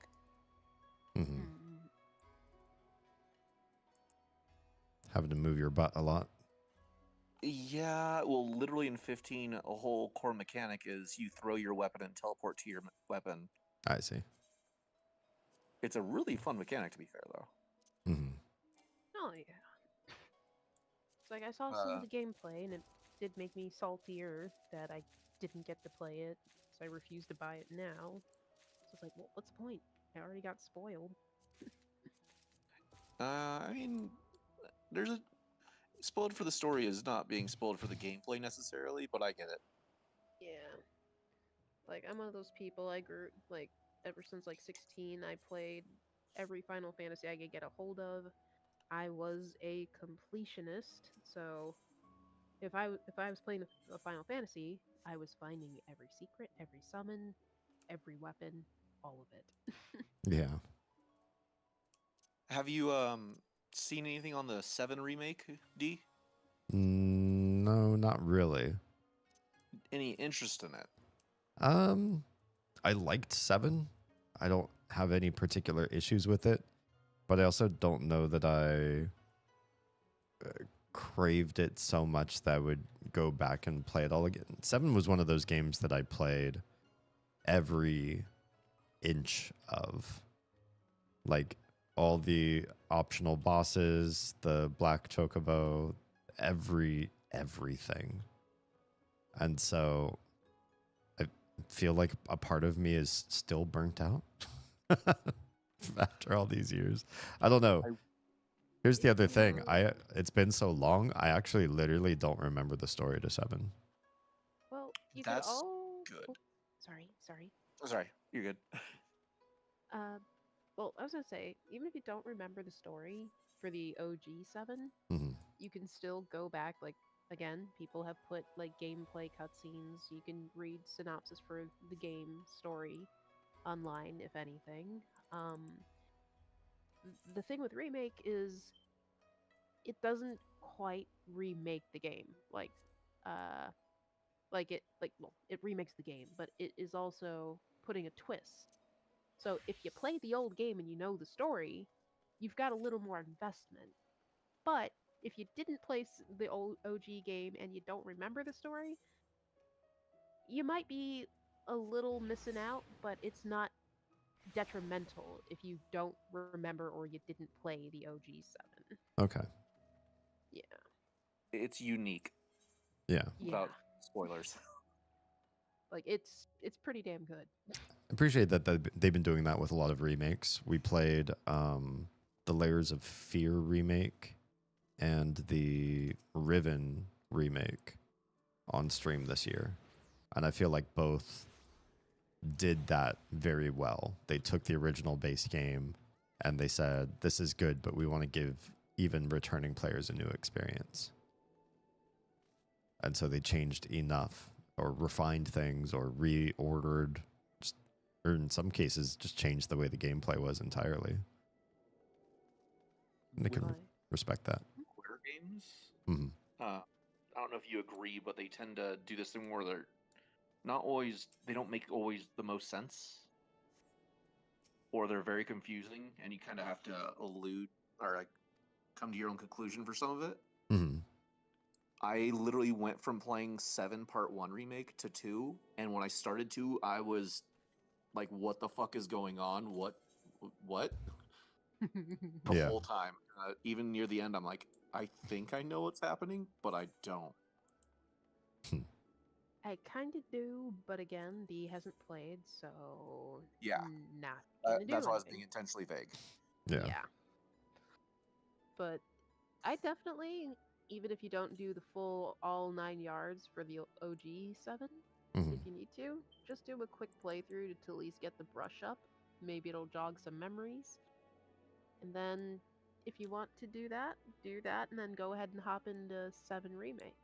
And We don't talk like that here. We don't use the word jog. Okay, well, it'll poke the memory cells in the gray lump of matter between the ears. You That's poor fair. couch potato. I have a very funny question for Lady Nico. Yes. Out of the Innocent Guiber and the, what is this? Alteroite Prism? Don't get any of the mounts in there. Don't. Unless you're doing like the ARR tribe mounts. Because just say something to Onyx, we will take you through and we will get you those mounts. Okay. That's fair. Yeah, it just seemed like those were the higher priced ones, so maybe it was worthwhile to do, but if they're really not that worthwhile, then It's not that they're not worthwhile, it's just a waste of the tomestones, because like both, like the Alt-Roit one is guaranteed drop. You I just see. need to get in there. The other one, you gotta run it maybe a few times, but again, it's easy enough to get, so definitely, like, unless it's the ARR ones, because let's be honest, ARR is a bitch when it Yeah. comes to the tribe quests. Um, if you need those ones, get those, but don't get any other mounts that they put in there. Like, it'll be very rare, if at all, that you will need to use the actual monotones for those kinds of mounts. Okay. And then even some of like the housing stuff, not really worth bothering with. The orchestrions could be worth stockpiling, if anything else, because those are sellable on the market board. And Do people actually buy orchestrion rolls? yes, Okay. but like one of the orchestrion rolls is when I checked it a couple days ago, was selling for 400k. Oh, wow. I guess people do like the music. Yeah, like the fact that it's here for the event might cause the price to drop a bit, Sure. but that is still a pretty amount of gil to grab a hold of. Yeah. Okay. I still want to go to a concert for like Final Fantasy, or I really want to go to the Hyrule one. I've been to Distant Worlds twice. Highly recommend it if they come to your area. I'd probably have to go to LA. Maybe in down Anaheim. Yeah. The cards, if you want to get some of those, you could. But it's not over the top dire. But yeah, but like housing items, mounts, the emotes might be worth getting. I got the emotes. Yeah. You're an emote kid, just as emote as can be. Wow. It's been a while since you've thought of that song. If I'm ever thought of that crying. song. I'm crying in my pain. Actually, Oz and I periodically quote that song to each other, so it hasn't been that long since I've thought of it. I'm not gonna lie, I kind of figured Oz would, because I remember her doing that a lot. Yeah. Good girl. I mean, we do talk in quotes, and we also talk in vines, which is sad because there'll never be any more, but we still do. We still pretend. To show Oz that song. I would believe that.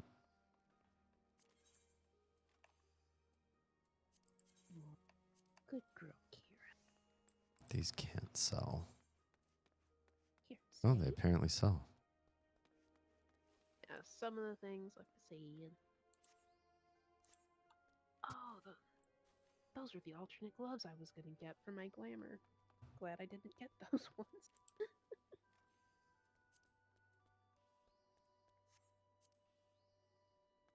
Kira, you got eye gunkies.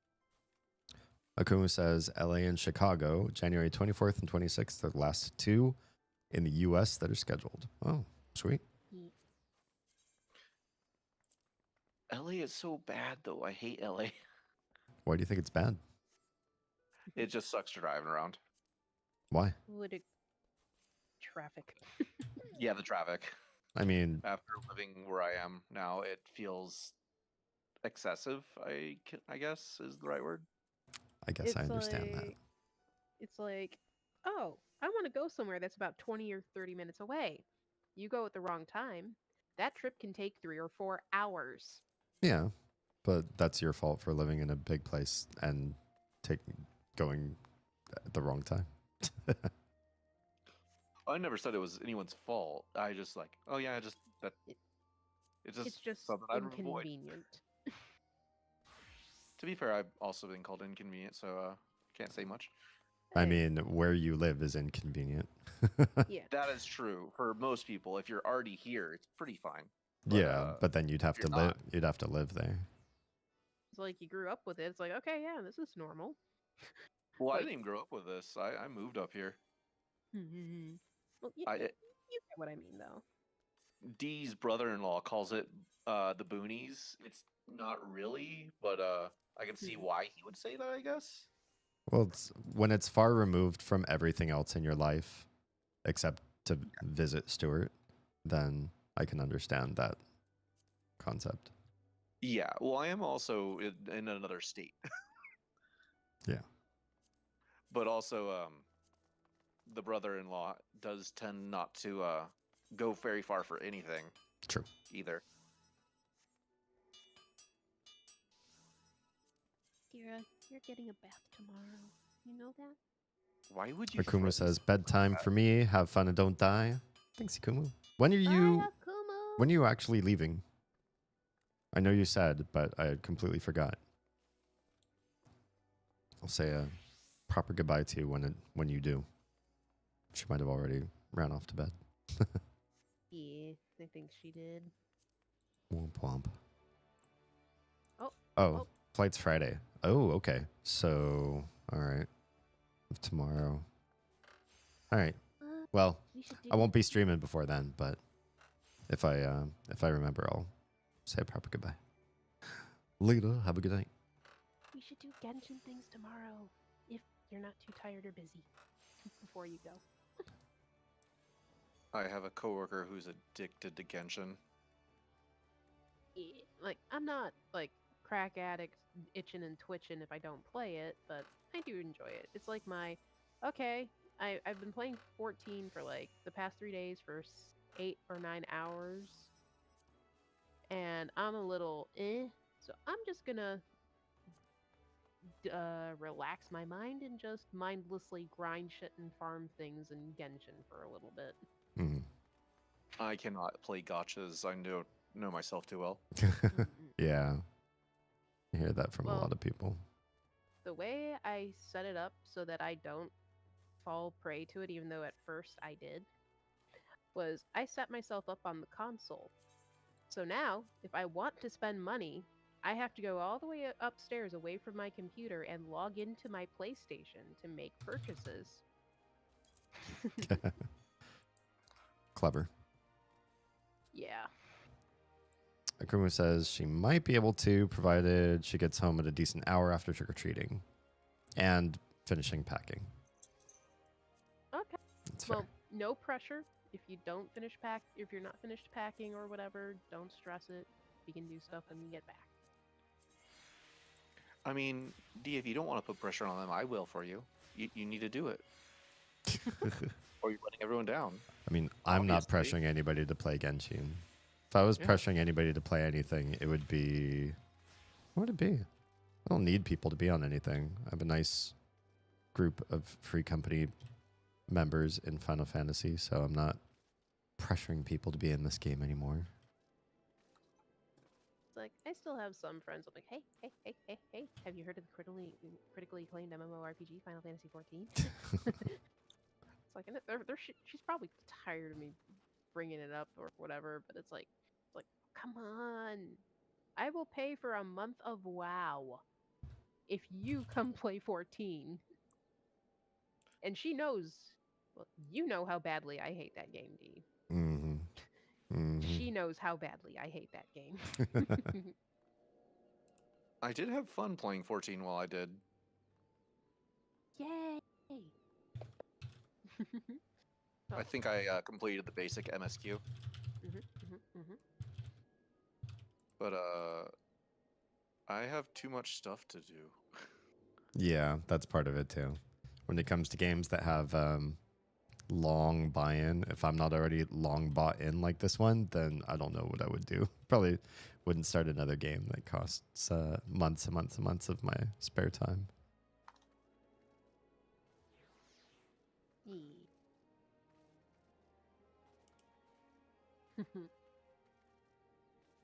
Right now, I'm actually doing some work for someone. Oh, gross. I'm Making just a kidding. Pennywise. Oh, nice. Surprisingly enough, there's not very many good, like, Pennywise prints out there people have made. The one I found has a really interesting base, but the actual model on the thing isn't very detailed, so it's going to make my paint job a little bit less easy. I can still make it look nice, but it's gonna rely on me more than the actual model itself. Okay. I believe in you. I think you can do it. Agreed. Oh, I'm pretty sure I could do it. I'm just lazy. Yeah, see? I'm also lazy.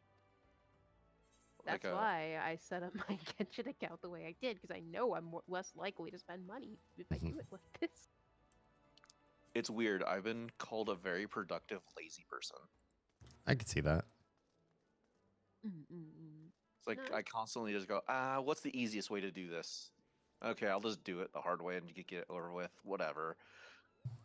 I wouldn't phrase it as the most lazy way to do it. I would say, what is the most efficient way to get this done in the shortest amount of time possible? Usually I go with quick over efficient. It depends on the thing. I've gotten better at like planning stuff out instead of just going, I'll figure it out as I go. Well, you know, if you do it, if like it's efficient, it's going to be done. It's going to be done the right way, and it's not going to take the time. Like a good example is I used to paint certain colors over certain colors just because I was too lazy. But now anytime I do like a yellow, for example, I take the time and like do it white first, just so I don't have to do like a billion coats of yellow paint. Yeah. Oh, that's being efficient. That is efficient right there. I did find a really weird color that shouldn't go over black as well as it does. But I have this really nice teal that like it doesn't matter what color it's on top of, it like doesn't have that weird like undercoat effect. It just does like in one coat, and I love it. Oh, like okay. Do you know Stuart Semple? And my uncle? Stuart Semple. No. Okay. Long story short, there was a whole bunch of art world drama with that Anish Kapoor asshole. There was a color that got made called Vanta Black. Oh, the yeah. blackest black on Earth. Oh yeah. Or at least at the point. So okay, so oh yeah, you know that. I know the black. Yeah, Stuart Semple directly was like pissed off, as well as many other artists, but Stuart Semple is a guy who makes his own pigments in his spare time. Like he's a small time, very small artist and with his own little shop. So he made Pink is Pink. And in the like when you go to buy it, it says by purchasing this item, you are acknowledging that you are not Anish Kapoor, you are not a associate of Anish Kapoor, you are not a relative or family member of Anish Kapoor, and by buying this, you are agreeing that you will not give Anish Kapoor access to this. So of course, some Anish Kapoor, being the rich asshole that he is like, well, I can have exclusive rights to a color. How dare I not be able to have access? He got somebody to get a hold of it for him, and he posted a picture on Instagram with his middle finger dipped in the pinkest pink and like, haha, fuck you, I got it anyway. Wow. So then Stuart Semple made a kind of a Vanta, like a black 2.0. Not nearly as deep as Vanta Black, but pretty close. It absorbed like, I think 96-97% of light. And then he made the sparkliest glitter, or I forget what he called it, but literally, it was made of glass. It is like tons of shards and little pieces of broken glass. That sounds dangerous. And, well, there's a very specific reason he did that, and it was to take a swipe at Anish Kapoor, like, hey, dip your finger in this asshole. But he insulted him and did that in a way without actually calling him an asshole. I see. So this, of course, got Anish Kapoor pissed off.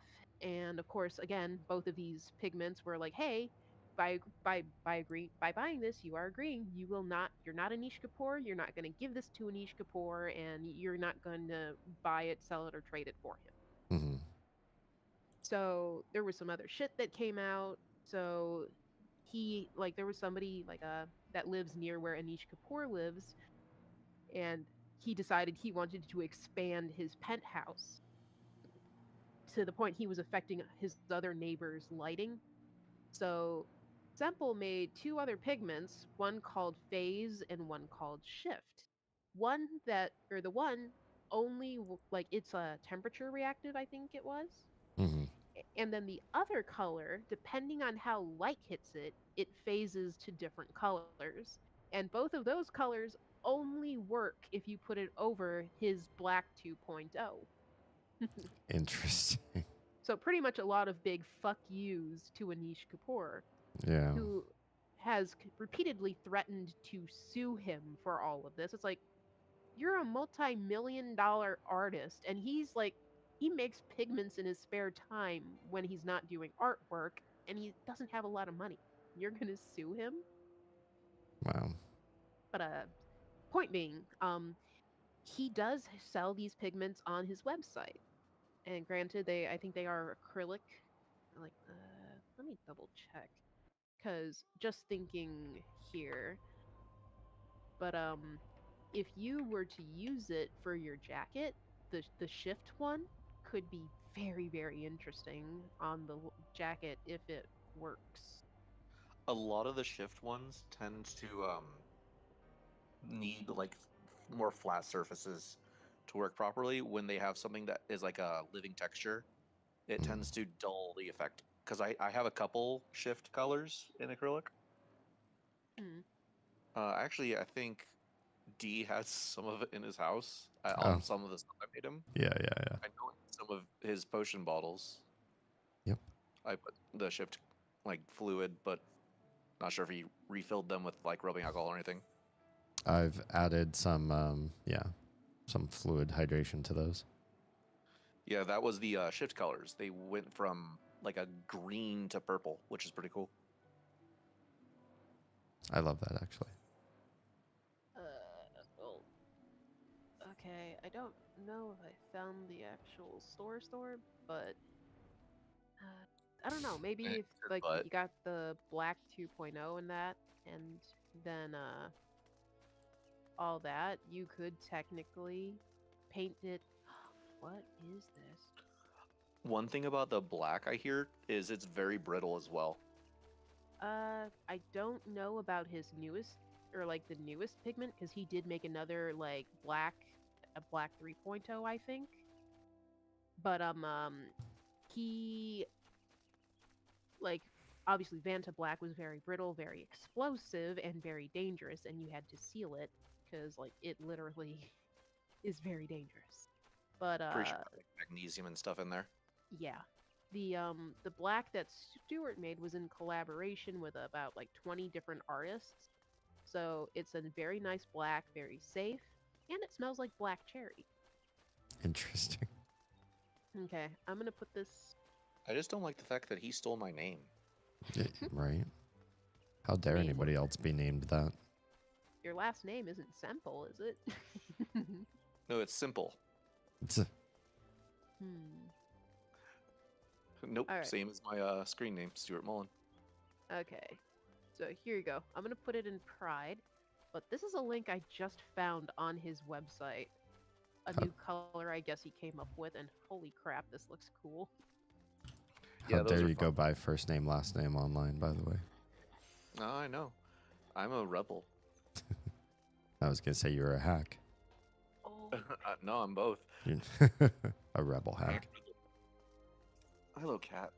I want this color. I don't know what I'll do with it, but I want it. So there's actually a lot of pigments that glow under ultraviolet light. Honestly, if you go to any craft store, they make like blacklight pens because I've done this. I'll just go up to each paint and hit it with my blacklight pen to see if it's like reflective or not.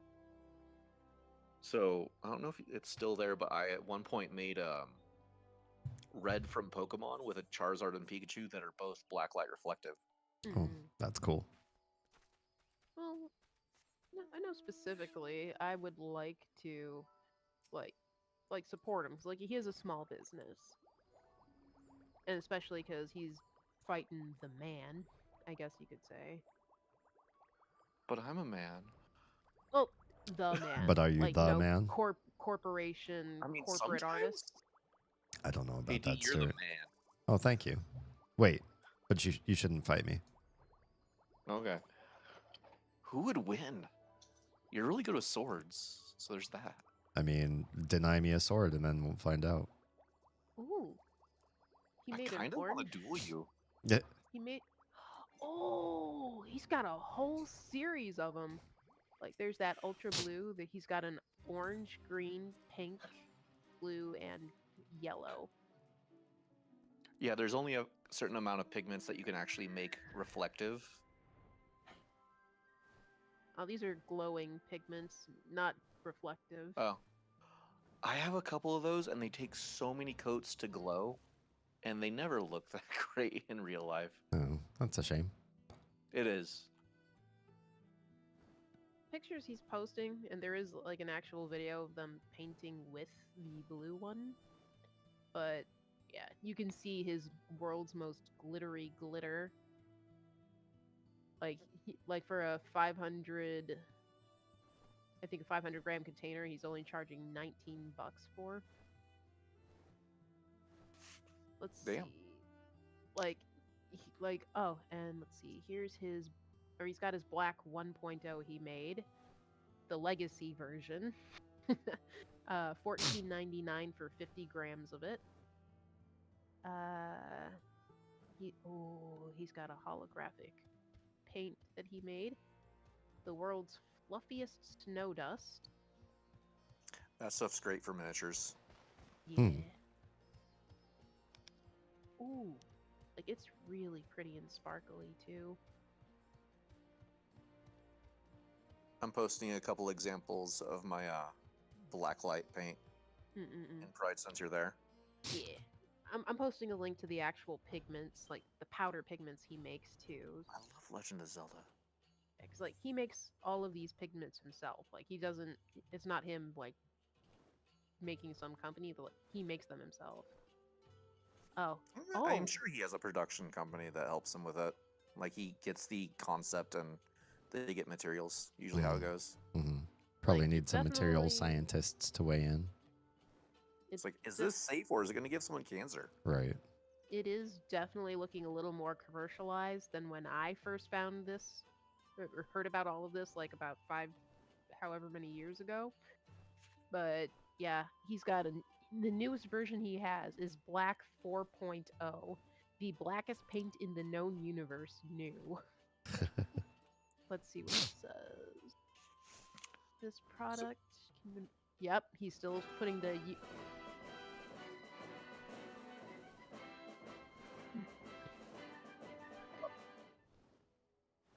Yeah, he's still putting the you are confirming you are not Anish Kapoor, no way affiliated to Anish Kapoor. You are not purchasing this item on behalf of Anish Kapoor or an associate of Anish Kapoor.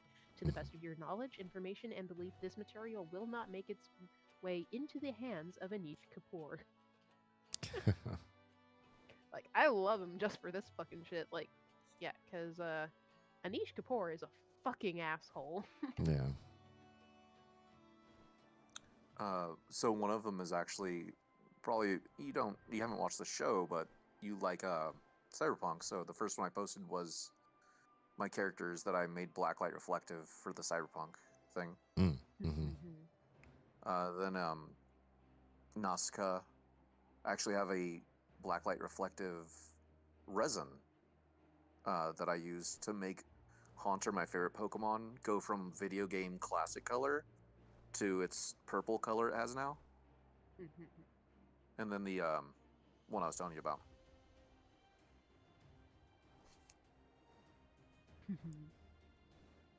But yeah, like at least for me, just for the chance of supporting a smaller artist, it's like I'd be totally down to buy like pigments and paints that he's made. And then I mean, I'm a smaller artist. If you want something, let me know. I make stuff. I also want to paint, but I'm in the process of again, like I was saying earlier, I technically should be moved in with my boyfriend already. And when That's I fair. do, I do want to get back into paint, like trying to paint and do stuff again. Because I worked with like pencil drawings and all that in the past. I do know digital art, but I've been getting the itch to actually try to go do some painting again. And if I'm going to be buying pigments or if I'm going to be buying just direct paint, like you get what I'm saying, right? Yeah. Like if I was going to have stuff actually made, then yes, I totally am going to get something from you. Your stuff is I very do good. the digital too. I've done it for me. Yep. Nice. Yep.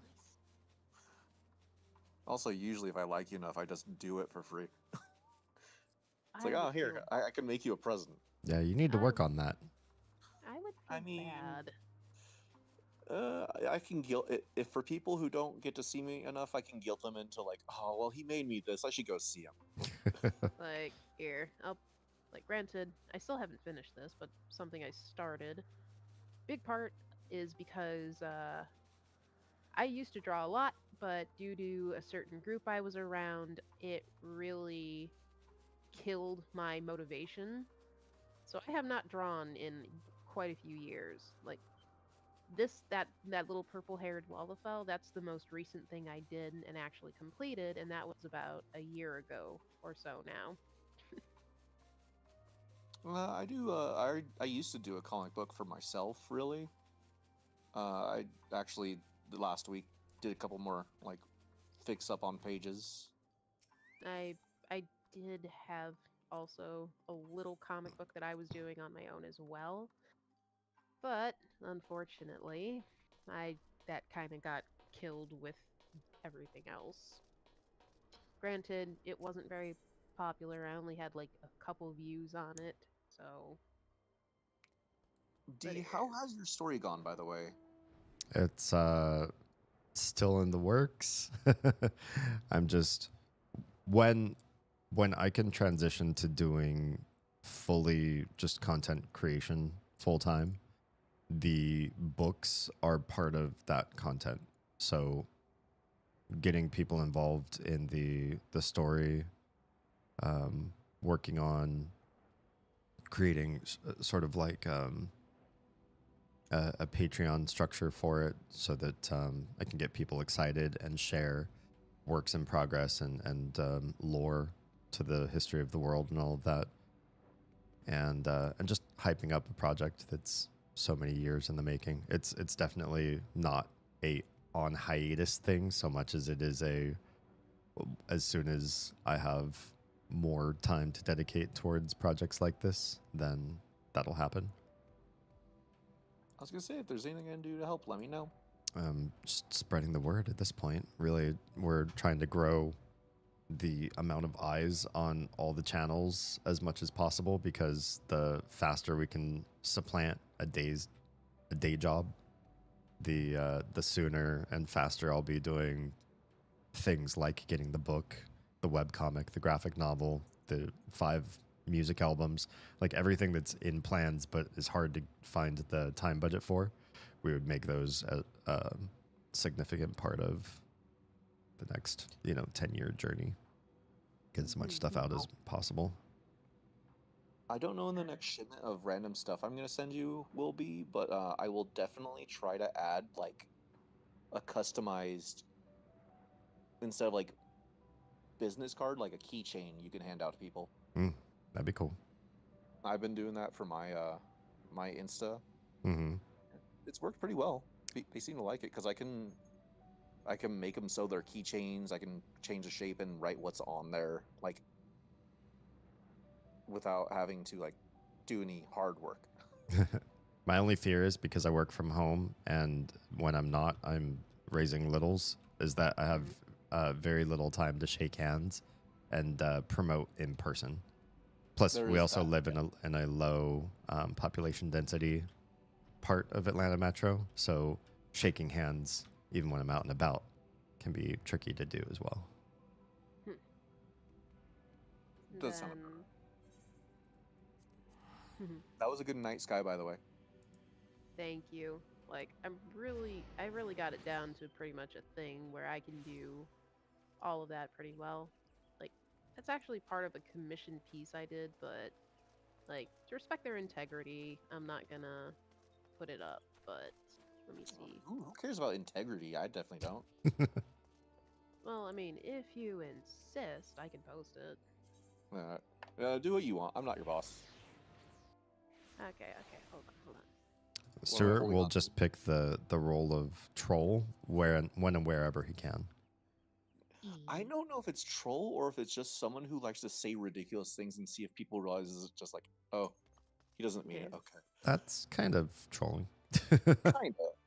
I would say it's a less malicious, like, than trolling tends to be. There you go.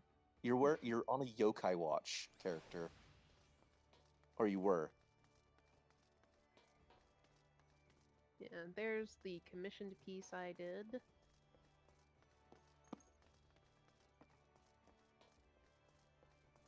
Yeah, the one that's got the watermark over the top of it. That does work. Don't worry, I know how to remove those watermarks.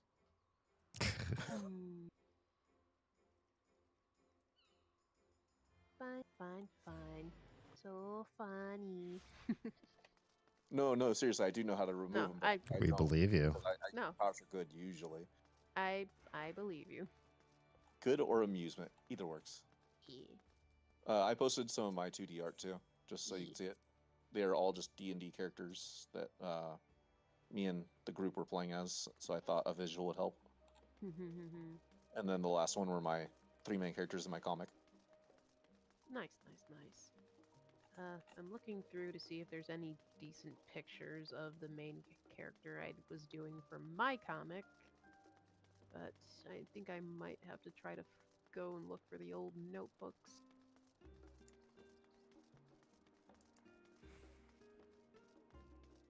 Okay, this is a god-awful picture because I drew it on paint. I've seen some crazy stuff done on paint before. Yeah, like this is old. That's totally fine on paint. Is that... it looks like a Digimon character almost. Yeah, it's not supposed to be, but... It looks like that mixed with Kyrie almost. Yeah.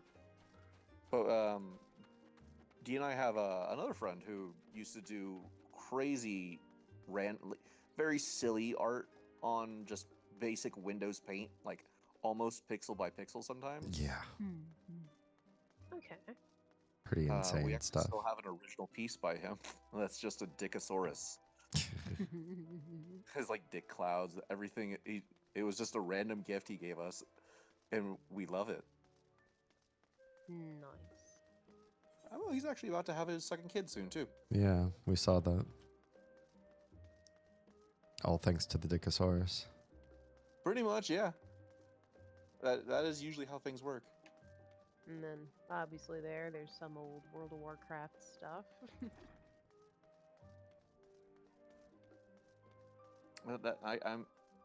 That is a blood elf, so that's acceptable. I was a horde player. Okay. There's other ones? Hmm?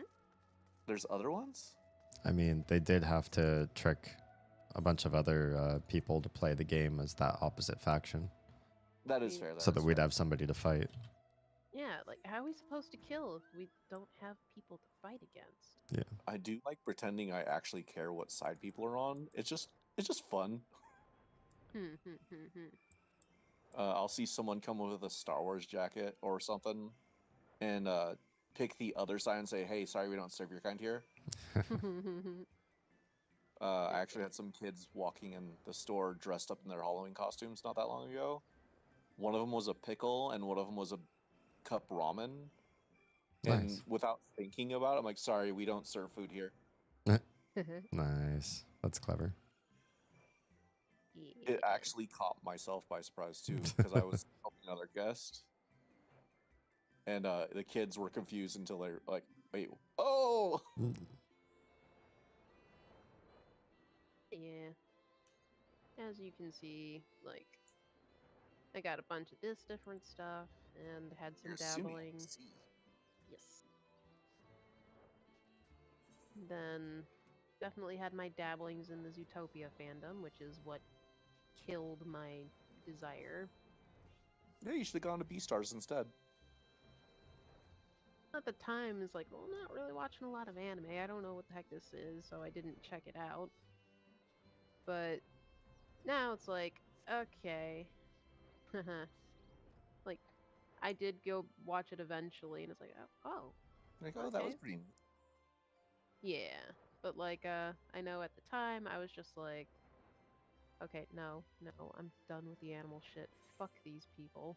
Like, just some very bad people in the Zootopia fandom, which were furries, of course, and yeah. There's all sorts out there. Yeah, just because furries are IT and security people of our nation doesn't mean that there can't be bad ones. It's almost like they're people. I found the bad ones.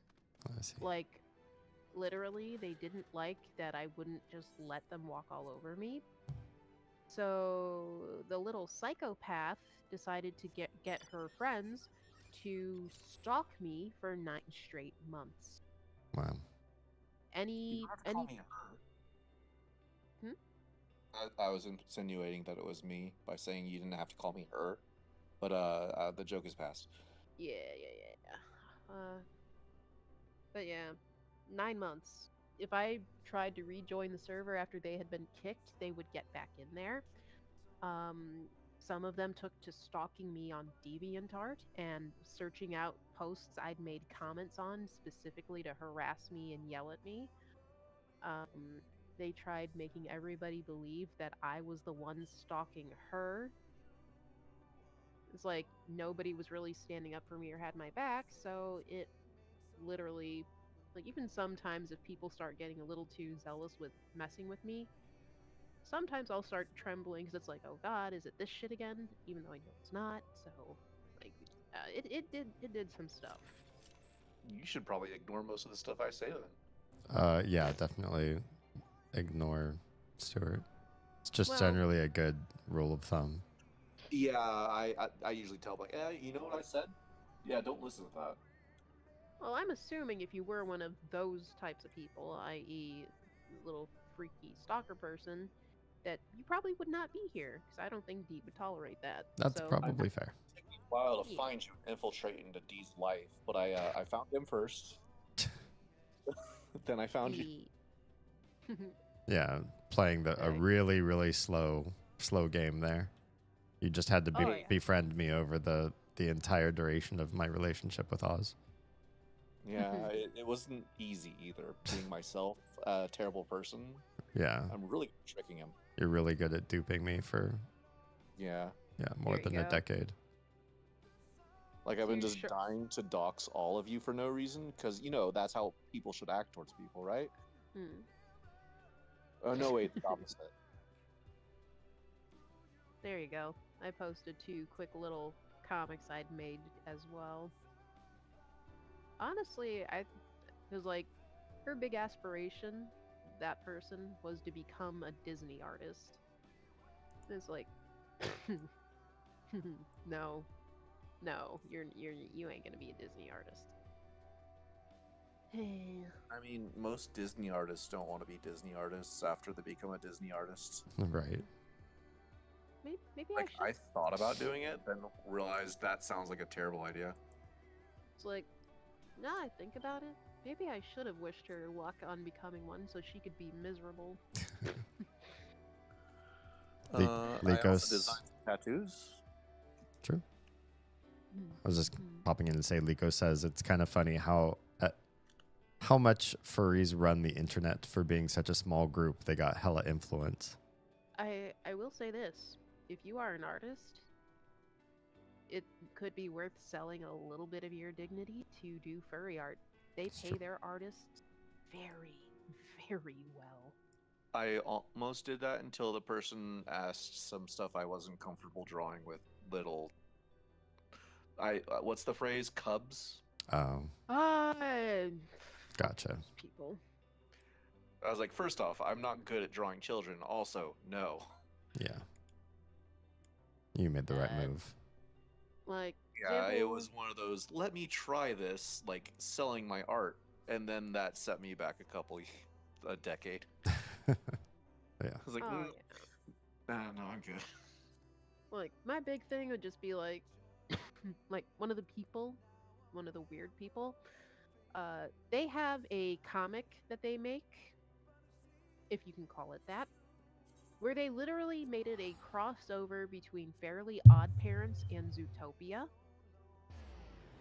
They pretty much use like clip outs and like they take pieces from the actual TV show and put it into the comic, and then they horrifically draw furry or like the Zootopia characters into the comic. And they are very, very obsessed with drawing children with no pants on. That's weird. I will say one thing about that is children, depending on the age and the kid, obviously. As a kid, I hated wearing pants. So, yeah, there's that, but don't do that. They try to run with it. The guys, well, hey, 90s humor had that all the time. It's like, no, they didn't have it all the time. Like, it happened here and there.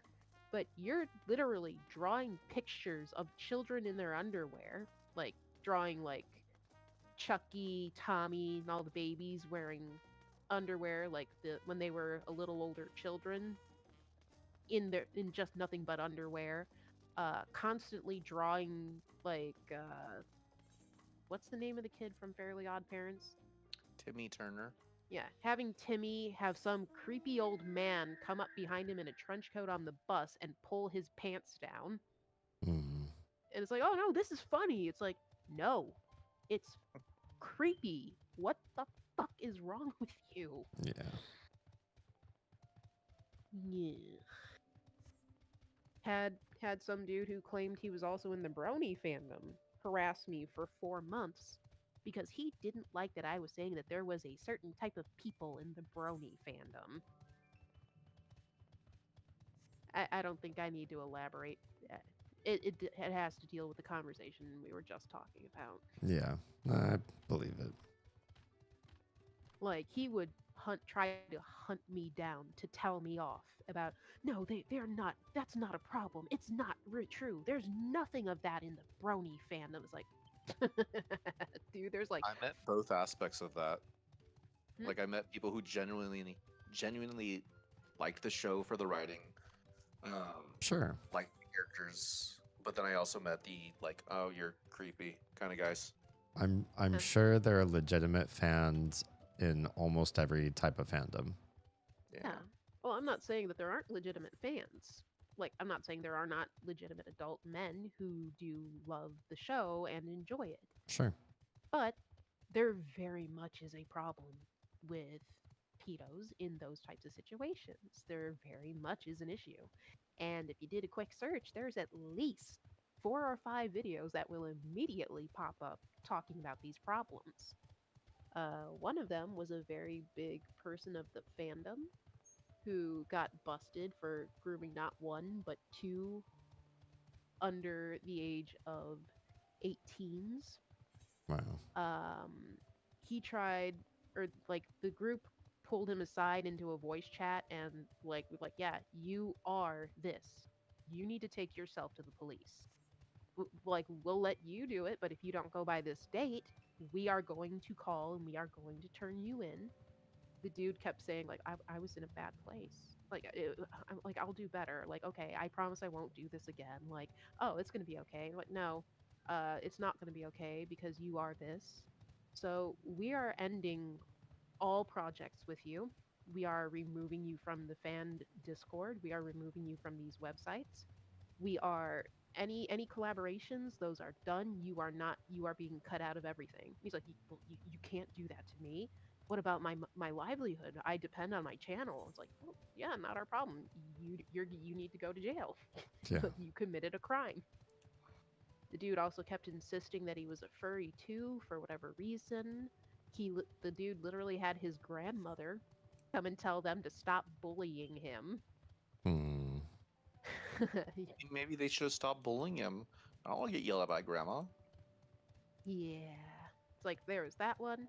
And then apparently, not even like a couple months after that, there was one of the people who was the head of security at BronyCon getting exposed for doing the same shit.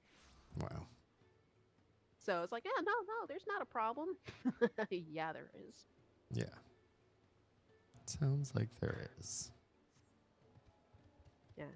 I think I still have the message on my page where the dude actually tracked down my DeviantArt and left a message telling me I was being a very bad little girl and I needed to behave and stop being such a horrible person.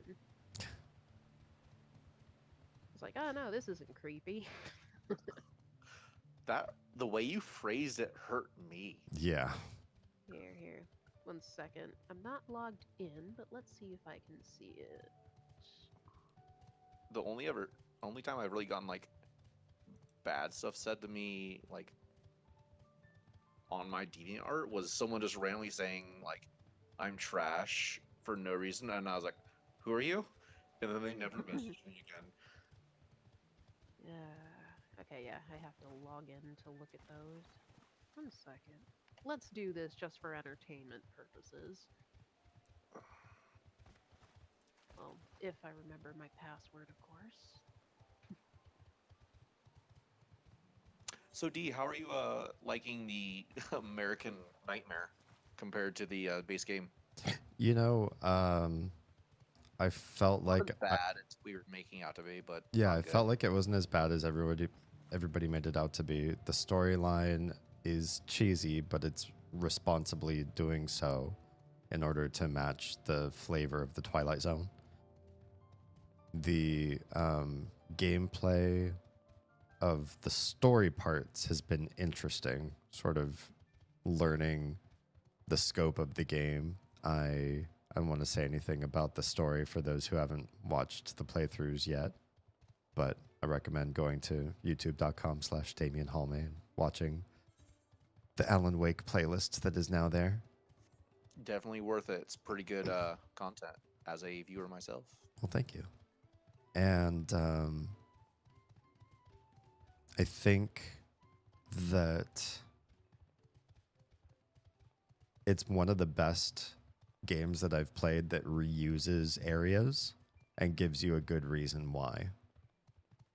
You know, you play a game like Mario Sunshine or Banjo-Kazooie and you keep going back to the same levels over and over again, and you're just like, the reason this is because this is an N64 game or GameCube game or whatever. You know, you just take it because, like, you know, the old technology was just limited, right?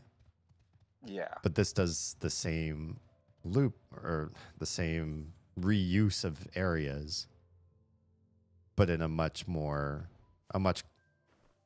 clever and nuanced way. I am also glad that we figured out that you're going to be okay to play the music, because that would be a little hard in Alan Wake 2 to avoid it. Yeah. I'm glad that that was looked up, because you're right. Yeah, there was a lot of work over this last month for me to get a lot of my videos monetized once again. I would still do a double check on my quick little Google search, but a lot of people are saying, no, this song shouldn't demonetize you. Sure. They kind of know that it's part of the game. Sure. Okay. I think I deleted the weirdos comment, but I did make a whole journal entry about it. That is the best solution, is to just delete it and ignore it. Yeah, I think so. Yeah. Okay, 1 second.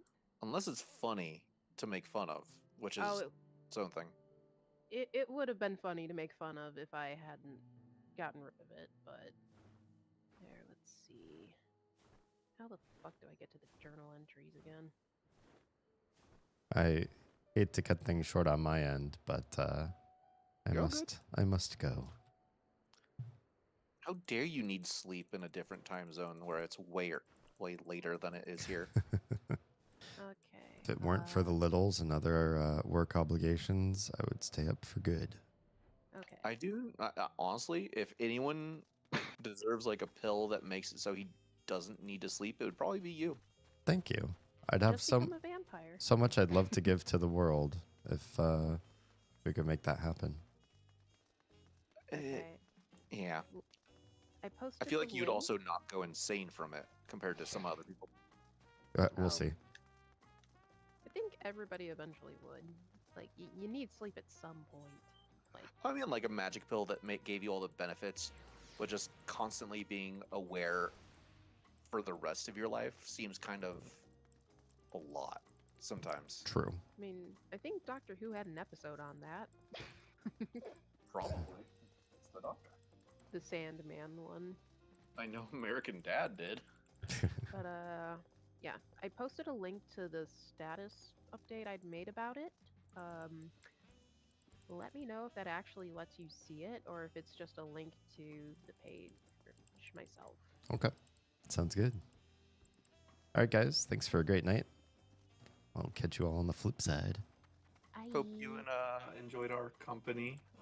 If you ever want me to pop in during one of your streams, just be like, hey, you want to chat in person? Let's do it. And I'll pop right on. Sounds good. Thanks a lot. And if I ever go on too much, don't be afraid to tell me. You're like, okay, let's tone it down a bit. No problem. All right. Go on and watch his videos there too, guys. I know he already hit his goal, but it still helps. It's true. I now officially get ad revenue from you watching YouTube, so it's an easy way to contribute to this household for anybody. Yeah, I mean, all it costs is the electricity that you would already be using to use your devices. So, yeah. All right. See you guys. Bye. Bye-bye.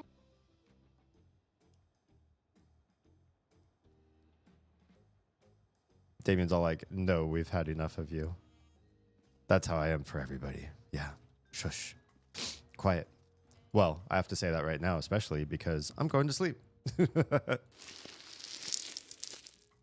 Thank you all for being here on a lovely Halloween Eve. All Hallows Eve squared. Appreciate your faces. Thanks for weighing in on the conversation topic at hand, for those of you who chose to. And yeah, I still haven't fixed the Instagram issue. So if anybody's watching this on VOD and you're like, why do the Instagram feeds keep dying after 1 hour? It's because I still don't know how to fix it. I put in a help ticket, but I feel like I need to put in a help ticket to ask where my last help ticket went. So I don't know what's going on there. So we'll figure it out eventually. I will be coming back once again on Saturday and Sunday. I'm going on ads. I'll be coming back Saturday and Sunday to be playing more Alan Wake series. And I'll probably wait for the ad break to leave so I can finish telling this to anybody who's not subscribed. I should have done more of my own triple self-care redemptions, but I will just do my stretch for now and hydrate.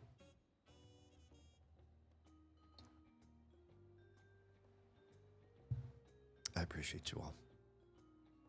Thank you for being here. Thank you for a lovely night. If you are watching on YouTube and Kick, we're going to say goodnight to you now, and we'll find a place to raid out to for those lovely Twitch people. So YouTube, Kick, if you are safe, fed, and loved, make sure someone out there is too, please. I'll catch you in the next one on Saturday. Bye.